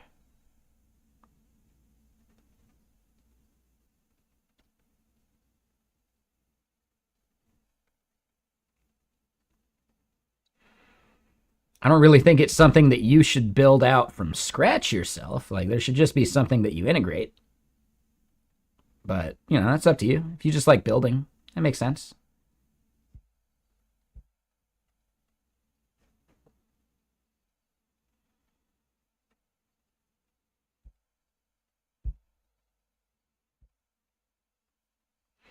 Okay. So, yeah. I'm still not sure how I want to fix this error response BS.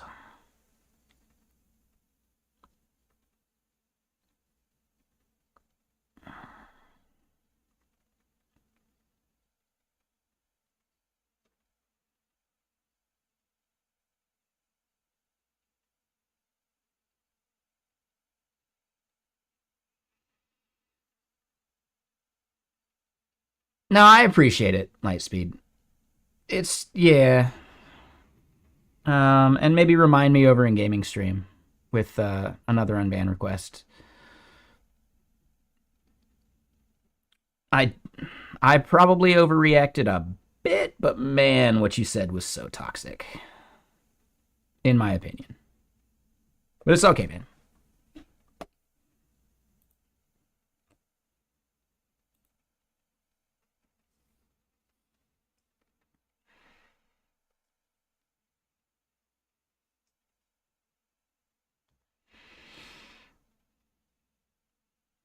Oh, I see, Nathan. Yeah, just for the sake of learning. I get it. There's definitely value in that kind of learning. I find more value in learning along the way of trying to make something. Like something that I'll actually use or that I intend to use. If I don't have that like end goal of making something useful, it's hard to motivate myself to actually like do it.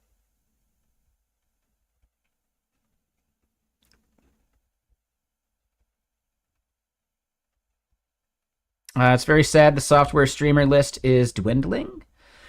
Yeah, streamers do kind of burn out.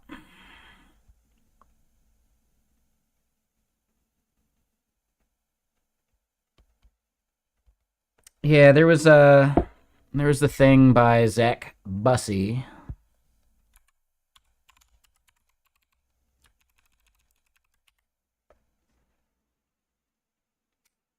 Just in general, 80% of streamers are going to drop off by year 3 or by the end of year 3. When we consider that we're in 2025 now, we basically just finished 2024. 2021 was a massive boom because people couldn't do much and they were stuck at home, so they might as well stream. And we're kind of like seeing that fall off happening now, which is a bummer.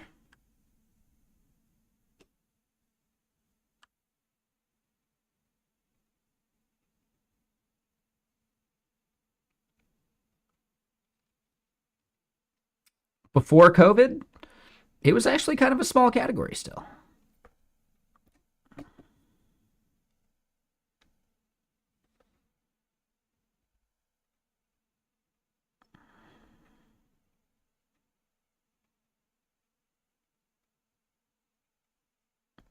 You can always do a, like an avatar, like L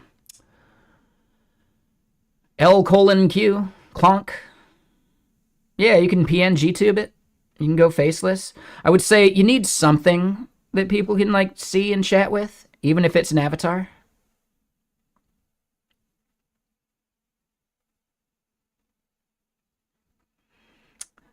I completely agree with that as well for Wheel. Yeah. If you aim for viewership numbers over everything, it means you're going to like tolerate stuff that you don't actually enjoy. And that becomes a huge problem. So yeah, there's like a couple different aspects of like why people burn out. Number one, they think they're going to hit Primogen levels immediately. That never happens. Number two, they cultivate an audience they don't like. And then there's probably other things near there too.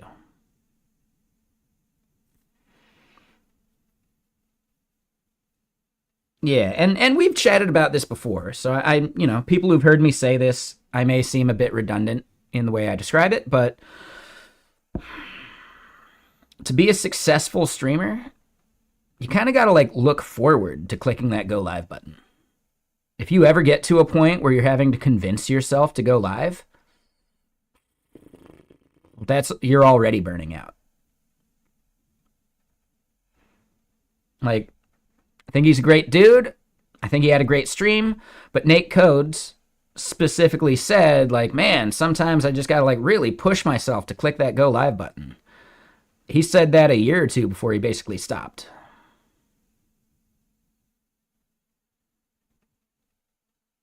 The writing was on the wall already.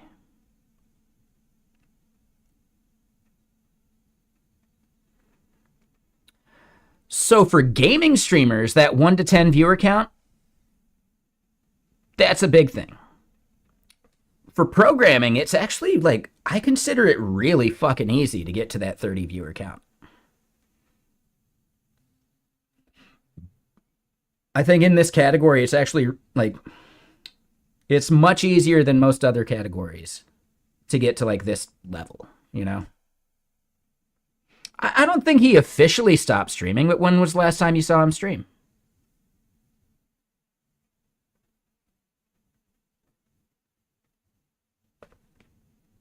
So whether it's like a full on he's never coming back, there is a big thing to if you stop,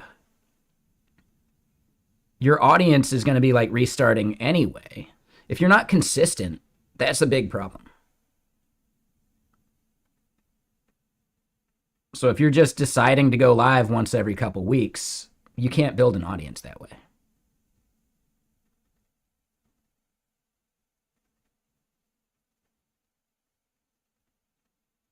Exactly, GJ. Which is a shame. He has a great stream. He was a good, fun streamer. I think a big part of it is a lot of the times he was aiming for like educational content. So like he's just learning a new bit of tech and you're learning along with him, but I don't think he had a goal for like something to finish. I have a couple hacks myself. I am really consistent. The reason for that consistency is I do not work on my projects, my stream projects, off stream. I just don't do it. Which means there are days where I just really want to work on my project. Well, shit, I better stream it. Like by forcing myself to make all of the stuff you see happen for these projects happen on stream, it keeps me like motivated in ways more than just wanting to stream. Sometimes I just want to work on the product. So having that like double-pronged approach is really important. And let me just point out, like, I've kind of done that since I was a snowboarder. There were days where I just didn't want to snowboard. The weather kind of sucked. But you know what? I had to because I worked in the terrain park. And my job was to get up there and snowboard and ride around and make sure no one's hurt. Oh, it's a rainy, shitty day. Well, I'm on the clock. I got to go ride. And then it turns into a really fun night randomly, you know? Because it's rainy and it's really slushy and fun. Sure, you get soaked, but once you're soaked, you're already soaked. Fuck it.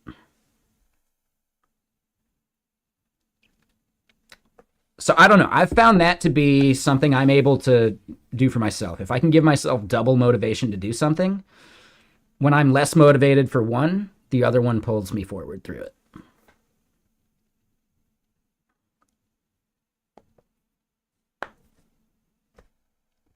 I don't know. It only works for some people. Does it mean that, yeah, I'm probably not working as quickly on some of these projects as I could? Yeah.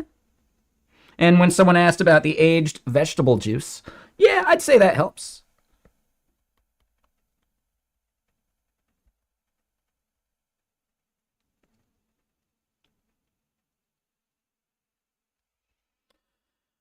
No. Build in public is actually like a really like bullshit term.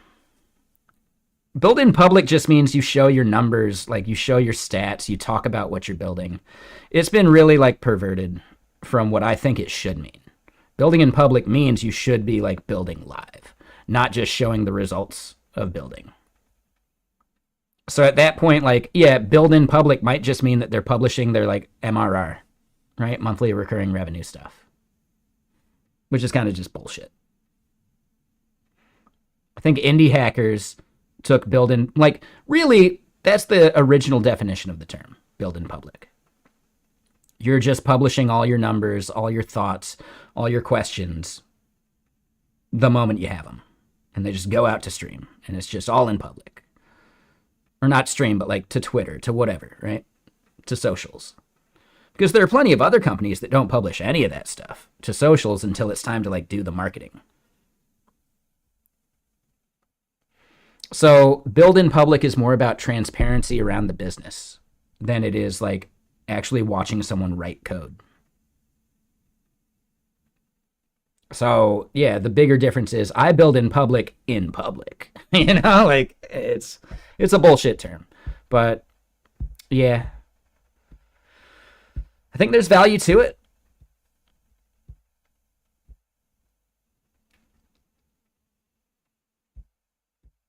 But I do agree. Yeah, the category is not as strong as it used to be.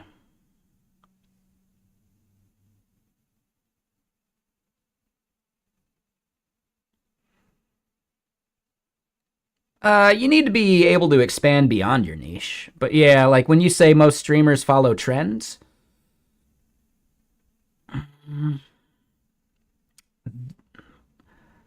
that's how Theo and Primogen get eyeballs. Like that's how they get views because they're always chasing like the thing that's popular.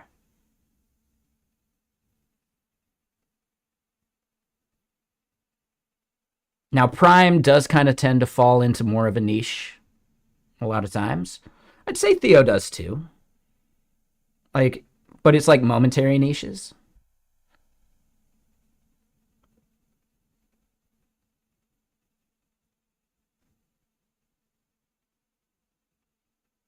I don't know. Yeah, I I haven't thought about this enough in that regard. They are very much like current events style streamers though, right? With their like with Prime's like news stuff and yeah, even like a lot of Theo's stuff is very much like current events. There are times where he like stresses about getting a video out before other people or whatever.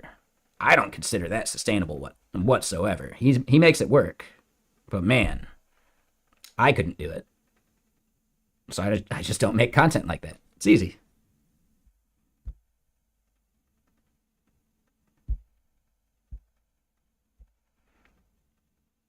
I don't. Yeah, I don't know. I don't think he will. How far would we say he is into this list? Right? He's at the 3 year mark now. My guess is once he like strikes it super rich from one of his indie hacker projects, and he makes more money from that than he ever would from streaming or video content, you might see it go down. I don't know. All right, if he made $1 billion over the course of a few months, would he ever stream again? I don't know. I have no idea. Only he could tell you that, and he might not even really know. It would have to happen before you could tell. I wonder if I would. I don't know.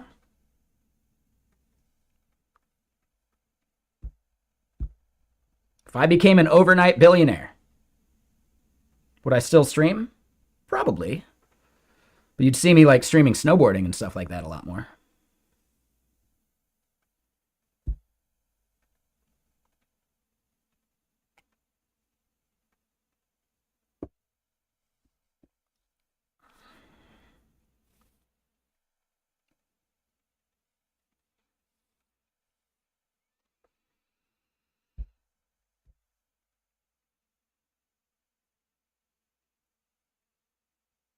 I mean, I think having a niche is really important. Like something that sets you apart. But it's got to be something that you enjoy. And you have to avoid every single other pitfall.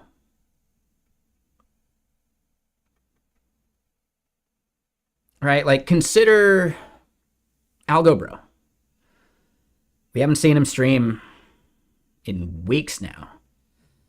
Not because he doesn't have a niche, not because he doesn't enjoy it, but I think mainly because he built up getting partner into this like thing he needed to do. Whereas even if he had gotten partner, I think he would have been burnt out a bit because nothing changes when you hit partner. It's not some path to the fucking big league. It's not like going from high school to the NBA.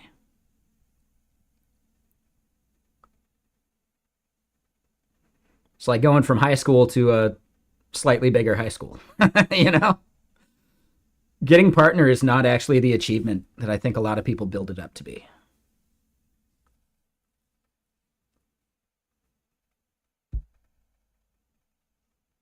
And whether you get it the first try and you're disillusioned from it not being what you expected, or you don't get it, but you were building yourself up to like expect to get it, either one is like a massive like crash that's going to hurt.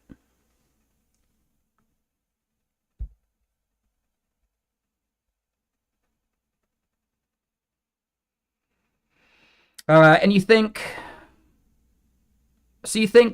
Theo and Prime are not necessarily software and game dev, like especially even Pirate Software, right?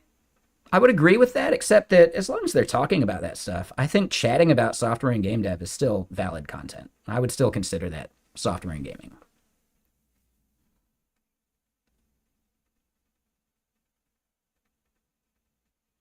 But there is a big difference between someone who's building all the time versus someone who's just talking about building.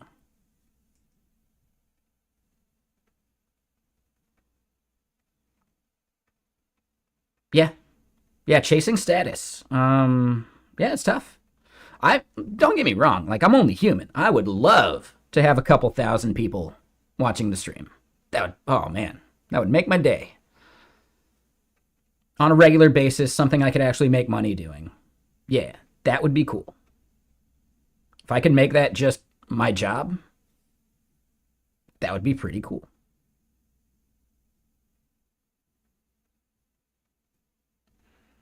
Anything that would make it so I don't have to have like another job would be pretty cool.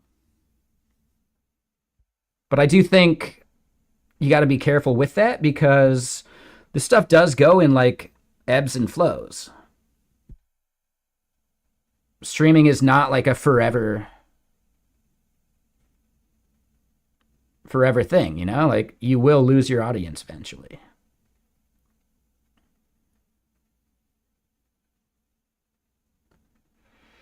Exactly, Codeplex. Yeah, I agree. Right? Like Prime does a really good job of chatting with his community. I think it's really cool. Like with how fast his chat moves, he does a really good job. I'd say Thor does a really good job of that too. He's gonna miss stuff, sure.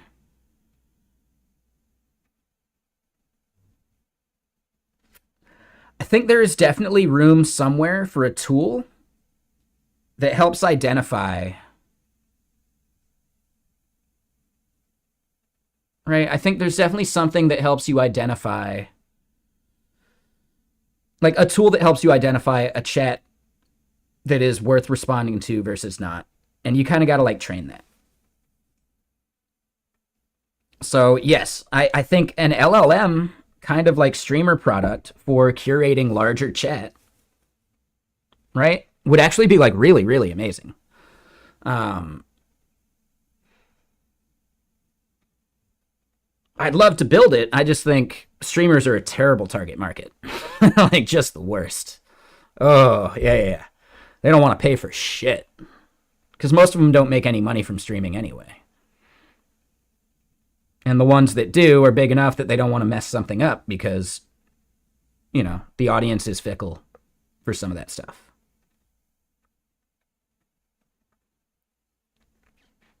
Prime's chat was going fast. He had like 3,000 people watching him, which was cool.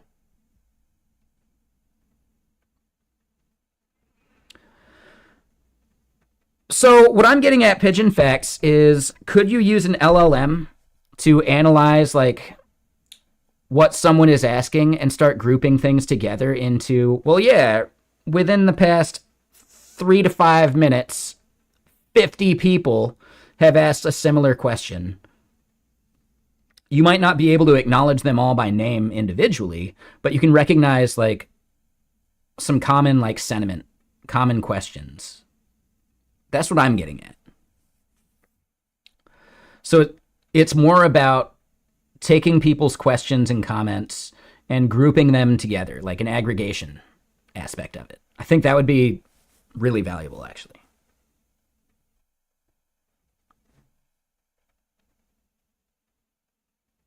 Sure. Yeah. That's what I'm saying. Like, and do you need an LLM to do it? Probably not.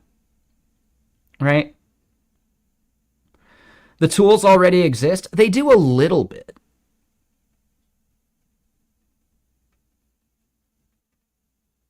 Sure, Codeplex. I think you would need to do it in more of a like an iterative fashion.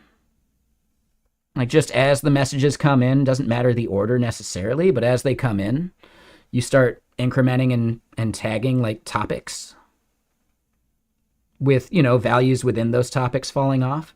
So it would be some tough software to make. I think it would be doable though. I think Redis would be a fantastic tool to kind of back something like that because you can set expirations. And then you just do like a count of things within what has been matched as a category.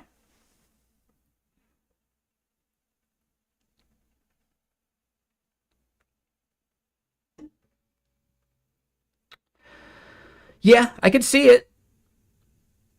I would say for a chat that has 10,000 people in it where you're getting like 1,000 messages a minute, or maybe even just a few hundred messages a minute, there would still be some value there. Maybe the 5-minute thing is too long. Maybe it's like each minute.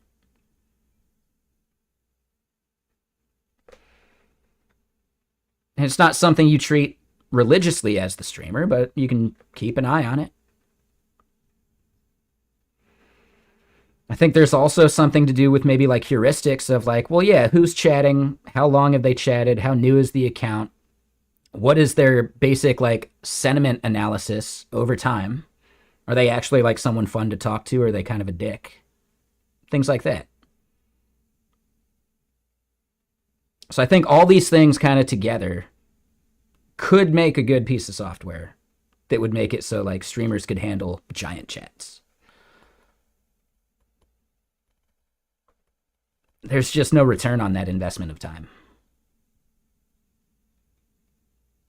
Because big streamers don't want to pay for it. Small streamers don't have the same problem.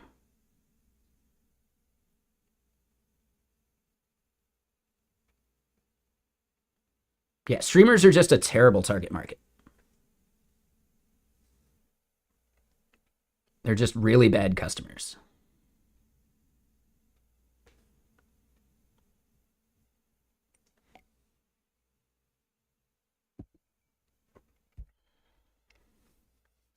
YouTube is even worse than Twitch.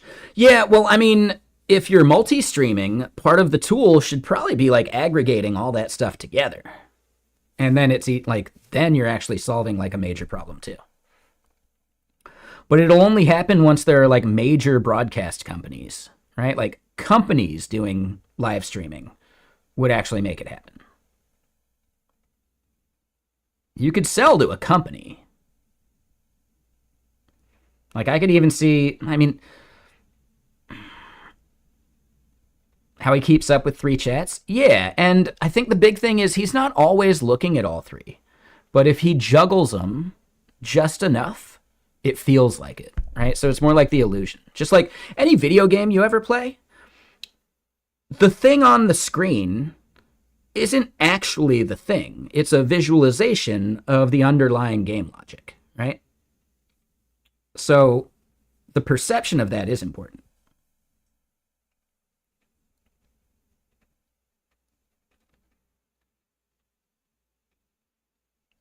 Prime does YouTube, Twitch, and I think X, Twitter, whatever.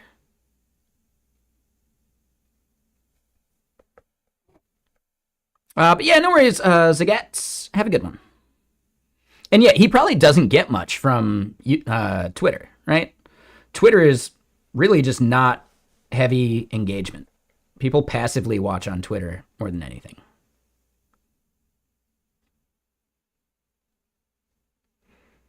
Like his Twitch chat moves fastest compared to the other 2, for sure.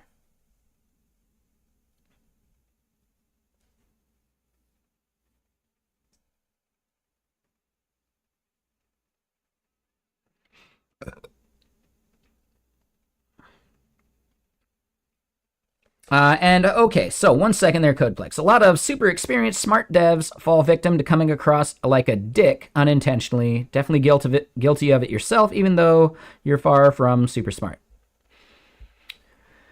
Yeah, I mean, that's what a lot of people hate on Thor for, right? Like, it seems like he's an expert in everything.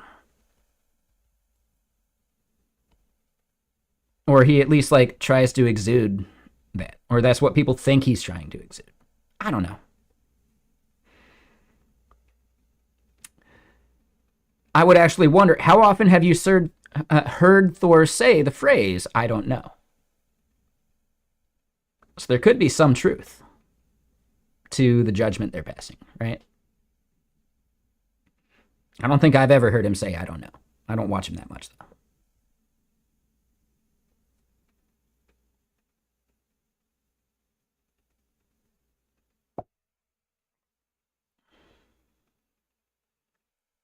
Like, that is definitely one of the biggest things, like, his haters shout out.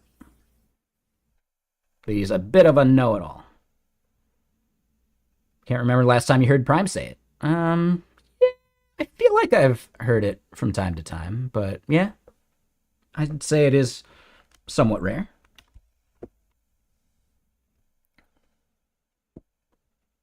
Exactly. Yeah.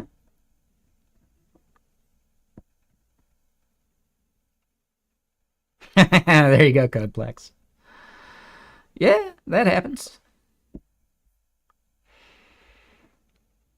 And yeah, why am I spending so much time talking about this rather than digging into fixing this bug? Because I don't know how I want to fix it yet.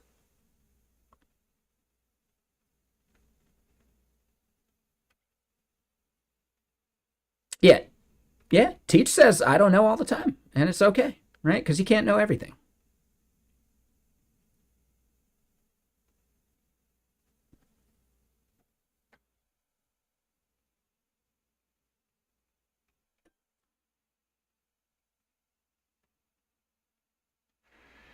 See, I have a different problem.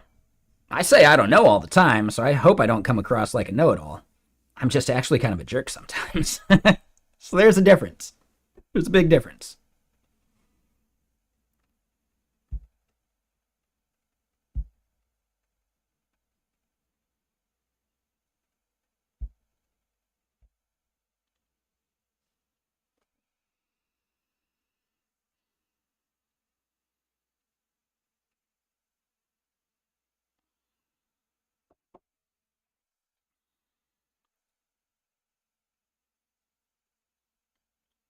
Yeah, but no one wants to be like, you know, no one wants someone to be a jerk to him.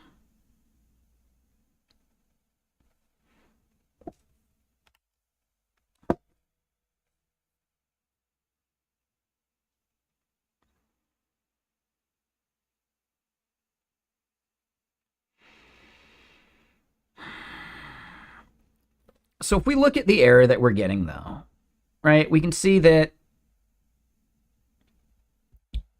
we get this Zod error schema back, but we're not always going to get this Zod error schema.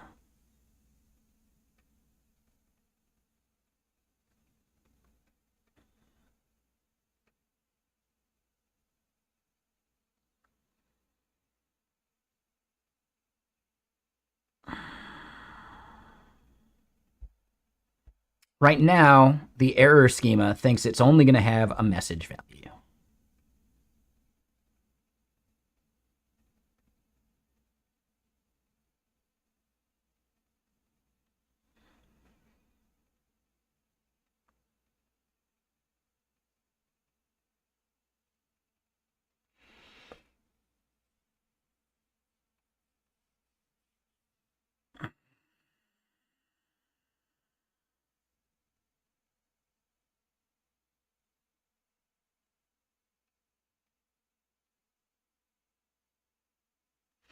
So I almost need like a formatter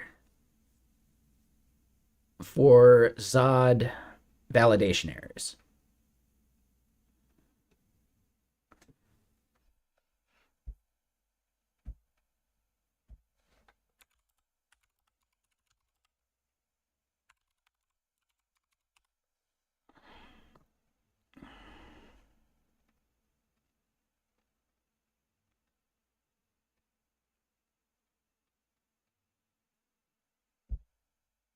This might be what I'm looking for. Oh, and it's downloaded 2 million times, right? Yeah, this is exactly it. This is precisely what I was thinking about. Okay.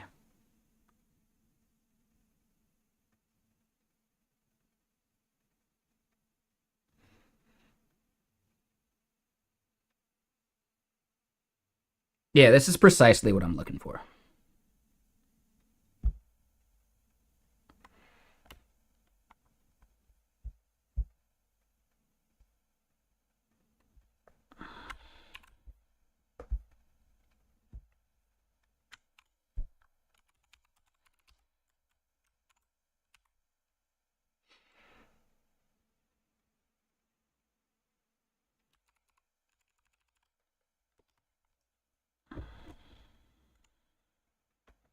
All right, let's pour another one of these.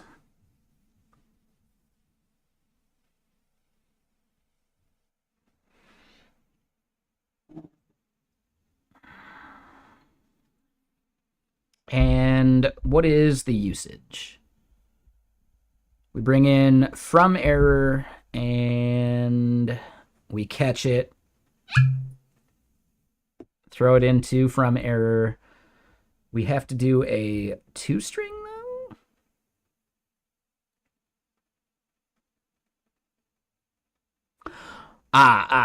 Because it's actually like an error, like object in this case, but we can do 2-string just to get the string value. Okay.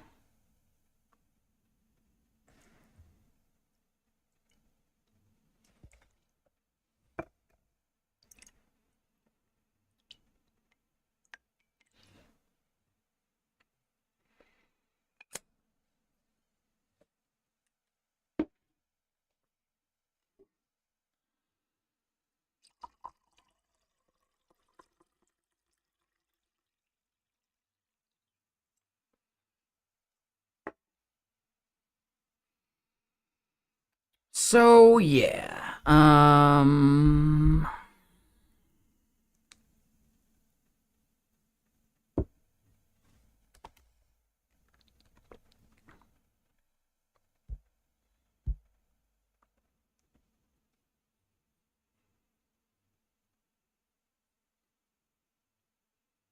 I think now I remember why I was spitting out an empty object on a bunch of my error cases too.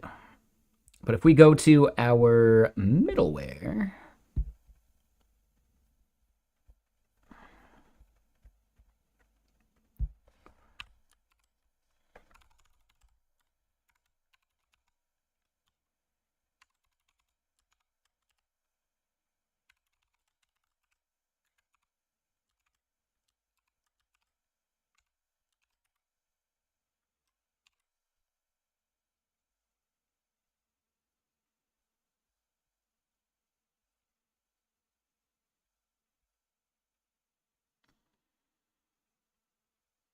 Oh, this is staging. I think we need to just get rid of that because I don't think we're using that anymore.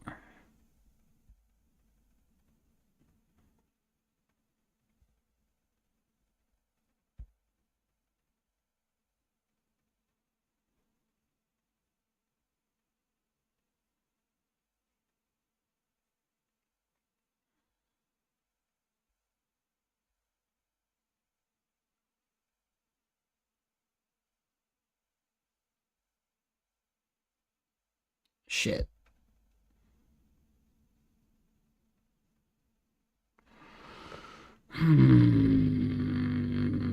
Is validation error comes from Calatrava. Or is valid request comes from Calatrava.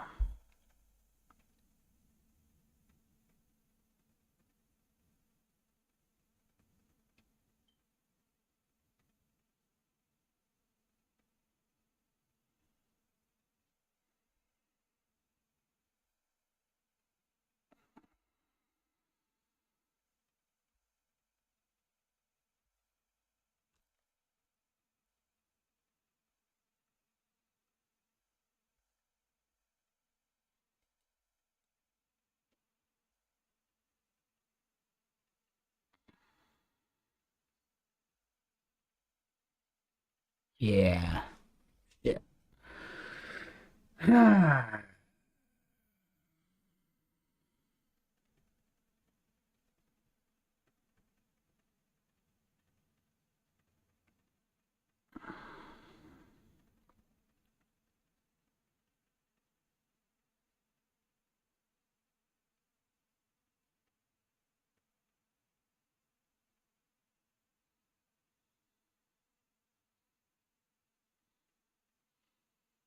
Yeah, we just got to update it.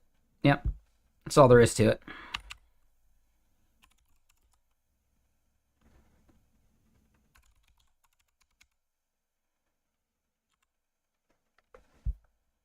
Which means it's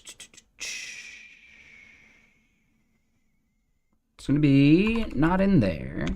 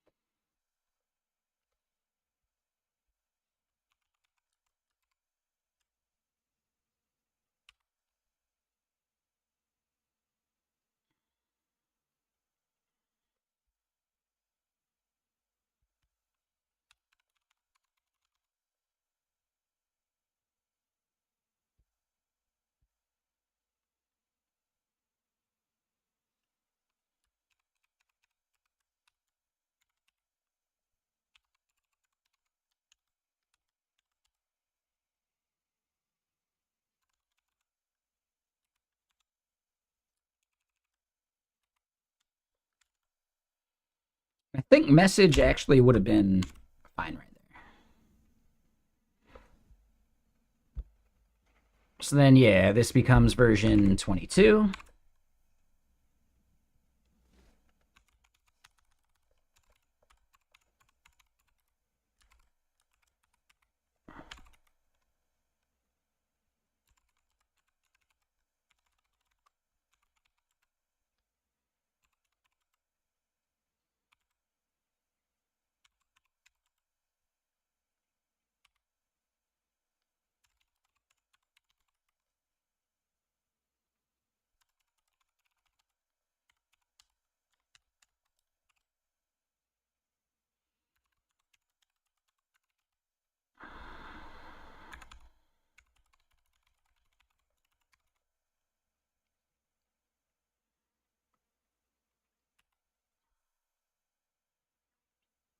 All right, so I got to do this part.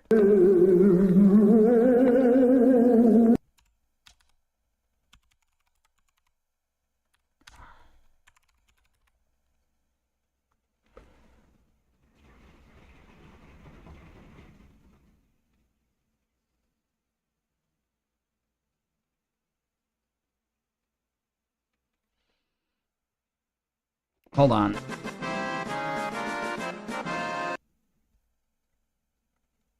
So it turns out, nope, we got a bug in here because owned teams and joined teams.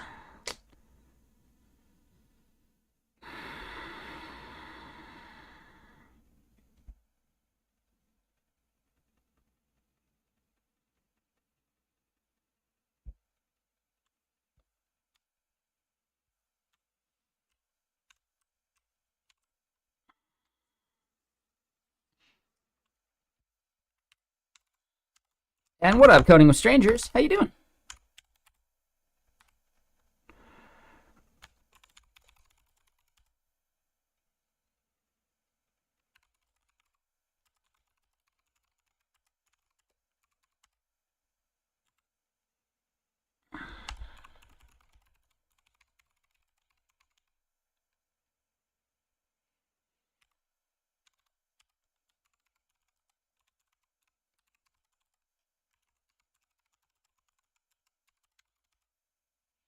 This will cause a breaking change for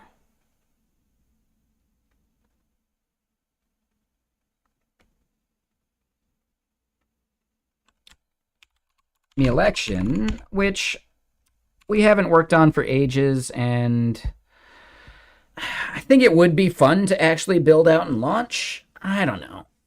I don't think the monetization strategy for it is right.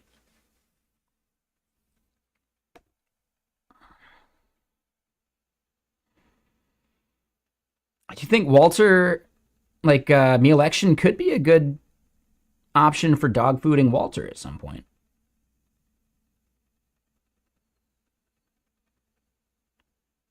But to make that happen would be a lot of work. And yeah, I think we got other things we could build out that are smaller scope, easier to publish.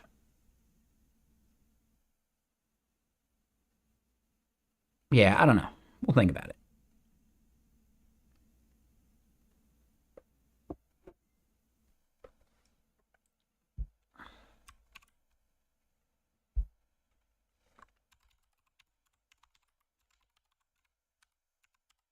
I haven't pushed up yet, so we can just modify the existing commit.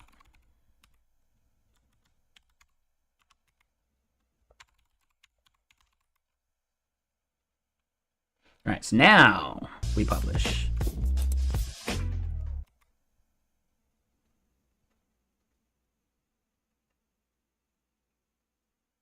Shit. No, still got some errors, but they're just simple, like, comment out kind of errors.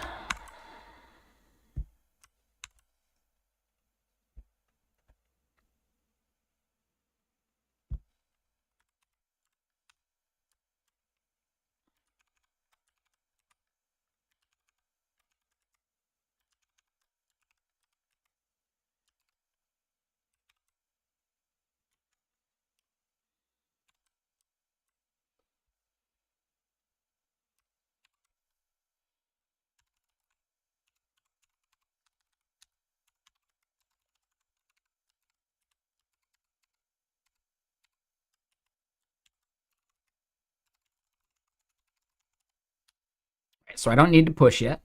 And yeah, pnpm publish.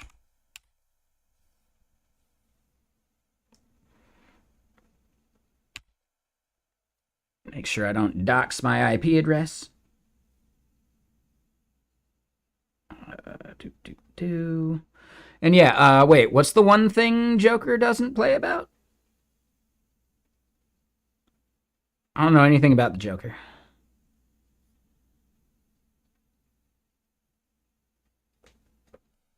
I don't even know how he got those scars.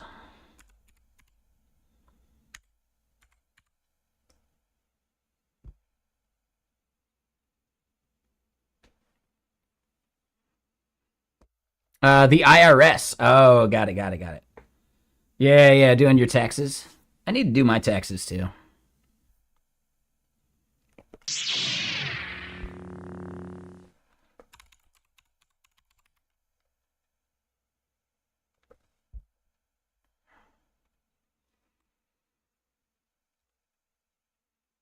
All right, so we published that up, middleware version 0.22.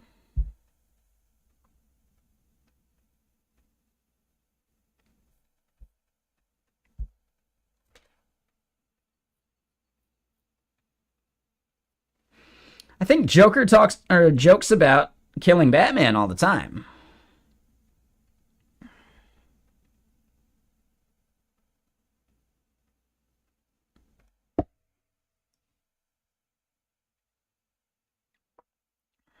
I don't know. I don't watch enough.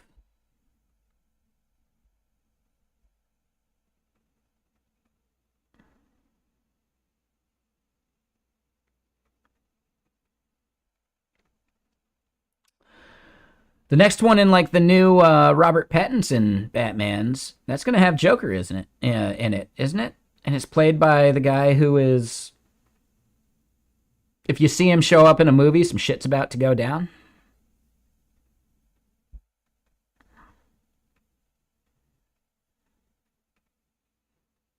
What's his name?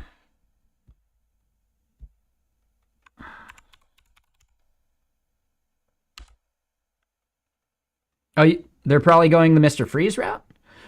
I mean, they already hinted at the Joker in the new one, right? So he'll at least be a character in the film. I could see them bringing him in way later, sure. But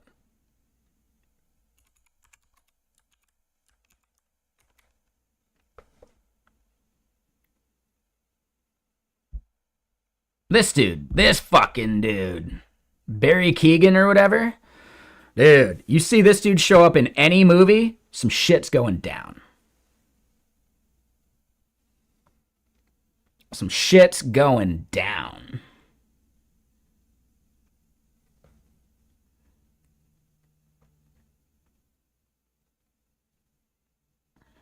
Saltburn was gnarly, dude. Gnarly. And I can't believe it. He's born in Dublin. He does a really good American accent though. Like I didn't even know. I did just see one of. Have you guys seen those recent Squarespace commercials? Adam Driver was in like the ones from last year. This dude's in the new one. It's really good actually. I love the Squarespace marketing team's like TV commercials these days. They're good.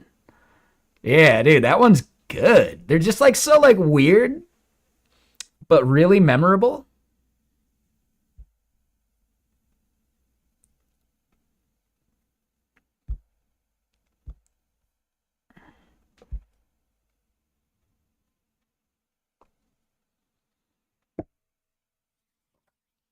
I think that's exactly what you need, like as a commercial these days. Like the Lone Falcon, whatever, like commercials.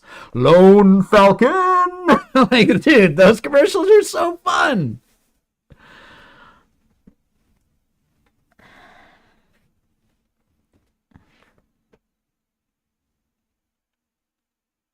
Duolingo's TikTok channel, yeah, I've heard that's like really unhinged.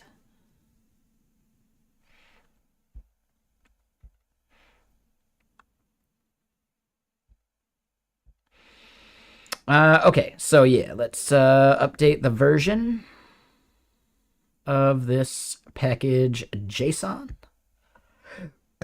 or of the dependency in the package JSON. It is middleware here.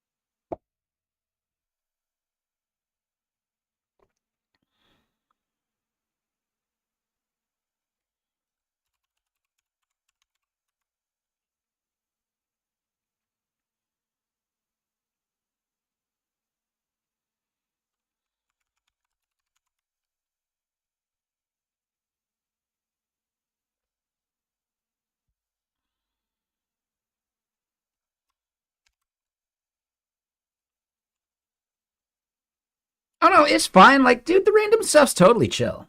Um, you can tell when I'm like really deep in it, and I'm not necessarily looking for random stuff. I should probably have some kind of overlay when I'm in those moods, just to be sure. But no, this is whiskey and then water. The bourbon is Michter's, which I was drinking on at the creator event I was at on Saturday. It was really cool. Like a bunch of people who were like fashion or wine creators, or like it wasn't just like coding stuff. Like technically there were people that code, but they didn't do like coding content, you know? Like one person was there who did like a software as a service newsletter. Like that was the biggest tech creator there. And the rest was like fashion, like pop culture shit. Um God, what was the name of it? It was like Aeon.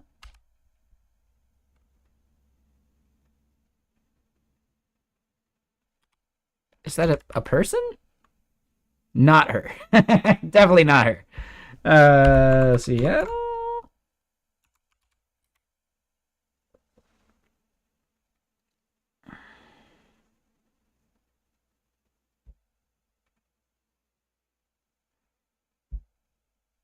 Yeah, she was the host. It was really cool. I gotta actually like click stuff. Oh, I don't have an Instagram account. I'm not doing that. Nope. Um, no, no, no. They had a bar. That's what I was trying to show you. Twama.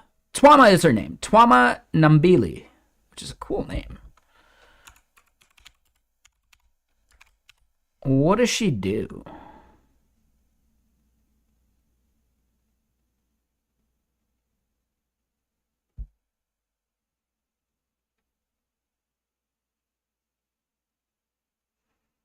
Open new tab. Don't need an account. Oh, okay. Oh, got it.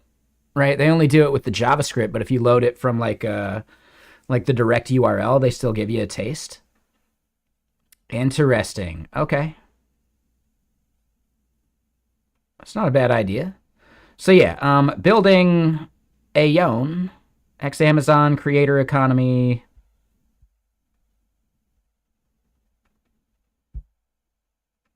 This one we can just watch. So yeah, this was the space. It was like nighttime while we were there. There was like a bar and everything. It was a great view, like really cool. Yeah, so that's where the bar was. Like, yeah, it was a good time.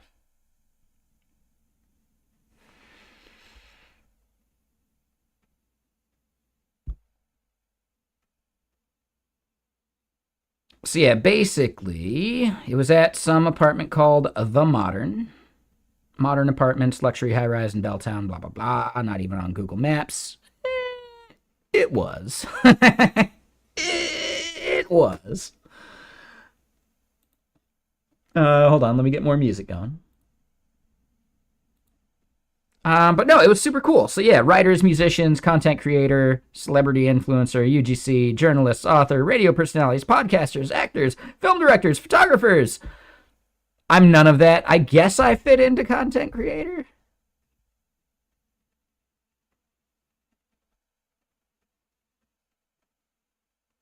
But it was really cool. Like it was really fun. The dress code is strict. I was close. I was close enough. I had my slightly off white hoodie and a red beanie.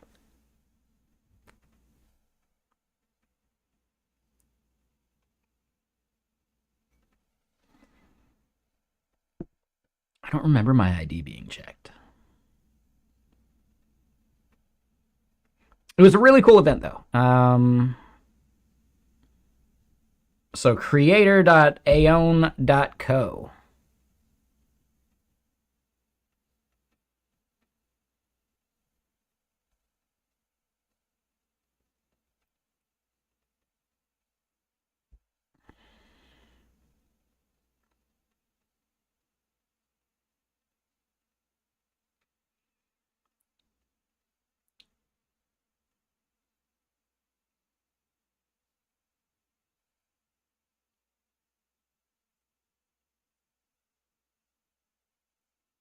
Jeez. Okay. So yeah, here's something I find really interesting. Here in the tech category, it may not be frequent, but like I wouldn't even consider someone that wanted to do some like sponsored content for $200. Like it's not even worth my time. I just don't give a shit. Live broadcast?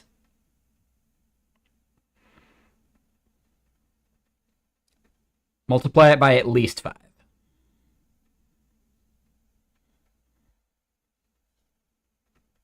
So yeah, I think that's the crazy part. Like I'm not even big time compared to like some of the other people that were there. But if they're only charging $200 for some of this shit, which I don't think is accurate, but still just like, it's placeholder media. I think it's crazy how like tech content creators have access to a lot more funding. Like a lot more funding. That's kind of crazy to me.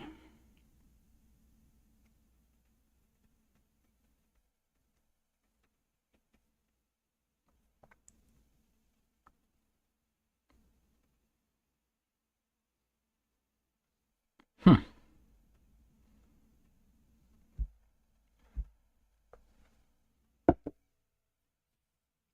But yeah, Audiata. Like, yeah, no worries. I'll check it out eventually. Like, I don't know. I just, I hate Instagram. I hate it so much. It really does feel like the shallowest social media platform to me. Like worse than LinkedIn.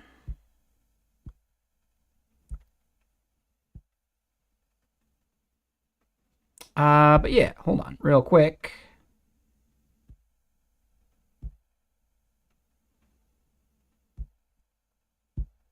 Oh, follow happens automatically if you connect. Okay, that works.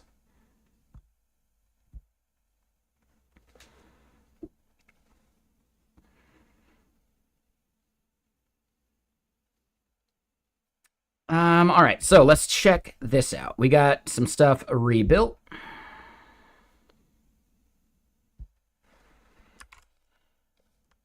Will it blend?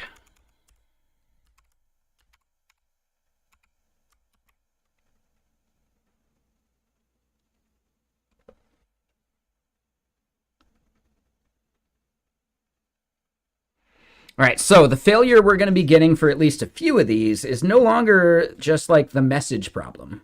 It's due to the fact that we have a header that isn't lining up as we expected.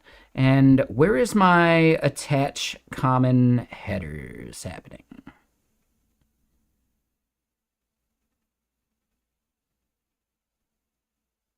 It's going to be in my middleware.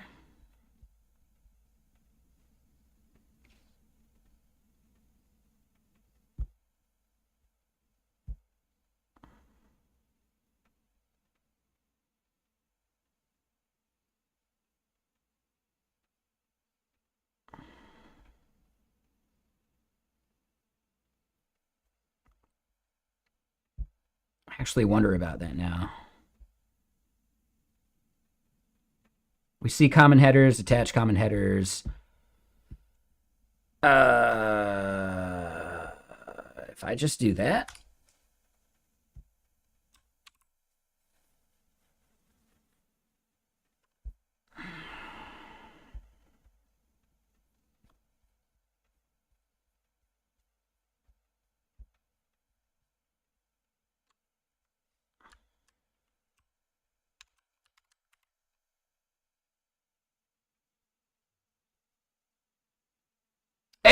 hey, we got at least one to pass.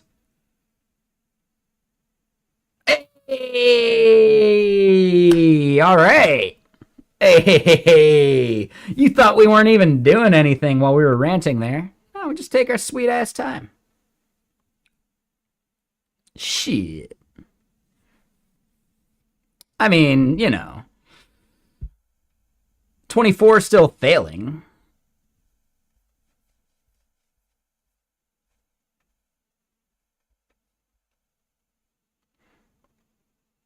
Yeah, I think that's one of my favorite parts about streaming. Like, we can bullshit, we can chat, we can get some stuff done while we do it, though.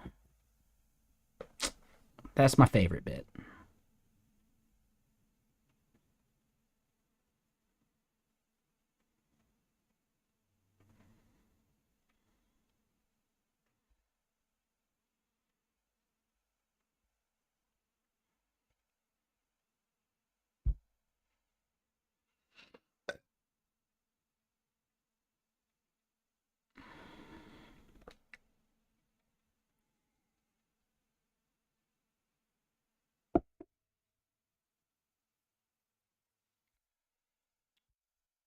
What's up? Do I use Karma Jasmine for unit tests? I don't unit test much. No, you're probably right, four wheel, but it still works. That's the thing. Like, yeah, it may be deprecated, but it works. You know, we go to the main page and we look at it, and sure, they even still consider OpenAPI 3 experimental, but it still works.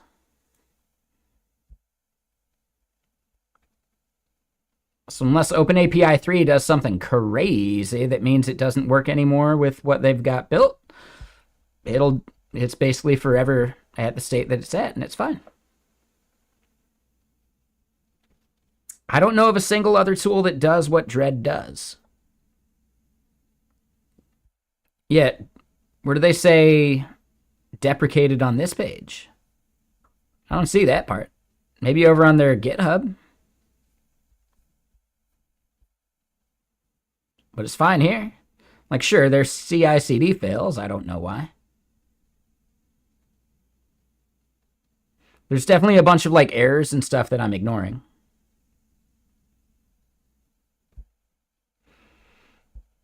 Yeah, Ninjatron, I think, man, the biggest talk I've ever given at Seattle JS was at Amazon, and there was like easily 100+ people in the audience, and I was talking about Dread at that talk.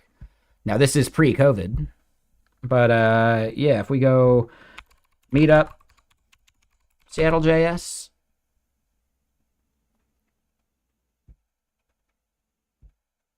I wonder if I'm still in their photos. Well, I'm in that photo. Oh, I gotta log in. So yeah, recognize the beanie. The look on my face isn't isn't great.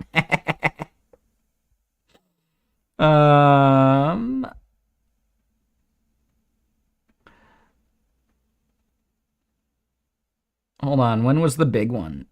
So yeah, not 2014.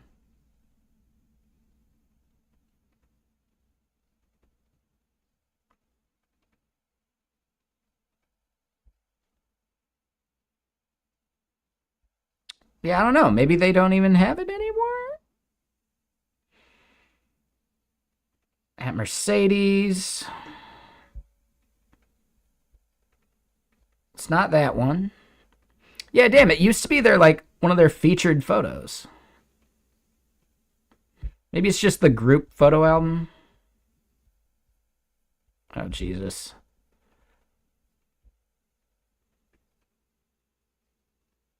Nah, it all seems old.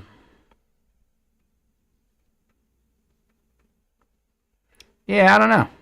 I wish I'd saved that photo now.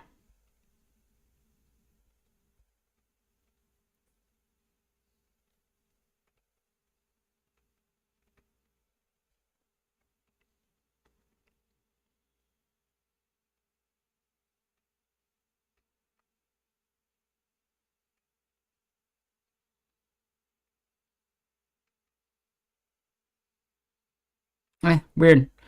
Man, yeah, I definitely should have saved that photo. It was a good one. Like, it was me just standing in front of, like, a bunch of people. But yeah, I think Dread.js is... Like, if you're releasing an OpenAPI spec, how do you know that what you're saying in it is true? How do you do that? How do you verify that? Well, I build it from my code, right? Well, yeah, when you say you build it from your code, you mean you build it from like a doc block above your code. You can lie in that doc block. you know? There are very few things that actually generate a real open API spec from what you're actually returning from those functions, etc. Right? It would fundamentally have to be tied to whatever framework you're building with at that point. Not a language feature, not something generic. So yeah, like how do you validate your open API spec against your actual API? Dread's the only thing I know that does it. Have you guys ever seen or heard of anything else that does? I haven't. I've even been to some API meetups, right? Like Tessa Marrow, who was in here the other day when Leon raided, actually, after he was doing his like app right thing. She used to run Seattle APIs and IPAs. She also ran like an API focused conference that was down in like SeaTac or whatever. And like Todd Motto, I think it was Todd Motto. Oh, Phil Sturgeon. I get those guys mixed up. Shit, now I'm not sure. It was one of them. It was one of those guys. I think it was Phil. Was basically talking about like, yeah, this kind of thing. I just don't do it anymore. I build my open API spec from my code. And I just didn't have like the info to argue him at the time because I thought, oh, maybe there's something cool and fancy he's using that generates the open API spec in a way that's guaranteed to be correct. Nope. Nope.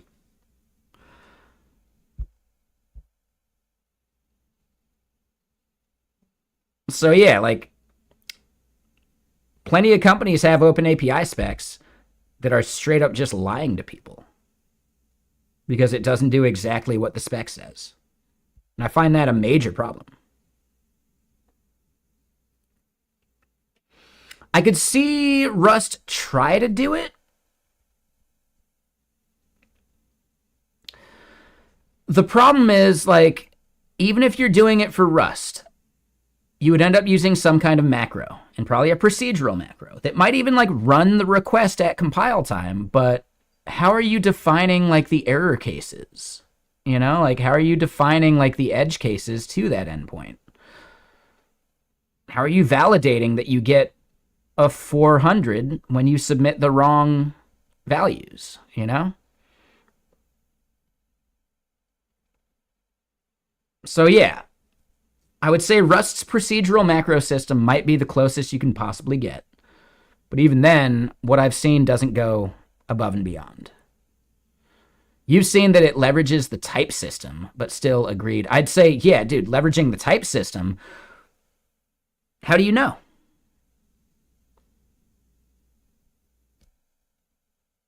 I don't think you can formally type that well enough, but maybe. Maybe. Yeah, I'd have to see it. Yeah, do you have any links or anything? I'd love to check that out. But I guess here's also my main thing. Like, yeah, you can do it for Rust. Could you do it for Go? Maybe?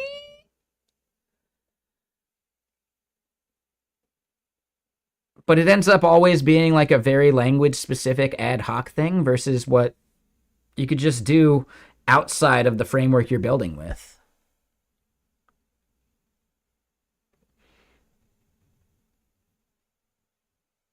Yeah, I don't know. I'd have to see it. I'd be curious if someone's actually solved this problem like purely programmatically from the API code into an open API spec.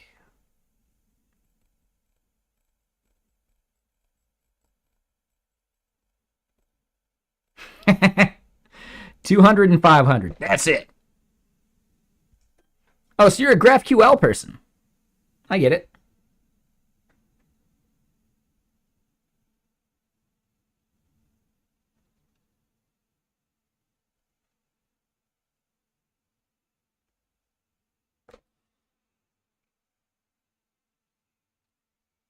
When I get a 401, I want a 200. Successfully failed.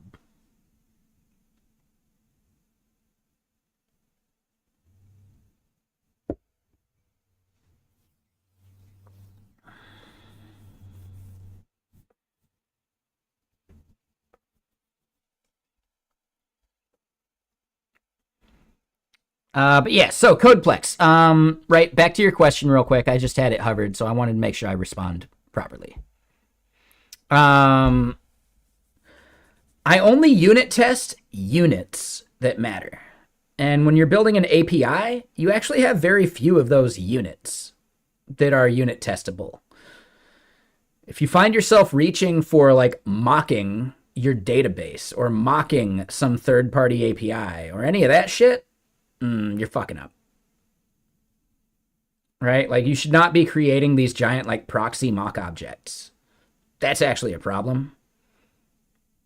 Because the thing that you're mocking can change and your mock is then out of date, but your tests still pass. So it's just a bad unit test. It's brittle, right? That level of like brittle testing fucking sucks. So instead, find units that are scoped to only the things that you define, and you're much better off.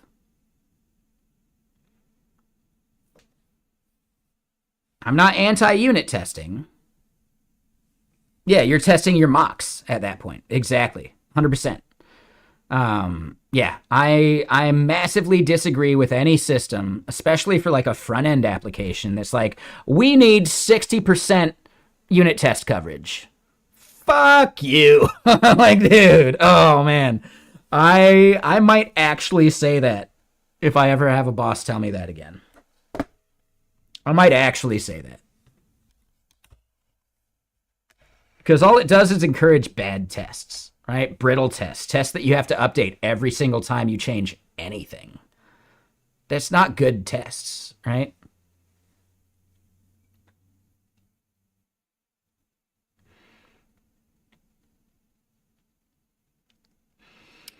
Yeah, I think the biggest thing is like we're not even doing it anymore, but for this project, Waltr, at one point we had the idea of usage-based billing, which I do actually still want to get back going. I think it's outside of the scope of the MVP though. Right? Like the DigitalOcean, like deduct from your balance daily however much stuff you spun up. Right? Based upon like a going rate. I really want to do that. Yes, absolutely. But it's such a niche. Whereas I think other stuff is better. But the idea is I had this like reconciliation script that would go fetch every business account. And then it would fetch every account within that business account.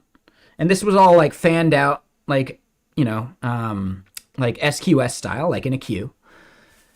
And then after it had the account, it would go and grab every like billing interval change event and start calculating the cost of all of those intervals over time, like based upon what you would say like their going rate is. So if they spin up enough stuff, right, 2 DigitalOcean droplets, they're at $10 a month, we can actually reconcile like when they spun those up and bill you for like those intervals, right? To do all of that involved a lot of API or like database requests. The thing that I tested wasn't the database fetching part. It was the part that took in the data and did the calculations. Can I unit test those calculations based upon an empty array? You know, like all the edge cases that unit testing needs to care about. So it involves like seeing like, yeah, you're doing all this stuff in this like, you know, queued event. Extract out all of the external dependencies, the things that are basically effects, and write what is essentially a pure function that takes in all of the raw data and objects it needs, but things that don't have behaviors. So you can mock all of those like objects and data as you pass in and create a unit test for it. And just make sure that you get a value that you expect to get all the time. So that part is massively unit testable. I don't need to test if Dynamo is working. That'd be weird. I need to test that my calculations are accurate and consistent. So it's about identifying your units and extracting what is essentially a pure function from those units or from those like endpoints or whatever, and test just that pure function. So I'm not some like diehard functional programmer zealot. I don't give a shit. I'm okay with object oriented. I'm okay with all of it. But when it comes to testing, you should probably only be testing pure functions. Then you don't have to mock any behaviors. You just mock the data that you're passing into your pure function.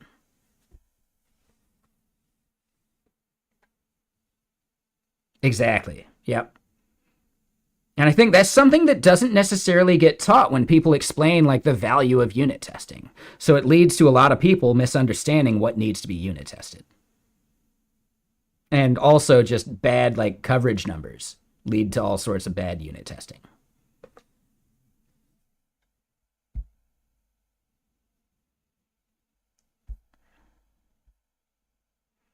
So yeah, as you'll find with basically everything I do, I live in the gray area. I'm not a never unit test person. I'm not an always unit test person. I live somewhere in between. And the majority of what we do here on stream probably falls within those, like, gray area situations.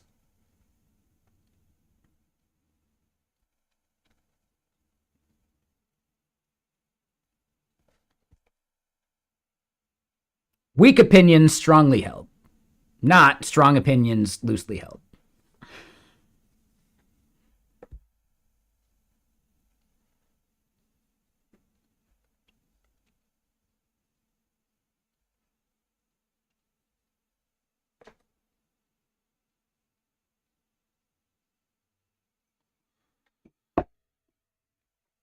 All right, so let's look at some more of this stuff that's failing. I do need to use the restroom. Man, I haven't had to go like the entire time I've been streaming. That's kind of crazy. Let me go double check and flip the pork too. It was so cold from my freezer that it was like caking ice on it in the water that it's submerged in the fridge. So I got to flip it again probably.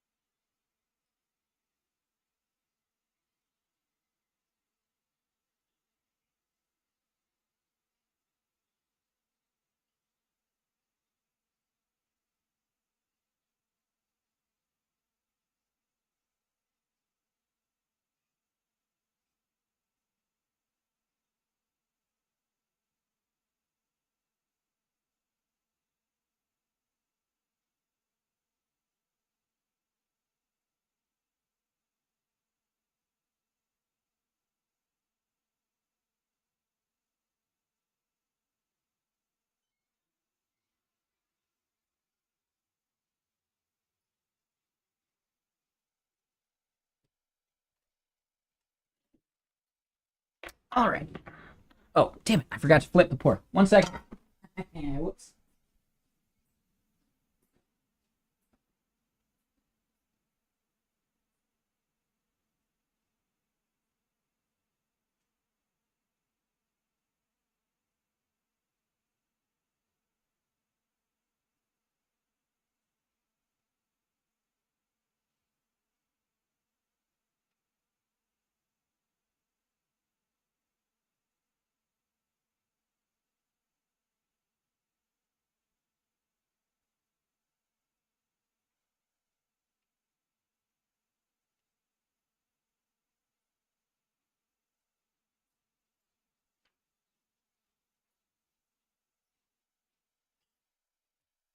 Okay.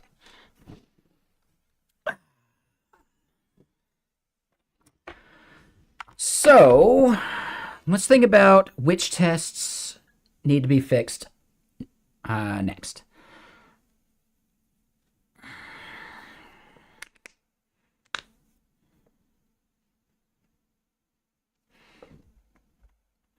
Like looking at the full list, we see like a post 200, that one would be easy. A post 401 is failing out ahead of time.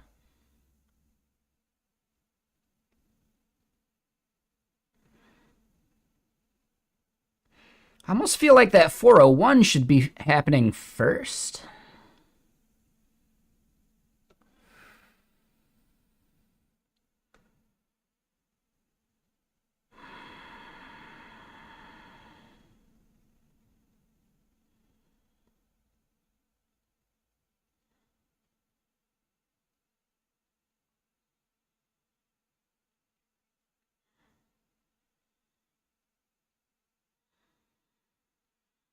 The delete failing, I think, makes a lot of sense.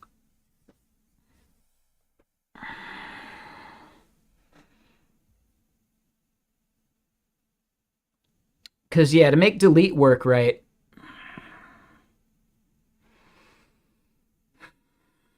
in our before hook, we need to like create the thing we want to delete.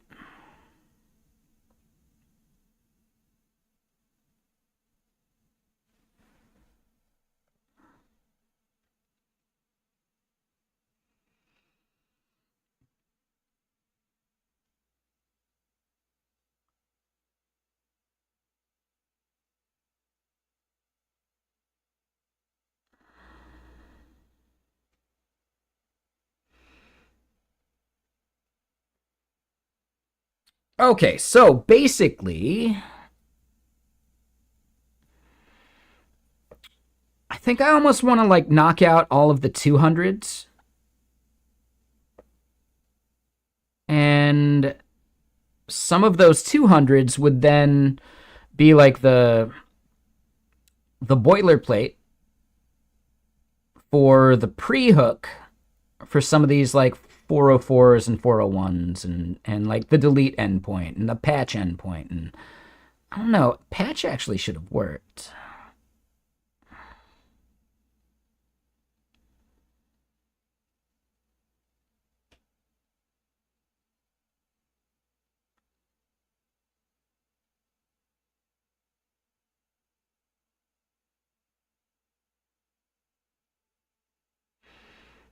And I really start to question any of the ones that fail out within 2 milliseconds.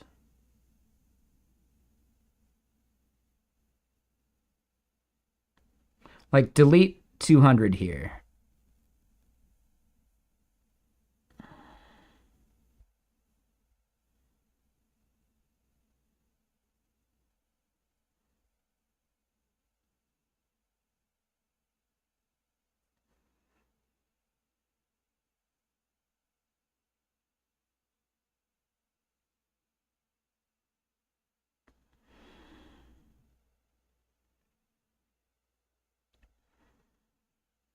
Oh, shit. All right, so businesses, business ID, accounts, account ID, balances, balance ID, transactions, transaction ID. I don't think we have that endpoint. But it shouldn't have made it in if we don't have that.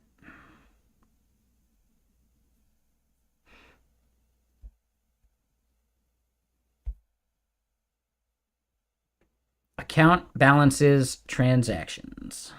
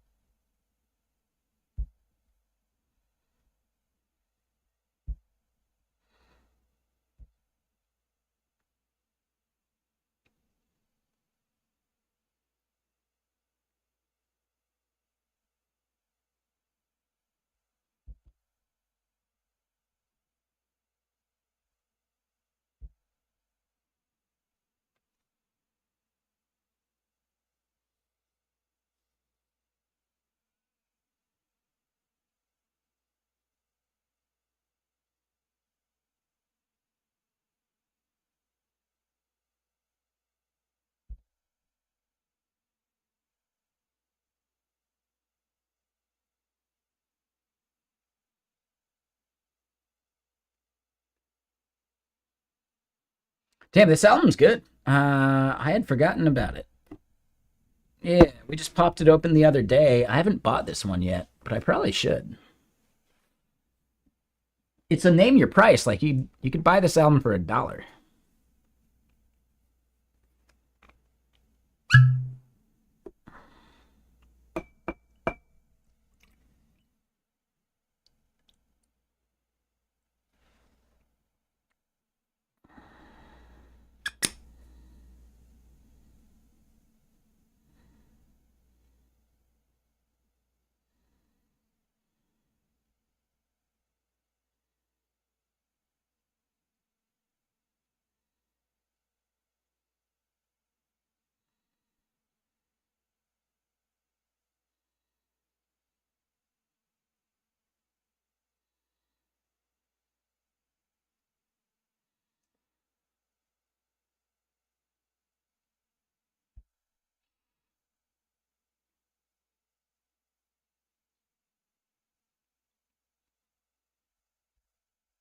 All right, we got too much of this stuff open. Um,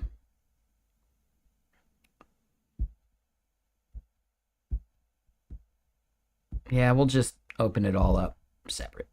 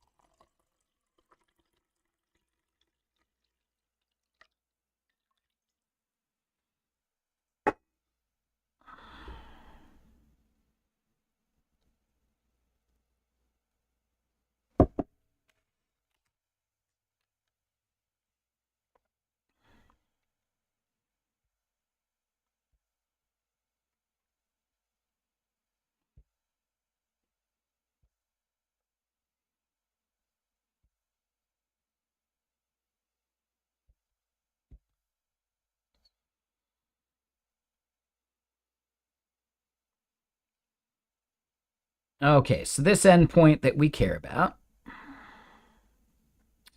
transactions delete.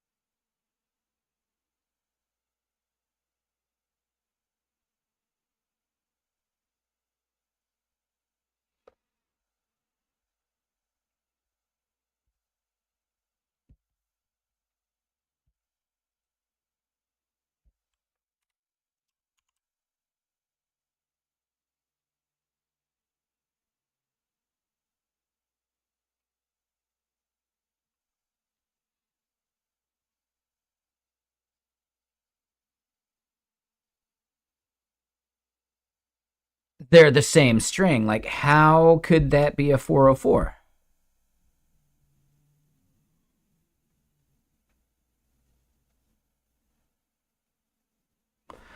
Like, I get how it could be a 404 if it was a.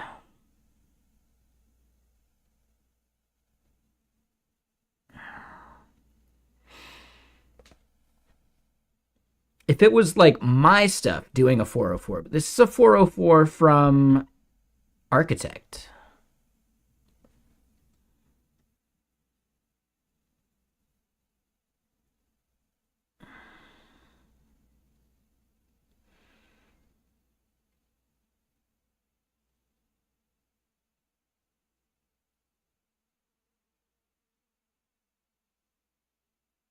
What's up, Hadlow? How you doing?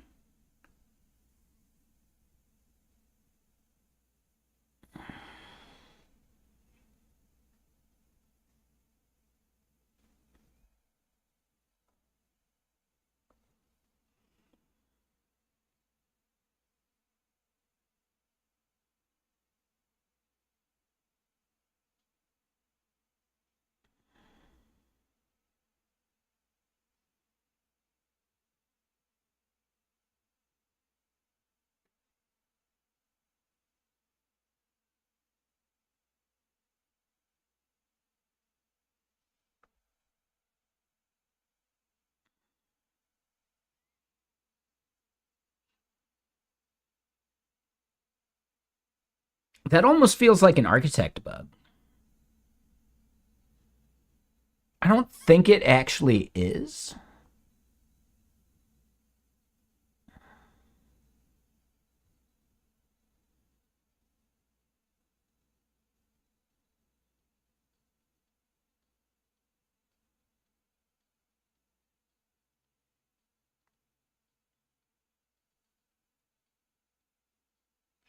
Right, we're using the production API key.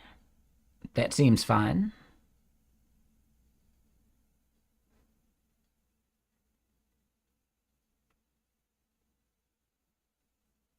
Huh.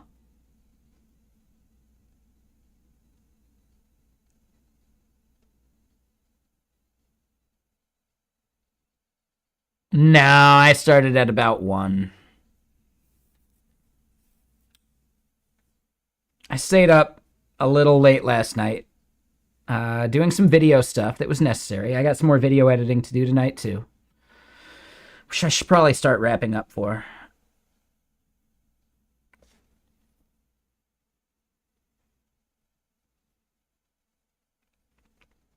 And then then I watched a bunch of like TV as I was going to sleep. I made the mistake.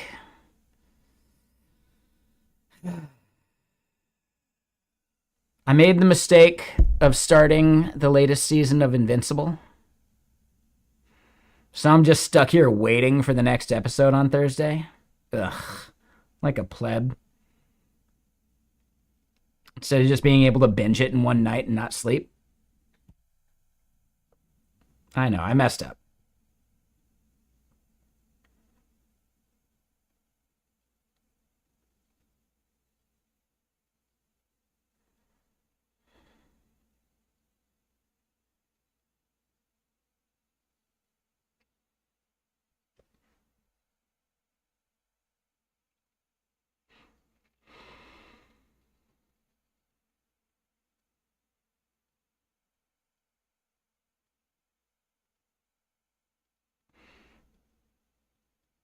Oh, and we're getting this for our 401 responses, right? Like message.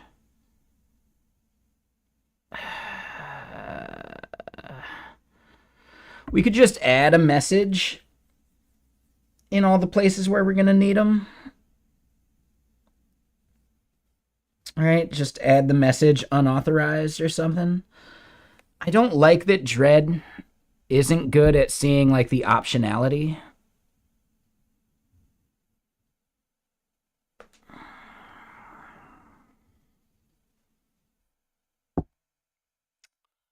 All right, so hold on. Let's go look at it. We'll do just like a quick, low hanging fruit.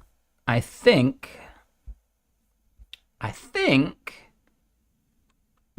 Hold on. We say nope. Don't save that. Save that.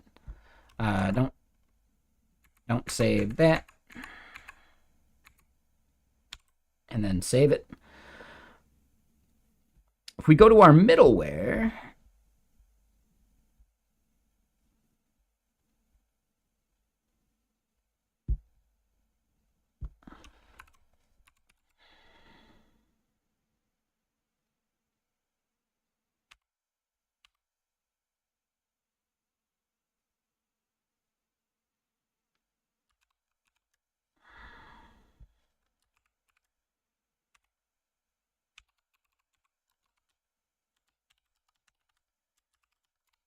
right? If we just do like unauthorized.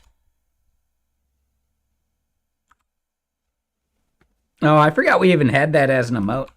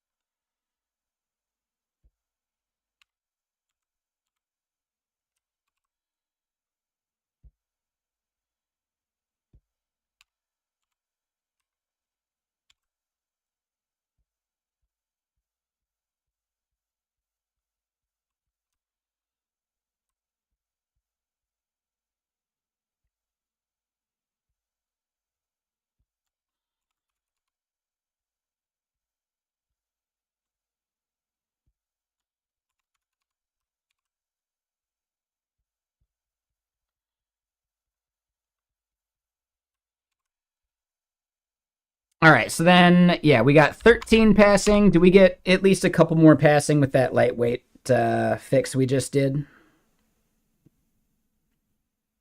We do.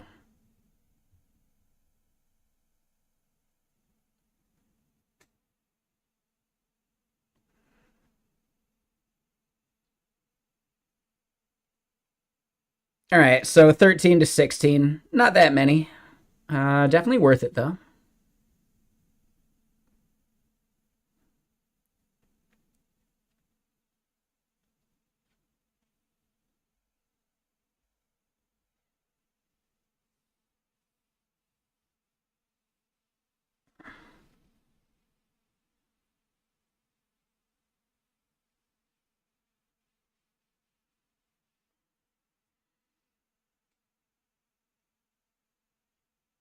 Oh, we've definitely got an endpoint issue where when we're expecting a 404, we're getting a 401. Hold on. I might have a little bit more we can do there.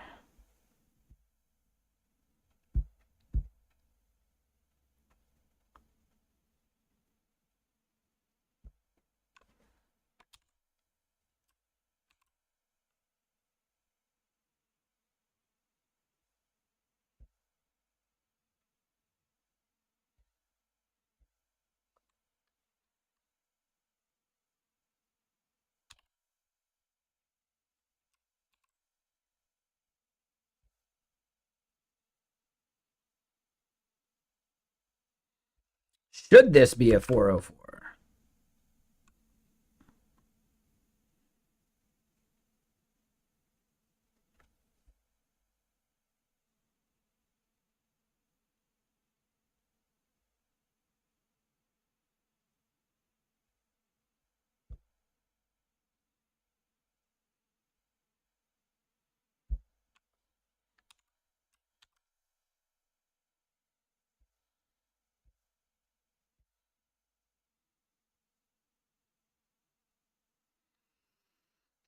That I'm not sure about.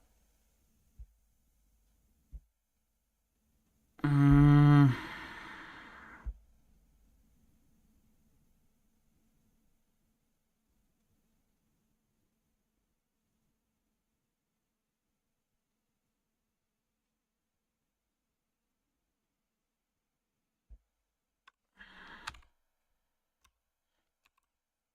right, so this doesn't actually solve our problems, it just shifts them.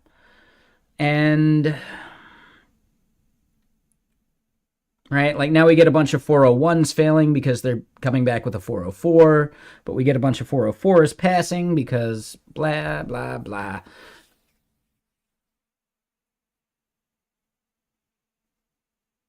Ah, shit. And we actually regress.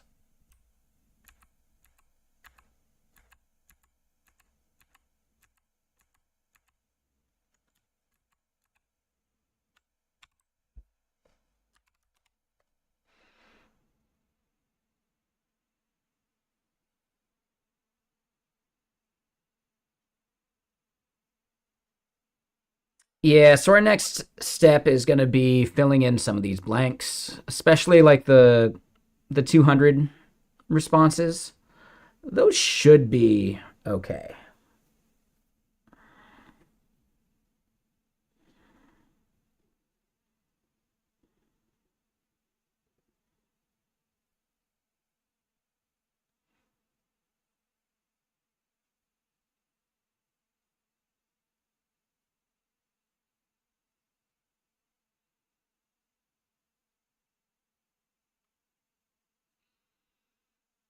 Yeah, I think I might want to disable the 404 responses, right?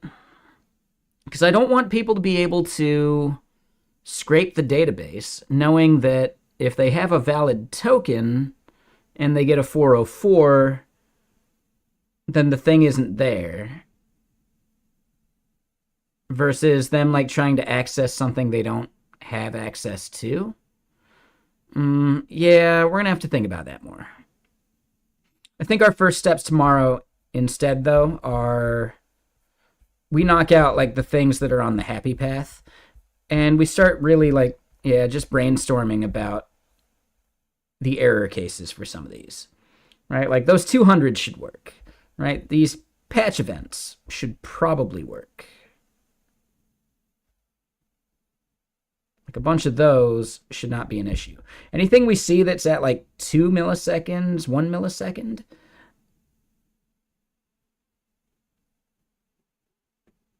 that's actually where we have like a major bug.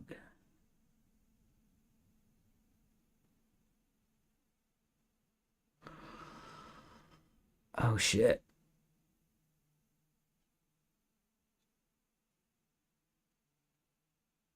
I think I already know what the issue is with those.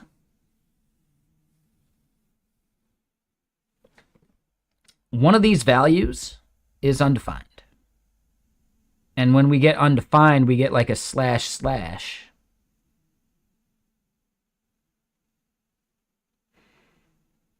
Instead of what we expected. So we almost need to start logging inside of our hooks what we're replacing certain values with. So just real quick, so that I have this like in my head at least. We don't need to make the code change now.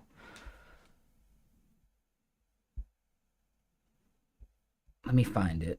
Dread hooks. Yeah. So over here in dread hooks,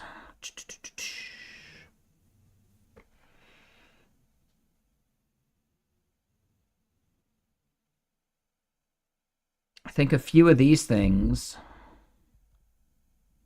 like the account ID, probably more like the balance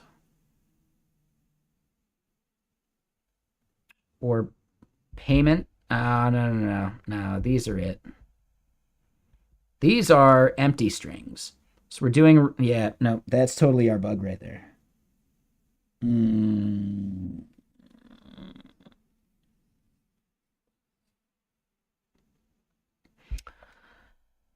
So hold on. Before we get out of here, I do want to do something like or not found, right? And what we're going to end up doing is we're going to see that a lot of these like 2 millisecond, 1 millisecond things go away.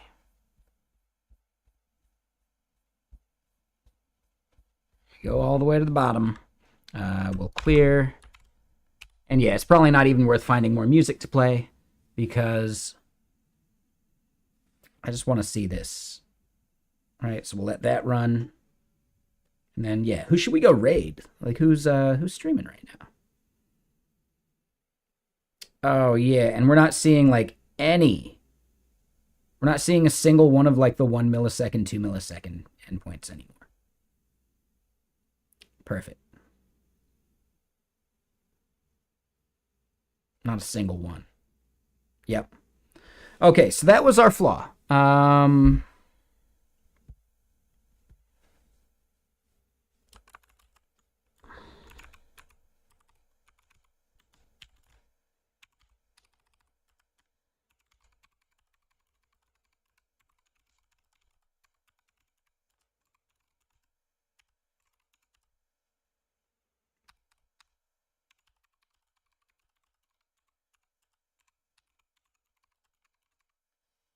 Yep. So I'll leave that as a to-do for part of our leaving off. All right. Yeah, I'm glad we figured that out. Let's yeah, as I type. Basically that is a combination of power mode as well as a custom set of like animations or whatever for power mode.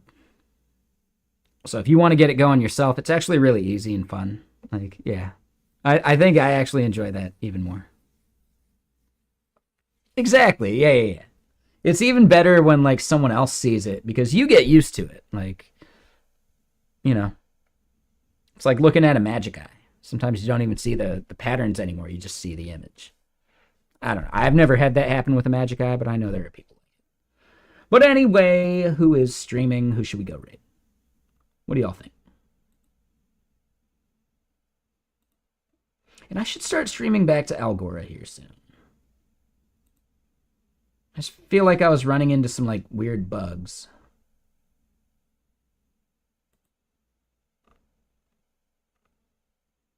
I should hit them up. We see Acorn going. Acorn kills it. I should have known she was going with the numbers lower than they normally would be. Midnight Simon doing more web dev. Oh, Nick Wan. Nick Wan's going. Yeah, we're going to go raid Nick Wan Data Sci.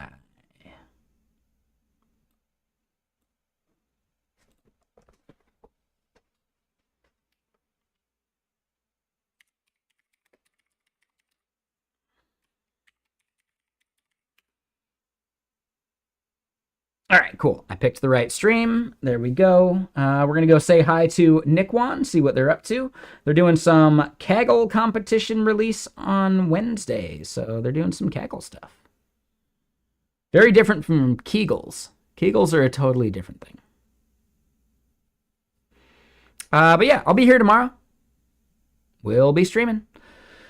We'll knock out the easy stuff. We'll also then try and knock out some of the harder stuff. And I think we got a good plan for what we're doing. We've also got, right, like that's the public API that we're working on right now. I also kind of need it for myself to make sure that the private API or the dashboard API is accurate. And that one's going to be even heavier because there's only so much stuff you can modify with an API key, whereas like you can modify way more stuff with a like an access token. So I want to actually test both. And yeah, thank y'all for hanging out. We had a really good fun day. Like, yeah, I had a blast. So people on YouTube, I will see